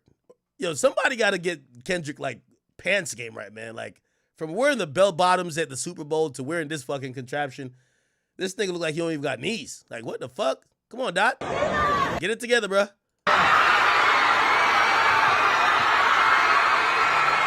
Yeah, how the hell is Kendrick shorter than SZA?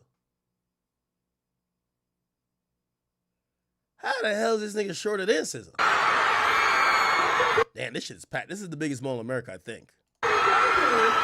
Or the second biggest. I think Mall of America is the biggest.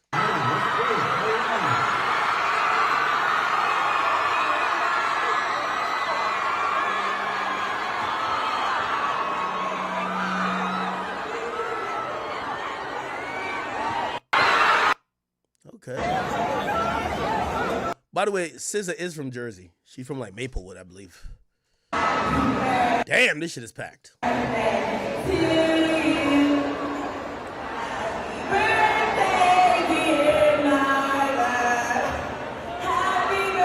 Yeah, these security guards ain't playing.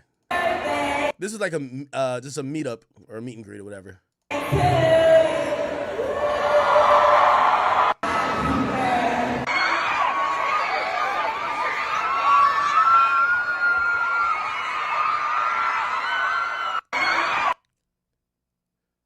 Got the SZA. Well, Kendrick showed up by surprise. I didn't think Kendrick was going to show up. That's why you see SZA vinyls and albums. I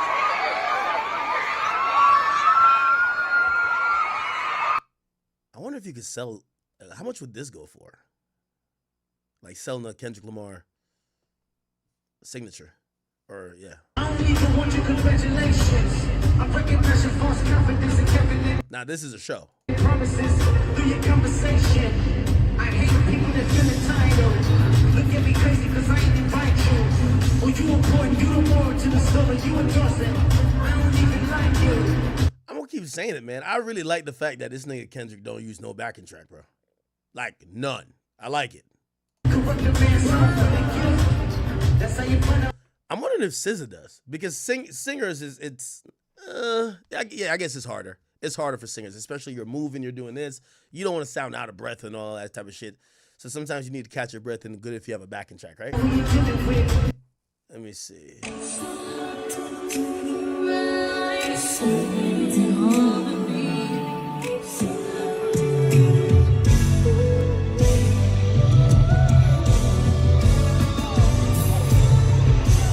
Holy shit.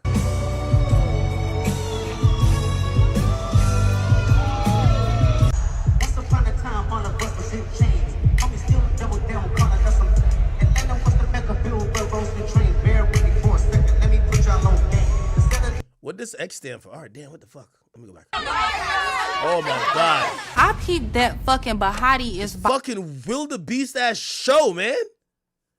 Yo, Dr. Umar, man. If you want us to stick with our black queens, man, you gotta get this baddie shit canceled, bro. It's like the worst representation of black women, bro, like that ever exists, bro. That's the shit that spawned the Krishan Rocks of the world, and that's why the baby looked like Charles Barkley, bro. We gotta stop this type of fucking, bro. Oh, let me go back to this. Once upon a time, all of us was in chains. Homie still double down, calling us some. Atlanta was the mecca, Billboard rose the train. Bear with me for a second, let me put y'all on game. Instead of there was using. This is not like us, right? Town of the make a richer. For 2024, you got the same agenda. We run to Atlanta with this shit check balance. Let me break it down, but it's the real nigga challenge. You saw a picture when you didn't see the club. Okay. Oh, they finally found this nigga. Baby Keem was found. Niggas ain't see Baby Keem the whole battle. According to Drake, he was in the Kendrick Lamar sweatshop writing. Even though I don't really think Baby Keem right for Kendrick. Ain't Kendrick the one with the talent? Like, no disrespect to Baby Keem. I thought it was the opposite way around. Like, even though I did hear that Baby Keem wrote something, but I don't know if I believe it. I heard Kendrick definitely wrote some shit for Baby Keem because we heard a reference track too.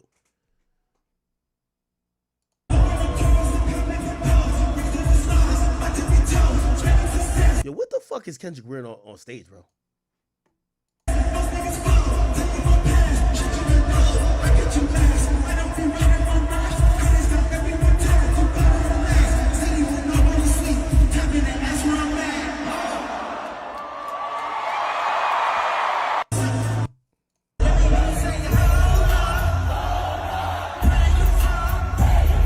This is an insane angle. I hope it's not a man who took this fucking video right here.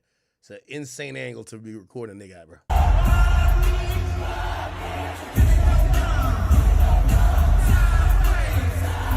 That's me. Say what? That's not in the backseat. I started the black Chevy. That's you. Already on my part. Already know that's me. That's me. Don't treat me like a big. Only want your love in this side. Some of y'all might get. How many niggas get mistaken for clitoris in the day? How many sentiments you think before you used to bump the Carter 3? Held my rolling chain proud. Irony. Did my hard work like Lil Wayne down whatever. Call me crazy. Everybody questionable. Turn me to a disco. Used to bump the car.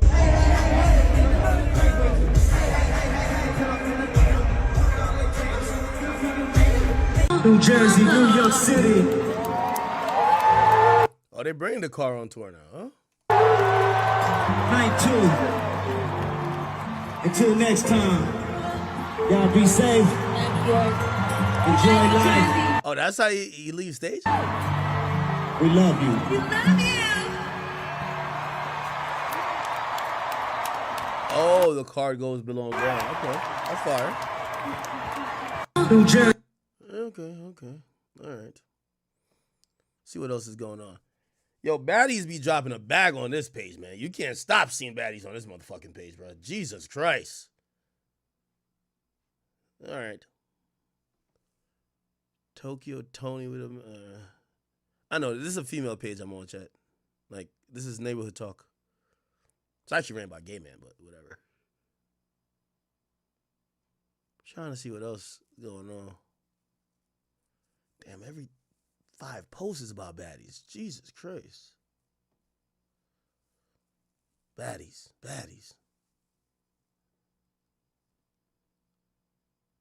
SZA and K Tronada bumping the Timeless remix by Deutsche.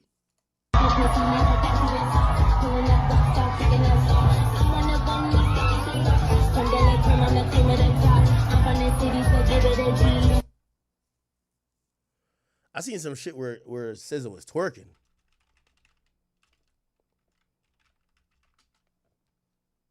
Let's see if we can find it. Oh yeah, right here. Let's rate SZA's twerk. After like 15 BBLs, man. I think she finally got it right, gang. Katra. Nada. Here we go. I ain't gonna lie, the BBL was BBLing still.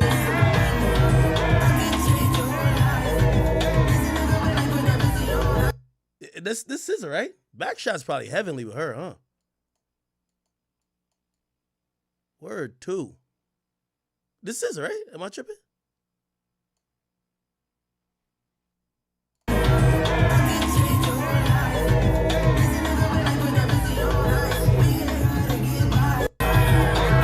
Yeah, I don't even like BBLs, but it do look like the back shots are heavenly right here. Holy.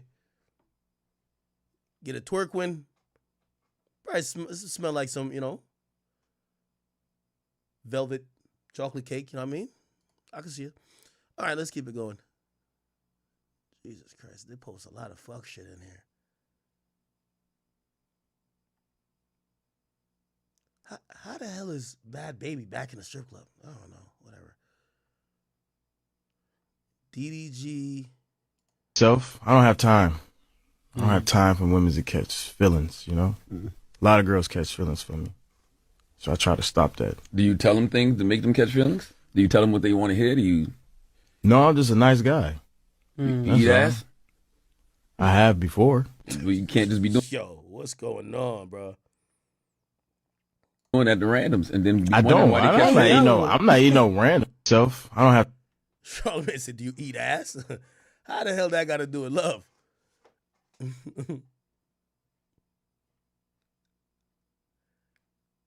Yeah, chat. We jacking for topics at this point. We're only like 4 hours and 30 minutes in. Solange says she want to write. I ain't hear about Solange since she beat Jay-Z's ass. We covered this already. Man, where's some good ass topics? I know it's Sunday. So like we usually thin with topics on Sunday and shit, but god damn. Yo, this nigga I'll be sure, yo, he's ready to tell.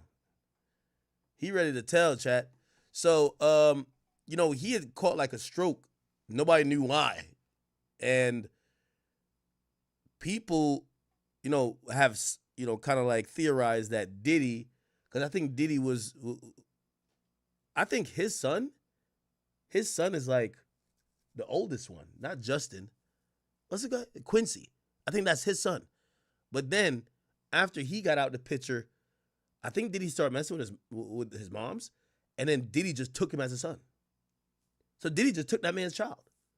But anyway, people have theorized that Diddy's the type of dirty nigga that like when he want to fuck your bitch, he'll just get you out of the way. Have your car blow up, you catch a stroke, heart attack, you know what I mean? You fucking die from a blood clot or some shit like that. Then he's punching dick in your baby mom or your girl's stomach.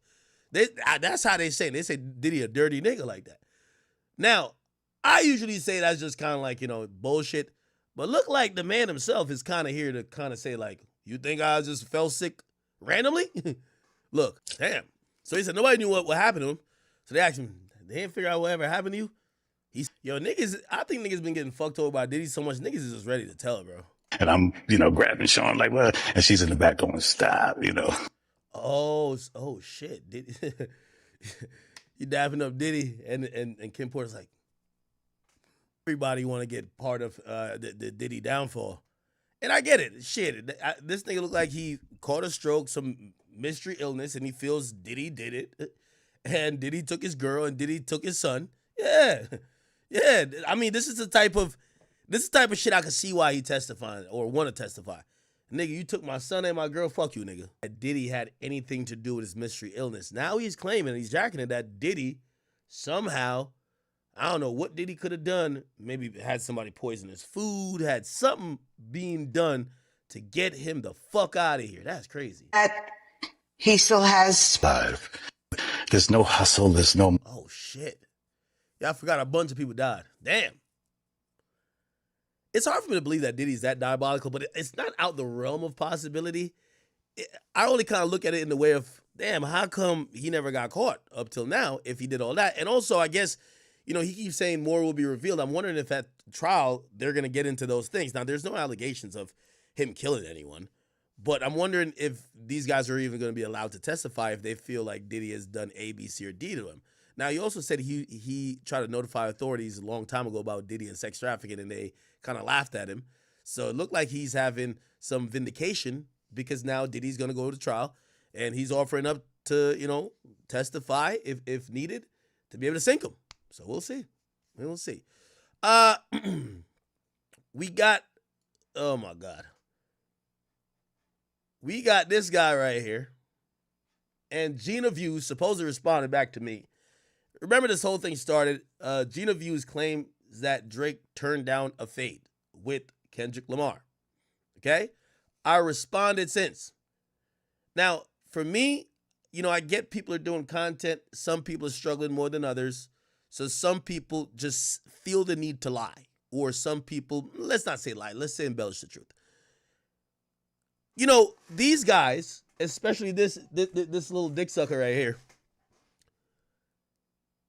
he has direct contact with Kendrick Lamar. I happen to have direct contact with Drake. I think I made a very easy and honest ask. I said, listen, I talked to Drake. Drake said he ain't turned down a motherfucking fade. He also said he hasn't spoke to Kendrick even during the process when he said the last time he spoke, he didn't tell me when the last, he says he didn't even talk to Kendrick even while he was trying to get Kendrick on first-person shooter. He had no direct contact with Kendrick. Never. Okay? But he was trying to get him on the song. So I guess he probably had his people reach out, but he didn't talk to Kendrick. So the idea that he turned down the fade just never happened. There's no fade offered to him. He never said no. Okay? Now, I say that because a lot of times in the world of we're playing telephone, things get mixed. Could be somebody who kind of know Drake, kind of whatever, be like, yo, the homies could catch a fade. We should set it up. Be like, nah, Drake ain't like that. Oh, shit, Drake turned down the fade. So I offer the easiest option. If Drake is communicating with me and Drake is saying this didn't happen, you communicate with Dot. If Dot says it does happen and Drake says it don't happen, now we could talk with direct sources, right? Because at this point, neither one is going to speak themselves, it seems. So they're going to speak through whatever conduit is closest to them. Drake talked to me. Drake talked to DJ Dicksucker. Is Kendrick saying that? Because I've been telling you exactly what Drake says. Now, with that being said, we'd also take it a step further. If Drake is also saying he ain't opposed to no goddamn fade, and that, I'll leave anything else off of that. Let's try to set it up. It's very transparent. It shouldn't be that hard. You talk to Kendrick, I talk to Drake.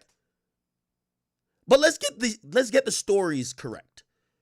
Because hearing it from the grapevine, there's like, who are these sources? And you shouldn't have to do, I kind of heard. Just say it. And by the way, the reason why I say Drake told me is because if Drake lied to me, now we can say, Drake, you're a fucking liar. Cool. But and I would only address these people just because I know DJ Dicksucker actually has a direct contact with Kendrick. So whatever you're going to say via your podcast, effective immediately, that is struggling, you should be able to cite Kendrick Lamar, not some homie, not some this. You should be able to say, I talked to Dot. Because I'm telling you, I talked to Drake. So then, this should be pretty simple. If you talk to Dot and Dot says, man, I did offer that pussy a fade and he turned it down. Come on air and say it. I done told you what Drake said. And then after that, I think we should set it up. Let's set up the fade. And if Drake back down, I'm going to say, oh, Drake, you kind of pussy for that. And if Dot back down, you should tell Dot he's pussy. It's pretty simple. Why are we playing this game of telephone? But anyway, let me digress. I've put all the cards on the table. I'm keeping it transparent. Let me see if DJ Dicksucker and his co-host Gina Views will be honest. People were telling me like it was a lot of hostility being aimed at me. And I was just like... It was 30 minutes of hostility. It was? Aimed at you, yeah. But he said he wasn't going to go in on me because I'm a girl and I'm sitting next to a dick sucker. Well, what's crazy about that is I remember seeing footage of him going in on a girl. I've seen him going in on a lot of women. Yeah, so I don't understand, like, why not Gina Views? Not that I want him to go in on. Gina, with all due respect, girl, like, don't ask for the smoke. Like, come on, girl. Like, it's like, y'all talk out both sides of y'all. Gina Views. Listen, I was rooting for you when you was over there, no jumper. Come on, I'm giving you the pass. Yo, it's like she's saying, why he don't want to diss me? Yo, act rant all you ain't gonna finna do nothing. Just chill. Gina, we like you. We rooting for you. We felt you got done dirty and no jumper. We want you to win. Just chill, girl. Like, yo, it's fine. That dick sucker, though. And again, really, anyway, let me not give it more energy. No, I'm picking up what you're putting down. Yeah, but I've actually seen him be very hostile towards numerous women. I just knew when I seen Academics cause cap on DJ Head and GG, I just knew I was going to be a laundry bag full of dirty black bitches. I said, they don't even got my name right. GG. That motherfucker say GG. Yeah. But yeah, there's no cap in nothing I say. I don't just run my mouth. I know what I'm talking about. Okay. Again, Gina Views, and I know you want a legendary rant. Maybe one more thing to add to whatever accolades you got. Sorry, not here to give it to you. Okay? Only thing I'm saying to you, you done heard what I said. Wherever you got it, and we are in the age of let's start calling out sources. I'm calling out your source. I done told you I talked to the boy. Who did you talk to? Let's get that source. And if I'm telling you, not only did I talk to him, it appears that if you talk to somebody close enough or Dot himself, seems like we could line this up. I want to see this shit get lined up. Why is nobody addressing that? When I say things that I say, Mm-hmm. and I wouldn't say, if it wasn't true, I wouldn't have caught myself within that moment when I said it. Because Okay, Drake said it's a lie. Where did you get it from?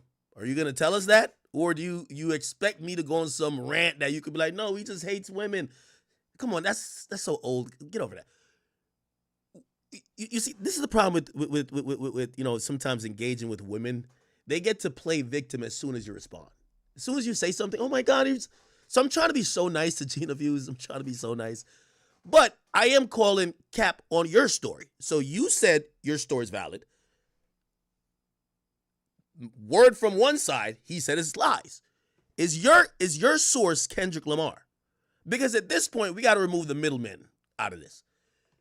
I'm talking to Drake. Are you talking to Kendrick?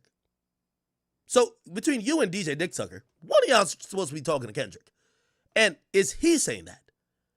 Because if you're going with these little funny, and by the way, here's the thing too. I've always told y'all, if my source tells me something, I stop protecting sources when people start calling me a liar. I told you, I do get triggered by that liar word.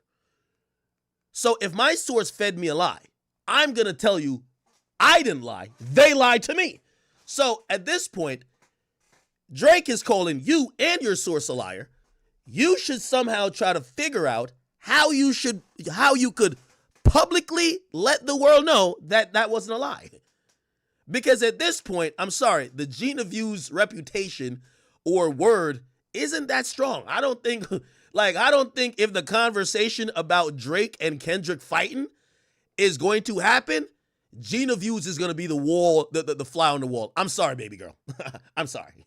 I don't think you're going to be in the first earshot of like, oh no, it really went down. So you heard something or got fed a story from someone. I'm telling you that one of the two parties that would have fought is saying you're lying. Your move.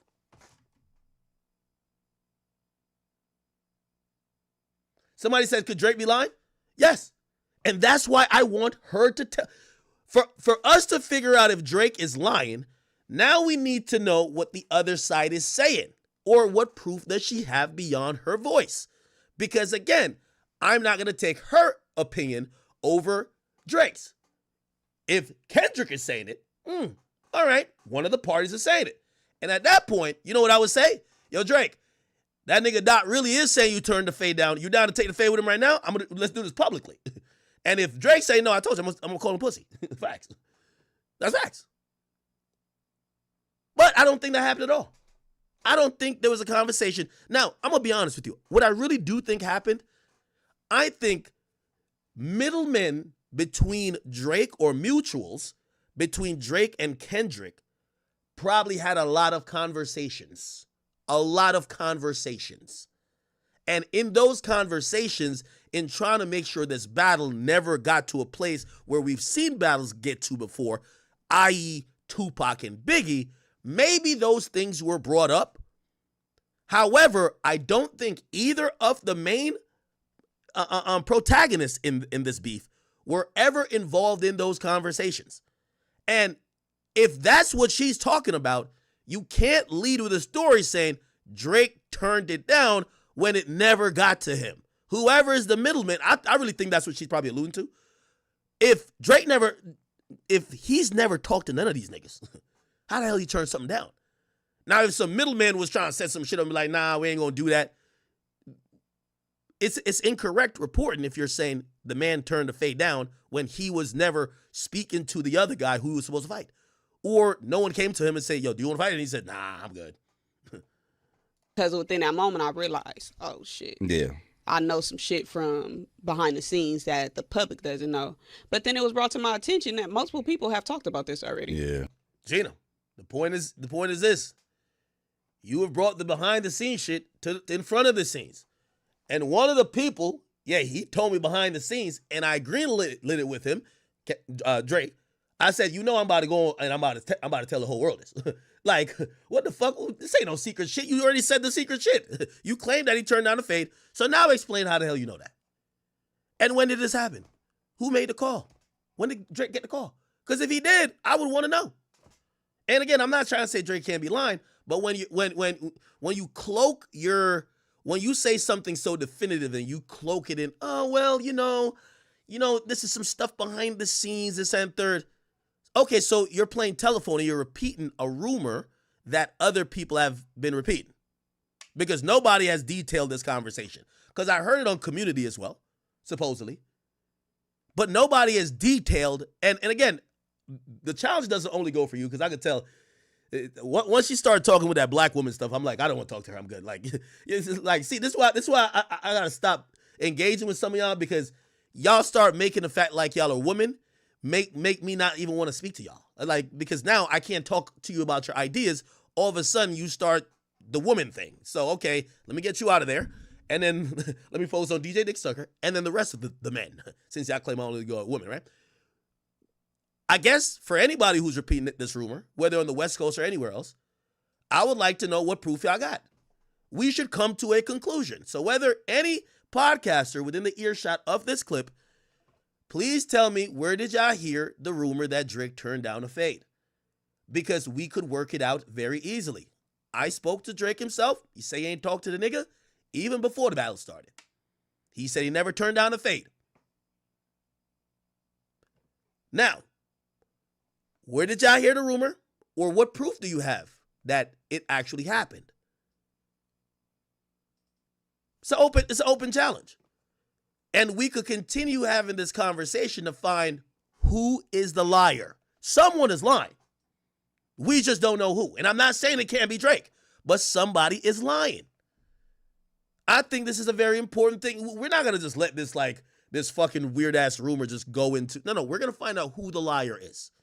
So if Gina's too scared to let us know what behind-the-scenes nonsense she's talking about, they're using, oh, there's something behind them, can't really say... I'm telling you who I talked to the nigga said it didn't happen. So who y'all talking to?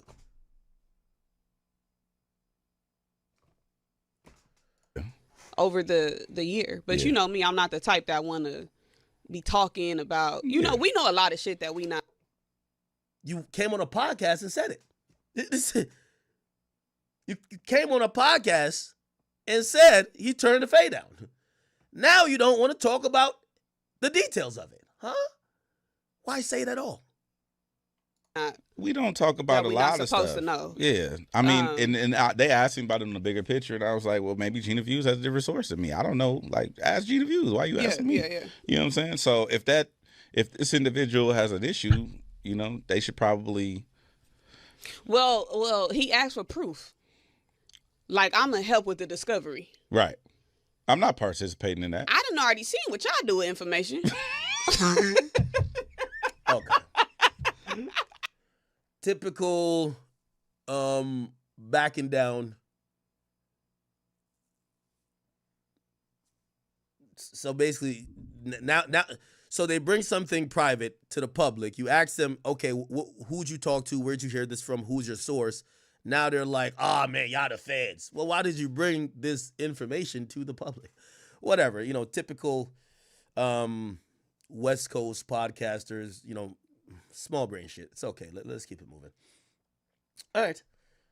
Where are we at with it? Where are we at with it?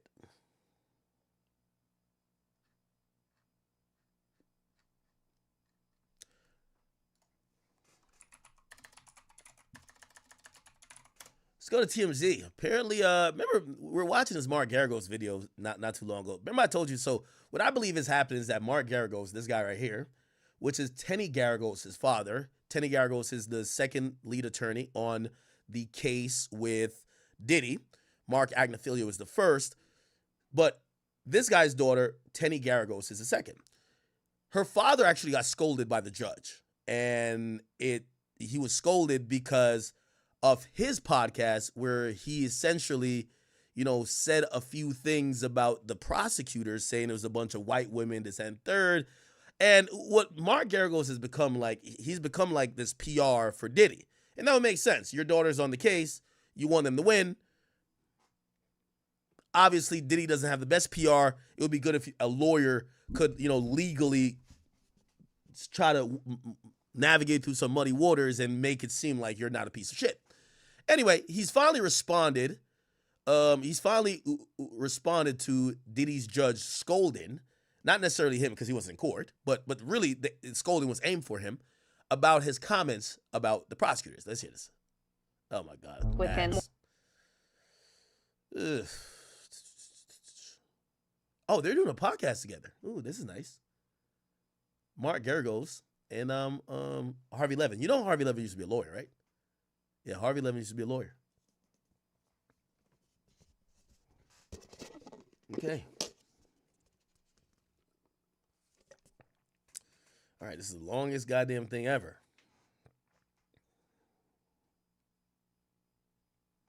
Oh, Geragos was called on the carpet for his comment on whatever. He said if he crossed the line again. Oh, so even though he's not in the case, he still want to cite him. Here we go. So he was called to the chambers. I guess because he's, still because he's a practicing lawyer. He's seen kind of like an officer of the court. And shit, if you're talking shit about the judge or the prosecutors, even if you're not involved, just because you got a podcast, you can't whack 100 this shit. Defend your client. On the other hand, when prosecutors go out and allegedly pollute the jury pool, the defense has to have a right to go out and speak as well, because the only people guaranteed the right to a fair trial, not prosecutors, defendants. And that's what the Supreme Court said. So fast forward to Diddy, that there was a press conference. But wait, before you get to come Diddy, on. People don't want to be, you're not a law professor. Come on. Yeah, they do. You'd be surprised. I know. I would be surprised. I think people want to hear about what you said about a six-pack of white women. But I'm not going to go there okay, anymore. But hold on. You can't deflect. You can't deflect by being a professor. Why is that deflection? I want to talk about. Okay, we get the law. We get the law. But here's I got to ask you a couple of questions. The judge said that he was going to listen to, because I've seen the transcript. We got a copy of the transcript. So the judge said, you do it one more time, Geragos. And essentially he said the prosecution is going to ask to cite you for contempt. And it sounded like he'd be sympathetic. So that's the way I read it. And then he said, I'm going to be listening to the podcast. So two things. One is, I'm wondering how you feel about the whole six-pack of white women. Second thing is, it seems like the judge. So it's allegedly 6 AUSAs, which is assistant U.S. prosecutors or U.S. attorneys, actually. And they're all white. Okay, they're all white. You know what I mean? Oh, shit. Fuck. Oh, my God. Don't tell me I gotta listen to that again. Damn. All right, while this plays, remember the U.S. prosecutor that was on at the time? Trump got in office and fired that nigga. That nigga stepped down. So the office still is going to prosecute, but it's a different U.S. attorney right now. Let me see. U.S. attorney Diddy press conference. So this black dude, it was this black dude. He got fired. Morning, everyone. What's his name again? U.S. attorney. What's this guy's name? My name is Damian Williams. Yeah, Damian Williams. They got that nigga the fuck out of there. Damian Williams Trump. As soon as Trump got in, man, that nigga dipped. Damian Williams, Manhattan's top federal prosecutor, to resign ahead of Trump inauguration. Yeah. Got that nigga the fuck out of here. Now, granted, he's the one who signed off on the case going forward, but, shit, I mean, this ain't really a case that's like political or not. Obviously when it comes to remember, I think he was also going at Mayor Adams, right? Now that case pretty much went nowhere, right? That case pretty much went nowhere because the new prosecuting or U.S. attorney, which that gets political. You're not going to go prosecute. You're going to be Republican favoring. You're not going to go prosecute what Trump don't want you to prosecute, especially against a sitting mayor of New York City. But a sex traffic case, no matter Republican or Democrat, they're going to prosecute that. So who's a new person? Manhattan, let me see. Damian Williams replacement U.S. attorney. Who replaced him? Who replaced his ass? Oh, Jay Clayton. Oh, so this white dude. He's an interim, right? Okay. Yeah, he assumed the role in 2025. Okay, April. All right, so this is the guy who's the U.S. attorney prosecuting all the cases. I think there's more than one for the Southern District. But yeah, he's the one whose signature is going to be He's the Fonnie Willis on the federal side for what's going on with Diddy. Okay? All right. Are we good? Can I go back to this? All right. Yeah. A gag order. What you feel about the whole six-pack of white women. Second thing is, it seems like the judge is excluding you from the gag order because he said he's going to be listening to the podcast as opposed to saying to you, you can't be on it. Well, I don't think, see, that's another misnomer. There isn't, to my understanding, a gag order. What's being invoked here by the Prejudicial government. publicity. Same thing. Yeah, no, it's different. Kind There's of. a qualitative difference. And I know you don't want to hear the history of it. Oh, but, God, no. I swear, I'm like the you're last a thing I want to hear. California, I know, but you're a California lawyer. California used to have a rule in the days. Mark. That rule was already said didn't stand muster because it didn't have a safe harbor. You can't, as a defense lawyer, be restrained from responding to various things that are put out there by the prosecution. Got it. Okay, Mark. You don't seem to want to At all, address the first because I know Amendment. what you're doing. At all. Mark, Yeah. Okay. They're not really saying much. All right. I think this is where he says it. He says a six-pack of white women. All right, yeah, we're not much no more ads. We're good. All right, bet. Shout out to the new Pope, man. We got a Pope. I think he's from Chirac. No cap, not playing. The new Pope is called Leo. Apparently, this is the first U.S. Pope ever in history. Pope Leo. Any y'all like Catholic or whatever? He's the first American Pope. Let's see. No, what the fuck? Where he from? I'm trying to figure out where he's from. Where is he from? Oh, he is from Chirac. Holy shit, I guessed that. Damn, we got a Pope from Chirac, man. It's going to get real critical out here. Okay. The new Pope is from Chirac. Goddamn. From Chicago beginnings to a future in the Vatican, there's a lot of... Yo, the first act of business, they got to bring the Pope to O-Block. If you can't cure the murder going on here, nigga, you out as Pope. Done. Donezo. You out. Yeah, you good. If you can't work a miracle at O-Block, nigga, it's over. We don't need you praying for nobody. Your ass ain't even making it to the Vatican, nigga. If you can't pray for the city of Chicago, nigga, on King David, you ain't getting to that Vatican City, bro. Fuck that. That's what they should have told him. Boy, we're gonna bring in the middle of O-Block. You gonna say one prayer, and if we see another switch or another goddamn, what's that account that always be mentioning gunshots? Yeah, you can't make it, bro. On phone them. Yes. You from Chicago and you can't stop the violence there?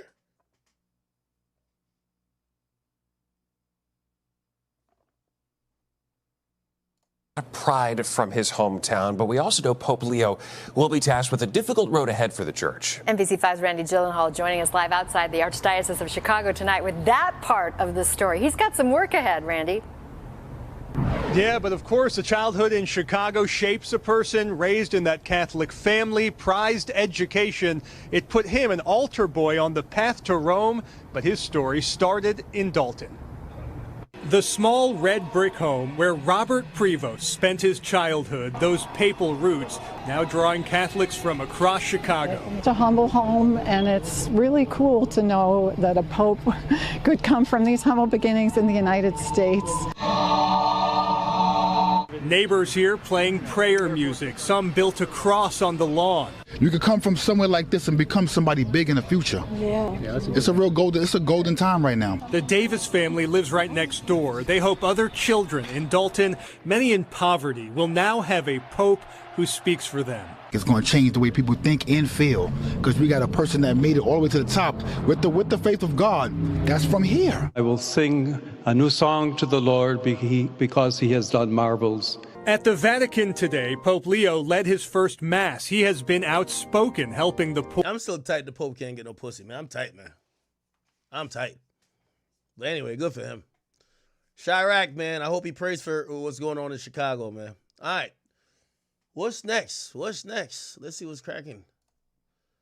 Real on TMZ, we just scrolling. Whatever we see, we'll talk about. All right. We talked about that already.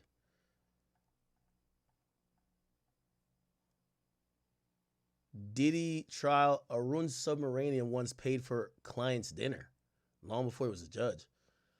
The judge will be an integral part of Diddy's case, which should kick off in Monday with opening statements. But before he became a judge, he was just a civil attorney who cared about his clients.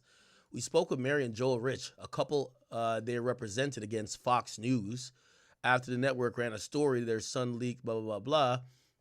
After they settled, Mary and Joel say they wanted to take their legal team out to dinner to thank them for all their hard work, and Arun immediately agreed to come with one caveat. The riches tell us that Arun happily agreed to go to dinner as long as they allowed him to pay, and he wouldn't budge on the kind gesture. Between 10 and 12 of them went out to dinner, upscale restaurant, and they said they don't know what the bill came to, but it cost them a pretty penny. Why is this a thing? Why is this a thing? Shit. My lawyers took me out of dinner one time too. They paid. And you know, I wasn't thinking, you know how I thought about it? I done pay these niggas a lot of fucking money. The least you could do is buy me some dinner. Yeah, I done pay my lawyers a lot of money, man. At least they could do is buy me some goddamn dinner. Ain't no problem. All right. Let me see what's going on the DJ Vlad channel, man. Vlad be interviewed like 20 people, bro. Okay. I got my interview up there kind of going. Yo, whack. Loose Cannon is the most evil person I've met. Yo, what the fuck did Loose do to deserve this type of hate from Whack, man? Whack hate this nigga so bad, bro. He says he's the most evil person he's ever met. Oh man, 600 Breezy on Lil J. He's a real op. Okay, there was a little 600 Breezy clip I wanted to watch. He said being placed in PC. What? Nah, that wasn't it.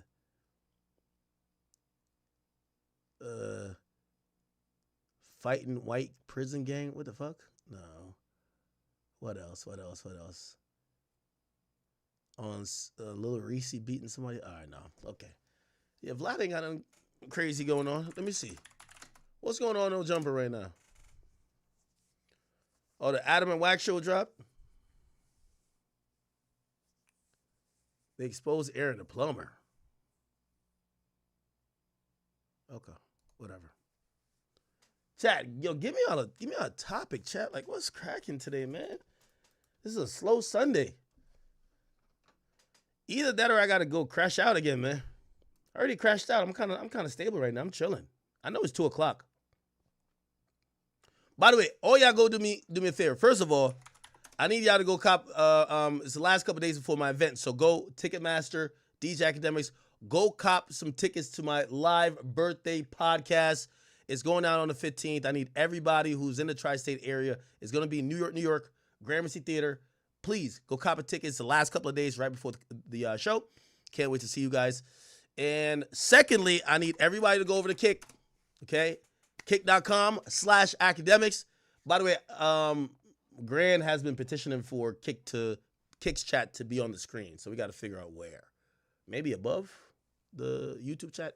Damn, I'm seeing double of myself right now. Damn. There's no delay on there. Wow.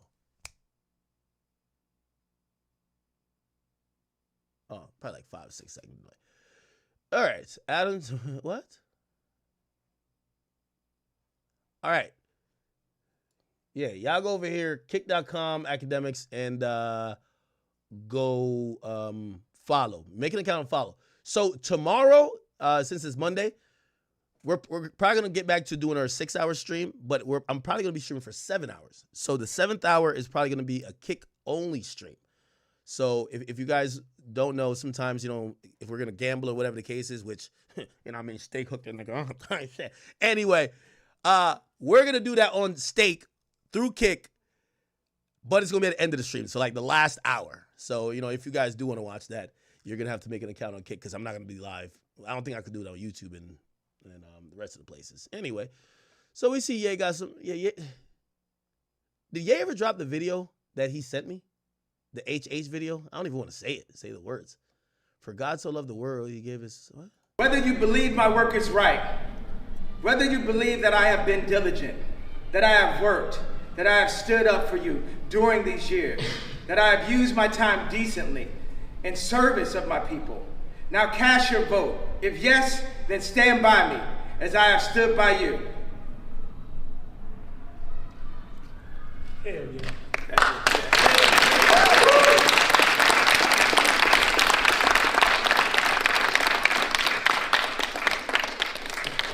So much fun to win, so let's just get back to having fun. I know it's late. Some people might need to go to sleep by now. We can reconvene in the morning. I know some people can't sleep off their adrenaline, off their energy, so, you know, stay up. Let's make these songs.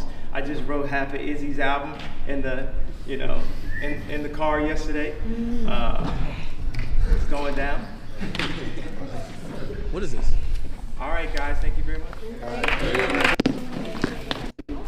What was that? Okay.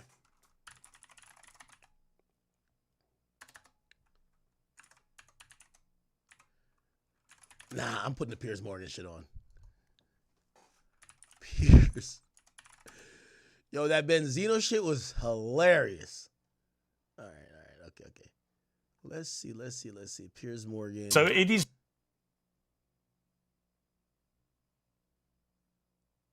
Yeah, they wanted me to come on Piers and talk about Ye and some other shit.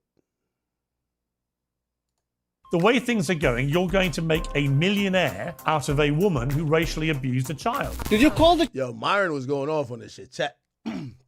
1, if you agree with him. 2, if you don't agree with him. Or if he's full of shit. Games, because you've been smirking and laughing. What's funny about any of this? Well, I mean, I find it interesting that you guys want to virtue signal and, you know, wag the finger and say she's a racist and everything else like this. No, but she I find admitted she's a racist. Well, let me I'm not finish my wagging a point. finger at anybody. She I don't need to self-identified as a wag. racist. She But said, "I am Myron, a with racist." respect, Myron, I don't need to Because- wag a finger when somebody says, yeah, I'm racist. I use the N-word against black people. I don't care. That's a racist. I'm everyone not isn't wagging really- any finger. I'm not accusing anybody. She is admitting it proudly. Even Here's the you thing. can't defend that, surely. Everybody. Apparently somebody on the panelists, I can't tell which one of these white women, but one of them admitted that they're a racist. Everybody is racist to some degree. The reality is it depends on, a lot of people want to be politically correct. A lot of people want to sit there and say, I'm not racist at all. We all have biases. We all have stereotypes. We all make jokes. We all are racist to some degree. Now, how racist you are is a whole other situation, but everyone is racist. That's number one. Next thing I want to say, see, I think this Shiloh, Hendricks, and Metcalf situation is a microcosm of a much bigger problem. And that bigger problem is what I call systemic organization. And what I mean by this is for decades, we've had black people literally running around with black supremacy, committing crimes, not getting accountability for their actions, and then they blame the system for it. For example, George Floyd, criminal. Ferguson, criminals. Freddie Gray, criminal. A lot of these people are criminals, and what ends up happening is they challenge the police officer, they get into a physical altercation, things go left, they die, something happens, use of force is utilized, and then they want to cry about the result, when in reality, it's not the police killing black people, it's black. Now, you have to remember, Myron is former law enforcement, so a lot of his ideology is going to be very pro-law enforcement, okay? And I don't think it's even maybe necessarily about black and white. He's former law enforcement. He used to work for the feds. Black people killing black people. And if you want to talk about black on white violence, black people kill white people 2 times as much. And on top of that, most of the shootings in America, a lot of the times, are white people killing, white cops killing other unarmed white men. So this whole systemic racism or police brutality or, oh, it's all so messed up. The reality is this. Black people have been able to get away with a ridiculous amount of privilege in America for a very long time. They're able to be racist with impunity. They're able to call white people crackers without being challenged back. And quite frankly, white America's had enough of it, and the chickens have come to roost. Now, look, am I saying that's awesome? Am I saying that's great? No, but for literally the better part of almost 2 decades since the Obama era, we've had to have BLM and liberalism shoved down our throats, and quite frankly, we're all tired of it. Right, but just to be clear, you would have no problem with one... By the way, and for all the people who wanted to see me and Mark like sit down, I'm like, what the fuck? We ain't got to be friends. The fuck? And by the way, I seen he had retracted some of the things he said. I don't got no issue with him.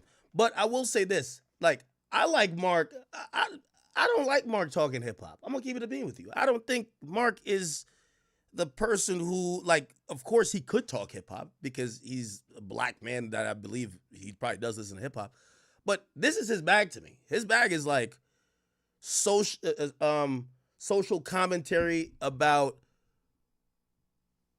political and other social type things that are kind of more worldly, right? More than him talking about did Cardi's album do, like, I'm not debating, I'm not talking to this nigga about no fucking Playboy Cardi and Kendrick Lamar, like, you know what I mean? So, but him and Myron, I think, could have a good conversation. I think their worldview is just different, right? Member of this panel openly saying she uses the N-word at black people with impunity and is proud of being a racist. You have no problem with that?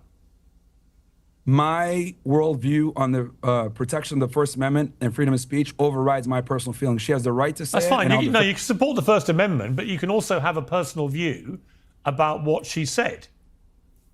My feelings are irrelevant. The Constitution is the Constitution. That's what matters. Oh, that's fascinating. Hold on. So when it comes to chastising black Americans about their behavior, about calling white people crackers, as you say, about their moral claims about the racist system, you can levy a judgment against black Americans for all the things they do. But when it comes to this woman saying the N-word, and this other woman endorsing it and saying that she herself uses the N-word, now all of a sudden we can only talk about the Constitution and the legal right. We can't offer any moral judgment against it. That's disingenuous. And it's as the only black American up here, that's quite frustrating to hear. Here's the thing. If you want to be soft and get offended by that, that's your fucking problem, not mine. Let me ask Ricky. We're not even. Let me ask Ricky. This isn't about being soft any more than when you were desperately saving these white people. Hold on. This sensitive nature that you have is precisely why we have this problem. It's not about being sensitive. It's about I didn't articulate. Hold on. Let me finish, Myron. Let me speak and then I'll let you respond. Myron, sure. I didn't articulate any sensitivity here. What I said, in the same way that you levied a judgment against black people, I'm levying one against the claims you're making. I'm no more sensitive than you were when you made your claim. I'm simply saying I disagree with you. And to immediately jump to you're being sensitive is just a distraction. I'm making an argument here. Just respond to my argument. No. If you're struggling with sleepless nights and exhausting days, you might want to try Beam's Dream. Now, and my argument to respond to that is this. Political correctness, liberalism, and making sure that we are politically correct and don't use certain words to offend people is precisely why we're in the situation that we're in. For decades, we've had to literally tiptoe around saying certain things around certain people, while the other group of people has been able to have impunity and be able to be as racist as they want to be, as violent as they want to be, without any type of consequence. And if you call it out, you're labeled a racist. The reality is this. Black people don't want to live around black people. I don't want to live around a bunch of black people. I move to neighborhoods where it's majority white because I know I'm safe. Now, this is uncomfortable reality that no one wants to say, so I'll say it for them. Black people commit a lot of crimes. A majority of the violent crime committed in the United States is committed by a small percentage of people, and they tend to be black men. Look, the reality is the reality. People don't want to say it, but the political correctness and being nice and not wanting to tell the truth is precisely this problem. And the reason why you're seeing all the support for Metcalf and Shiloh, etc., is because white people have not been able to step up and say what they want to say for a very long time because of what I said before, systemic, organized, where they don't take accountability for their decisions. Let me bring in Ricky to respond. Ricky. Yeah, I mean, I wanted to say that I agree that virtue signaling went too. Yeah, I just want to see them kind of go at it. 5-year-old. You proudly sat there, bold as brass, and said, yeah, I use the N-word all the time. So apparently this white woman uses the N-word. Against black people. I'm a racist and I'm proud of it. That's what you did. Racism is just having a preference. I prefer not to live around black people. I prefer not to live in a country where white people in our country are disproportionately attacked by black people. Where in my country, you can have an Austin Metcalf where he asks a guy to leave and he gets stabbed in the heart. I prefer that. That's a preference. Now, what a real racist is, in my opinion, is seeing someone as less human. I'm a Christian. I believe everyone's created in God's image. So I don't see anyone as less human. But that doesn't mean I'm not allowed to have a preference and say, I don't like what happens to be coming out of this community or that community. How is that a bad thing? How is that not just a preference? Because you've literally made black people sound lesser humans. You don't want to live around them. You want to use the N word in relation to them, a word that you know causes that community unbelievable offense. My fault? Is that my fault? If they have bad behavior, if they want to act in a certain way, if I have to cross the street and be afraid that maybe because of the crime statistics that are very real, by the way, is that my fault or is that their fault for having bad behavior? That's mind-boggling to me for multiple reasons. I mean, we're talking about bad behavior. You know, we've never lynched you, we've never enslaved you, we've never done any of the deep-seated structural forms of injustice to white people that white people have done to black people, and yet to claim some kind of moral superiority in the midst of, and again, in the context of a conversation where a white woman is calling a 5-year-old autistic child the N-word, and we're talking about black people's bad behavior. This is absurd. And the idea of fighting fire with fire, again, is a dishonest argument. Just to take us back to the point here, the people who are supporting Carmelo Anthony's campaign believe that he was wrongfully charged, and they're trying to get him legal defense. The people who are defending this woman are saying, yes, we know you called the 5-year-old autistic black child the N-word, and we want more of it. We approve of it. We support it. These are not the same thing. And it's bonkers to me that we couldn't all stand and say, hey, it is wrong to call a 5-year-old autistic black child the N-word. I mean, Myron, let me just ask you that question. I think this is a yes or no question. Correct me if I'm wrong. Do you think the woman was wrong to do what she did to that child in that park? I don't approve of that. But what I will say is that it's very important to understand the entire context of what led us to this position. Because again, Metcalf and Hendricks is a microcosm of a much larger problem. Earlier, we were talking about tribalism when you were mentioning Nick Fuentes' tweet. Here's the thing. Black people could be as tribal as they want to be. You have people like Tariq Nasheed, Dr. Umar Johnson running around about black power and marry black women and keep it in the hood and all this other stuff. But if white people assemble and say, you know what, white power, we need to keep our nation white, they're immediately ostracized and labeled as supremacists, and they get banned off every single platform. I find that interesting. And matter of fact, you went ahead and you mentioned... It's the same thing. No, actually it is the same thing, because here's the problem with black people. No, it's not. Hold on, let me finish this. Black people practice the very racism they cry about. You guys can gather together and say Black Lives Matter, Black Power, but if white people get together and say white power, gather together, they're considered white supremacists and they get banned off every single platform. Why is that Jared Taylor and Nick Fuentes are banned off every platform for practicing white nationalism, but black people are allowed to stand every single platform getting interviews on a Breakfast Club? Explain that to me. There's a two-tier situation here where black people are able to benefit off of being racist while whites are not. And what we're dealing with right now in America is literally a backlash to this black supremacy has been able to run around unchecked for a long time, and no one has black supremacy do sound crazy. the balls to call it out. Here's the other thing I want to say. Everyone's flipping out over Shiloh Hendricks and saying the N-word. Hey, can I respond to the point you just made though? No, hold on. Nobody flipped out like this when the United States was getting destroyed in 2020 because of black protests destroying every liberal city in America. So I don't want to hear it about, she made $500,000 because she said the N-word. Who cares? They destroyed billions of dollars of structure because someone got killed who was a criminal. That's the problem in America. You guys get a privilege that no one else gets to enjoy. You could be racist.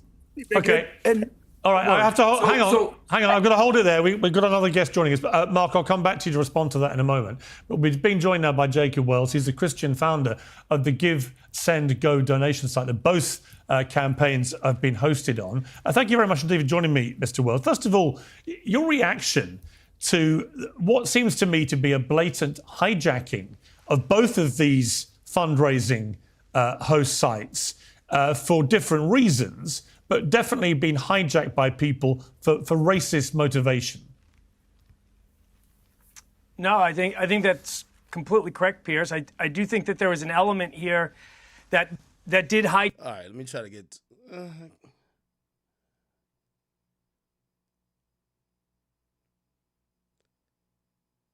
There's a part where he dares her to say the N-word, and the nigga flips out. All right, yeah. It's not that interesting. I think Myron and Mark Lamont should just sit down and do a debate over like a few topics. I feel like they look at things very differently. Let's go back to the panel there. I mean, Ricky, it seemed to me a lot of inconsistencies in Mr. Wells' position, not least the... I'll play it on Twitter. Piers Morgan... Myron. Or Piers Morgan. What was his name? Mark Lamont.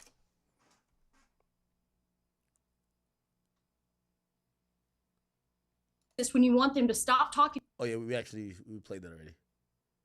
Inappropriate, rude thing, which by the way, black people can say things to white people all the time and they never get canceled. There's no backlashing about this. I want to live in a country where people are allowed to say what they want unashamedly, and you will well, go not on then, have say it. Say you the will M. not have Go on, free say. speech. Go on, say the M word. Go on. No. Hang Don't on. invite. No. I don't want you to invite this woman to say a racially harmful term in front of me because I'm the only on here. So if she says it, I'm the victim of it. So please don't invite her for why am I laughing like this? Ratings to call me the N-word because that's basically what it's going to be. There's a bunch of white people up here. You and one Uncle Tom on the left here, and asking her to say the N-word while I'm here is ridiculous. You would not sit here with a Jewish person and say, please use a Jewish slur in front of this Jewish. It's ridiculous. I understand you don't have any bad intent, Piers. I understand what you're trying to do. But we already know she's racist. And I don't want to invite a racial harm to me. I hear you, and I accept that, and we'll leave it there. Thank you all. And I don't want to live in a country. Oh, that was at the end of the debate. Okay, all right, whatever. Not interested enough in me. Okay, all right. All right, what else, chat? We got to 5 hours. But if I can't find another good topic, I'm gonna call it. I think we did our good crash out today. I think we did. We addressed all of the hate. Not to double back on it, man. There's times I feel like I be wrong or I said some shit and whatever. But I think this time around, niggas need to mind their motherfucking business, man. You got a chick who will call me out of my name, call me a liar. And I know people care about their reputation and their integrity, man. So when I'm addressing that chick who basically introduced disrespect by calling me a liar, so even if I call her out of her name, she already called me out of mine. I ain't a liar. So when she called me out of my name, I called her out of hers. Then I see other people trying to tag it and jump in. Listen, I don't know if y'all think the Drake strategy worked, the 20v1, but I got 20 squabbles. So it's fine. So when I give certain people the courtesy, like, bro, shorty, just chill out. Just mind your business real quick because this ain't got nothing to do with you. Just chill out. Like, this ain't got nothing to do with you. This ain't got nothing to do with you. Shorty just randomly mentioned me. Ain't got nothing to do with you. Just mind your business. Please, mind your business. If that's the reason why Cam and Mase tight, if they are, I don't know if they are, so be it. Like, what the hell? Your co-host jumping my business. Your co-host wasn't getting called a liar. I was getting called a liar. Why is she jumping my business for? Like, why is he so mad? That's what they do on social media. Damn, why are you so mad? Yo, somebody play with your name and I'm so mad? Then I tell her to mind her business. Now it's like, oh, yeah, you're not going to be doing no type of violating of stat. The fuck? Who cares who it is? Tell her, just mind her business. Just be like, yo, mind your business. And I think I properly and I think eloquently as well. I was very upset. I think I eloquently handled the exposal of Lauren LaRosa to be pretty much a hack, a bum, a liar, and someone who has deceived the entire audience with a one-sided false narrative that she put out to look like she was the arbiter of truth and that I was the liar, when instead she took everything I said out of context. She never analyzed any videos or anything that was even more recently tweeted that had way more views of me being complimentary towards Kendrick and whatever tour he got going on. And this is why I think she one of them people, man. Listen, you give her 2 free tickets, she'll say anything, man. 2 free tickets and she say anything, bro. So anyway, chat, I think I'm going to leave it there for today. We'll come back in the morning. Remember, jury trial is happening tomorrow. That's Diddy's trial. We're going to be live probably around midday. We're not going to, the first half of the day is going to be cementing the jury. We're going to give minute-to-minute updates on what's going to happen. We're going to see the first witnesses, we think, tomorrow after opening statements. And, of course, we'll have a whole bunch of news because I keep telling you Monday's when all the news breaks. Okay, so we'll talk about that as well. I didn't get to call Aiden. I am going to hit Aiden. What else?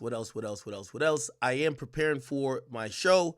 I'm very excited about it. It's in 3 days. My birthday's in 5 days. And yeah, we're back to 1:30. Tomorrow we'll be back. We'll be back to 2:30, and we'll keep it going like that, man. Chad, I hope you guys are thoroughly entertained today. I do this, and I hope when you see the passion, some people like to call it anger, but it's passion. It's passion. You know what I mean? Like, I really do care about some of this stuff. Some of this stuff, when people throw out or say certain stuff about me, yes, it bothers me. I can't just like hee and just be like, oh no, it's just trolling. Nah, nigga. Yeah, y'all ain't made the sacrifices that I had to make. So I don't think it ain't funny to me. It ain't funny to me. So anyway, I think we've done a decent job today, chat. Made a lot out of what we had to deal with, but it is what it is. Chat, I love you guys so much.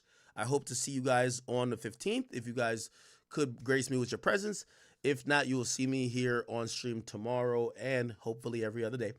And we'll get into some trial stuff tomorrow. And also, for the people over at Kick, you gotta get over to Kick, make an account. We're probably gonna do like our exclusive stream over there at the end of the stream. So for everybody else, don't worry, it's not gonna shorten the time. So tomorrow I'm thinking a 6-hour stream, but I'm gonna make it 7 hours. And if we got topics that stretches to that time, and the 7th hour would probably be on Kick. So go sign up over there, right? All right, chat. Love y'all. I will see y'all tomorrow. And this is like an odd feeling because I'm getting off stream and I'm not completely drunk. So I'm kind of just chilling right now. And I'm kind of up because of this coffee. But there isn't much for me to talk about right now. So love y'all. I love y'all. I love y'all. They say Ye tweeted something. What did Ye tweet? Did he? What did Ye tweet? Something new? I read this already. Yeah, I did. I read this already. Or I watched the video, I mean. All right, my people, thank you for all the people who gifted subs. No matter if you did that on Kick or gifted memberships on YouTube, on King Academics, and the Academy channel. I appreciate all y'all. I will see y'all. Did me and my friend fall out? Who friend? Why I keep saying Ye? Bro, I'm looking at his Twitter. He only tweeted an hour ago when we watched this video.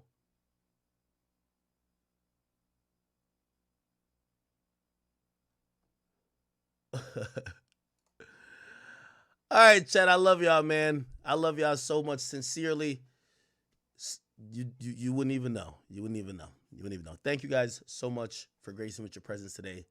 If you're a new viewer, please hit the subscribe button on either YouTube channel, whether the Academy or King Academics. If you're watching on Meta, would appreciate, if you guys followed the page or pages, because we stream for 2 pages over there at Meta. And we stopped streaming on TikTok. TikTok, they said it's too crazy for what they got going on. And we are on Kick. And of course, we're still on Rumble. Shout out to Rumble. They've always held us down. And we do appreciate them, all right? Rumble gang, I see y'all, man. Chat, I am out. I will see y'all tomorrow. And by the way, chat, I'm betting that the Knicks are going to get their ass whipped tomorrow, okay? So I'm low-key going to place my bet on Boston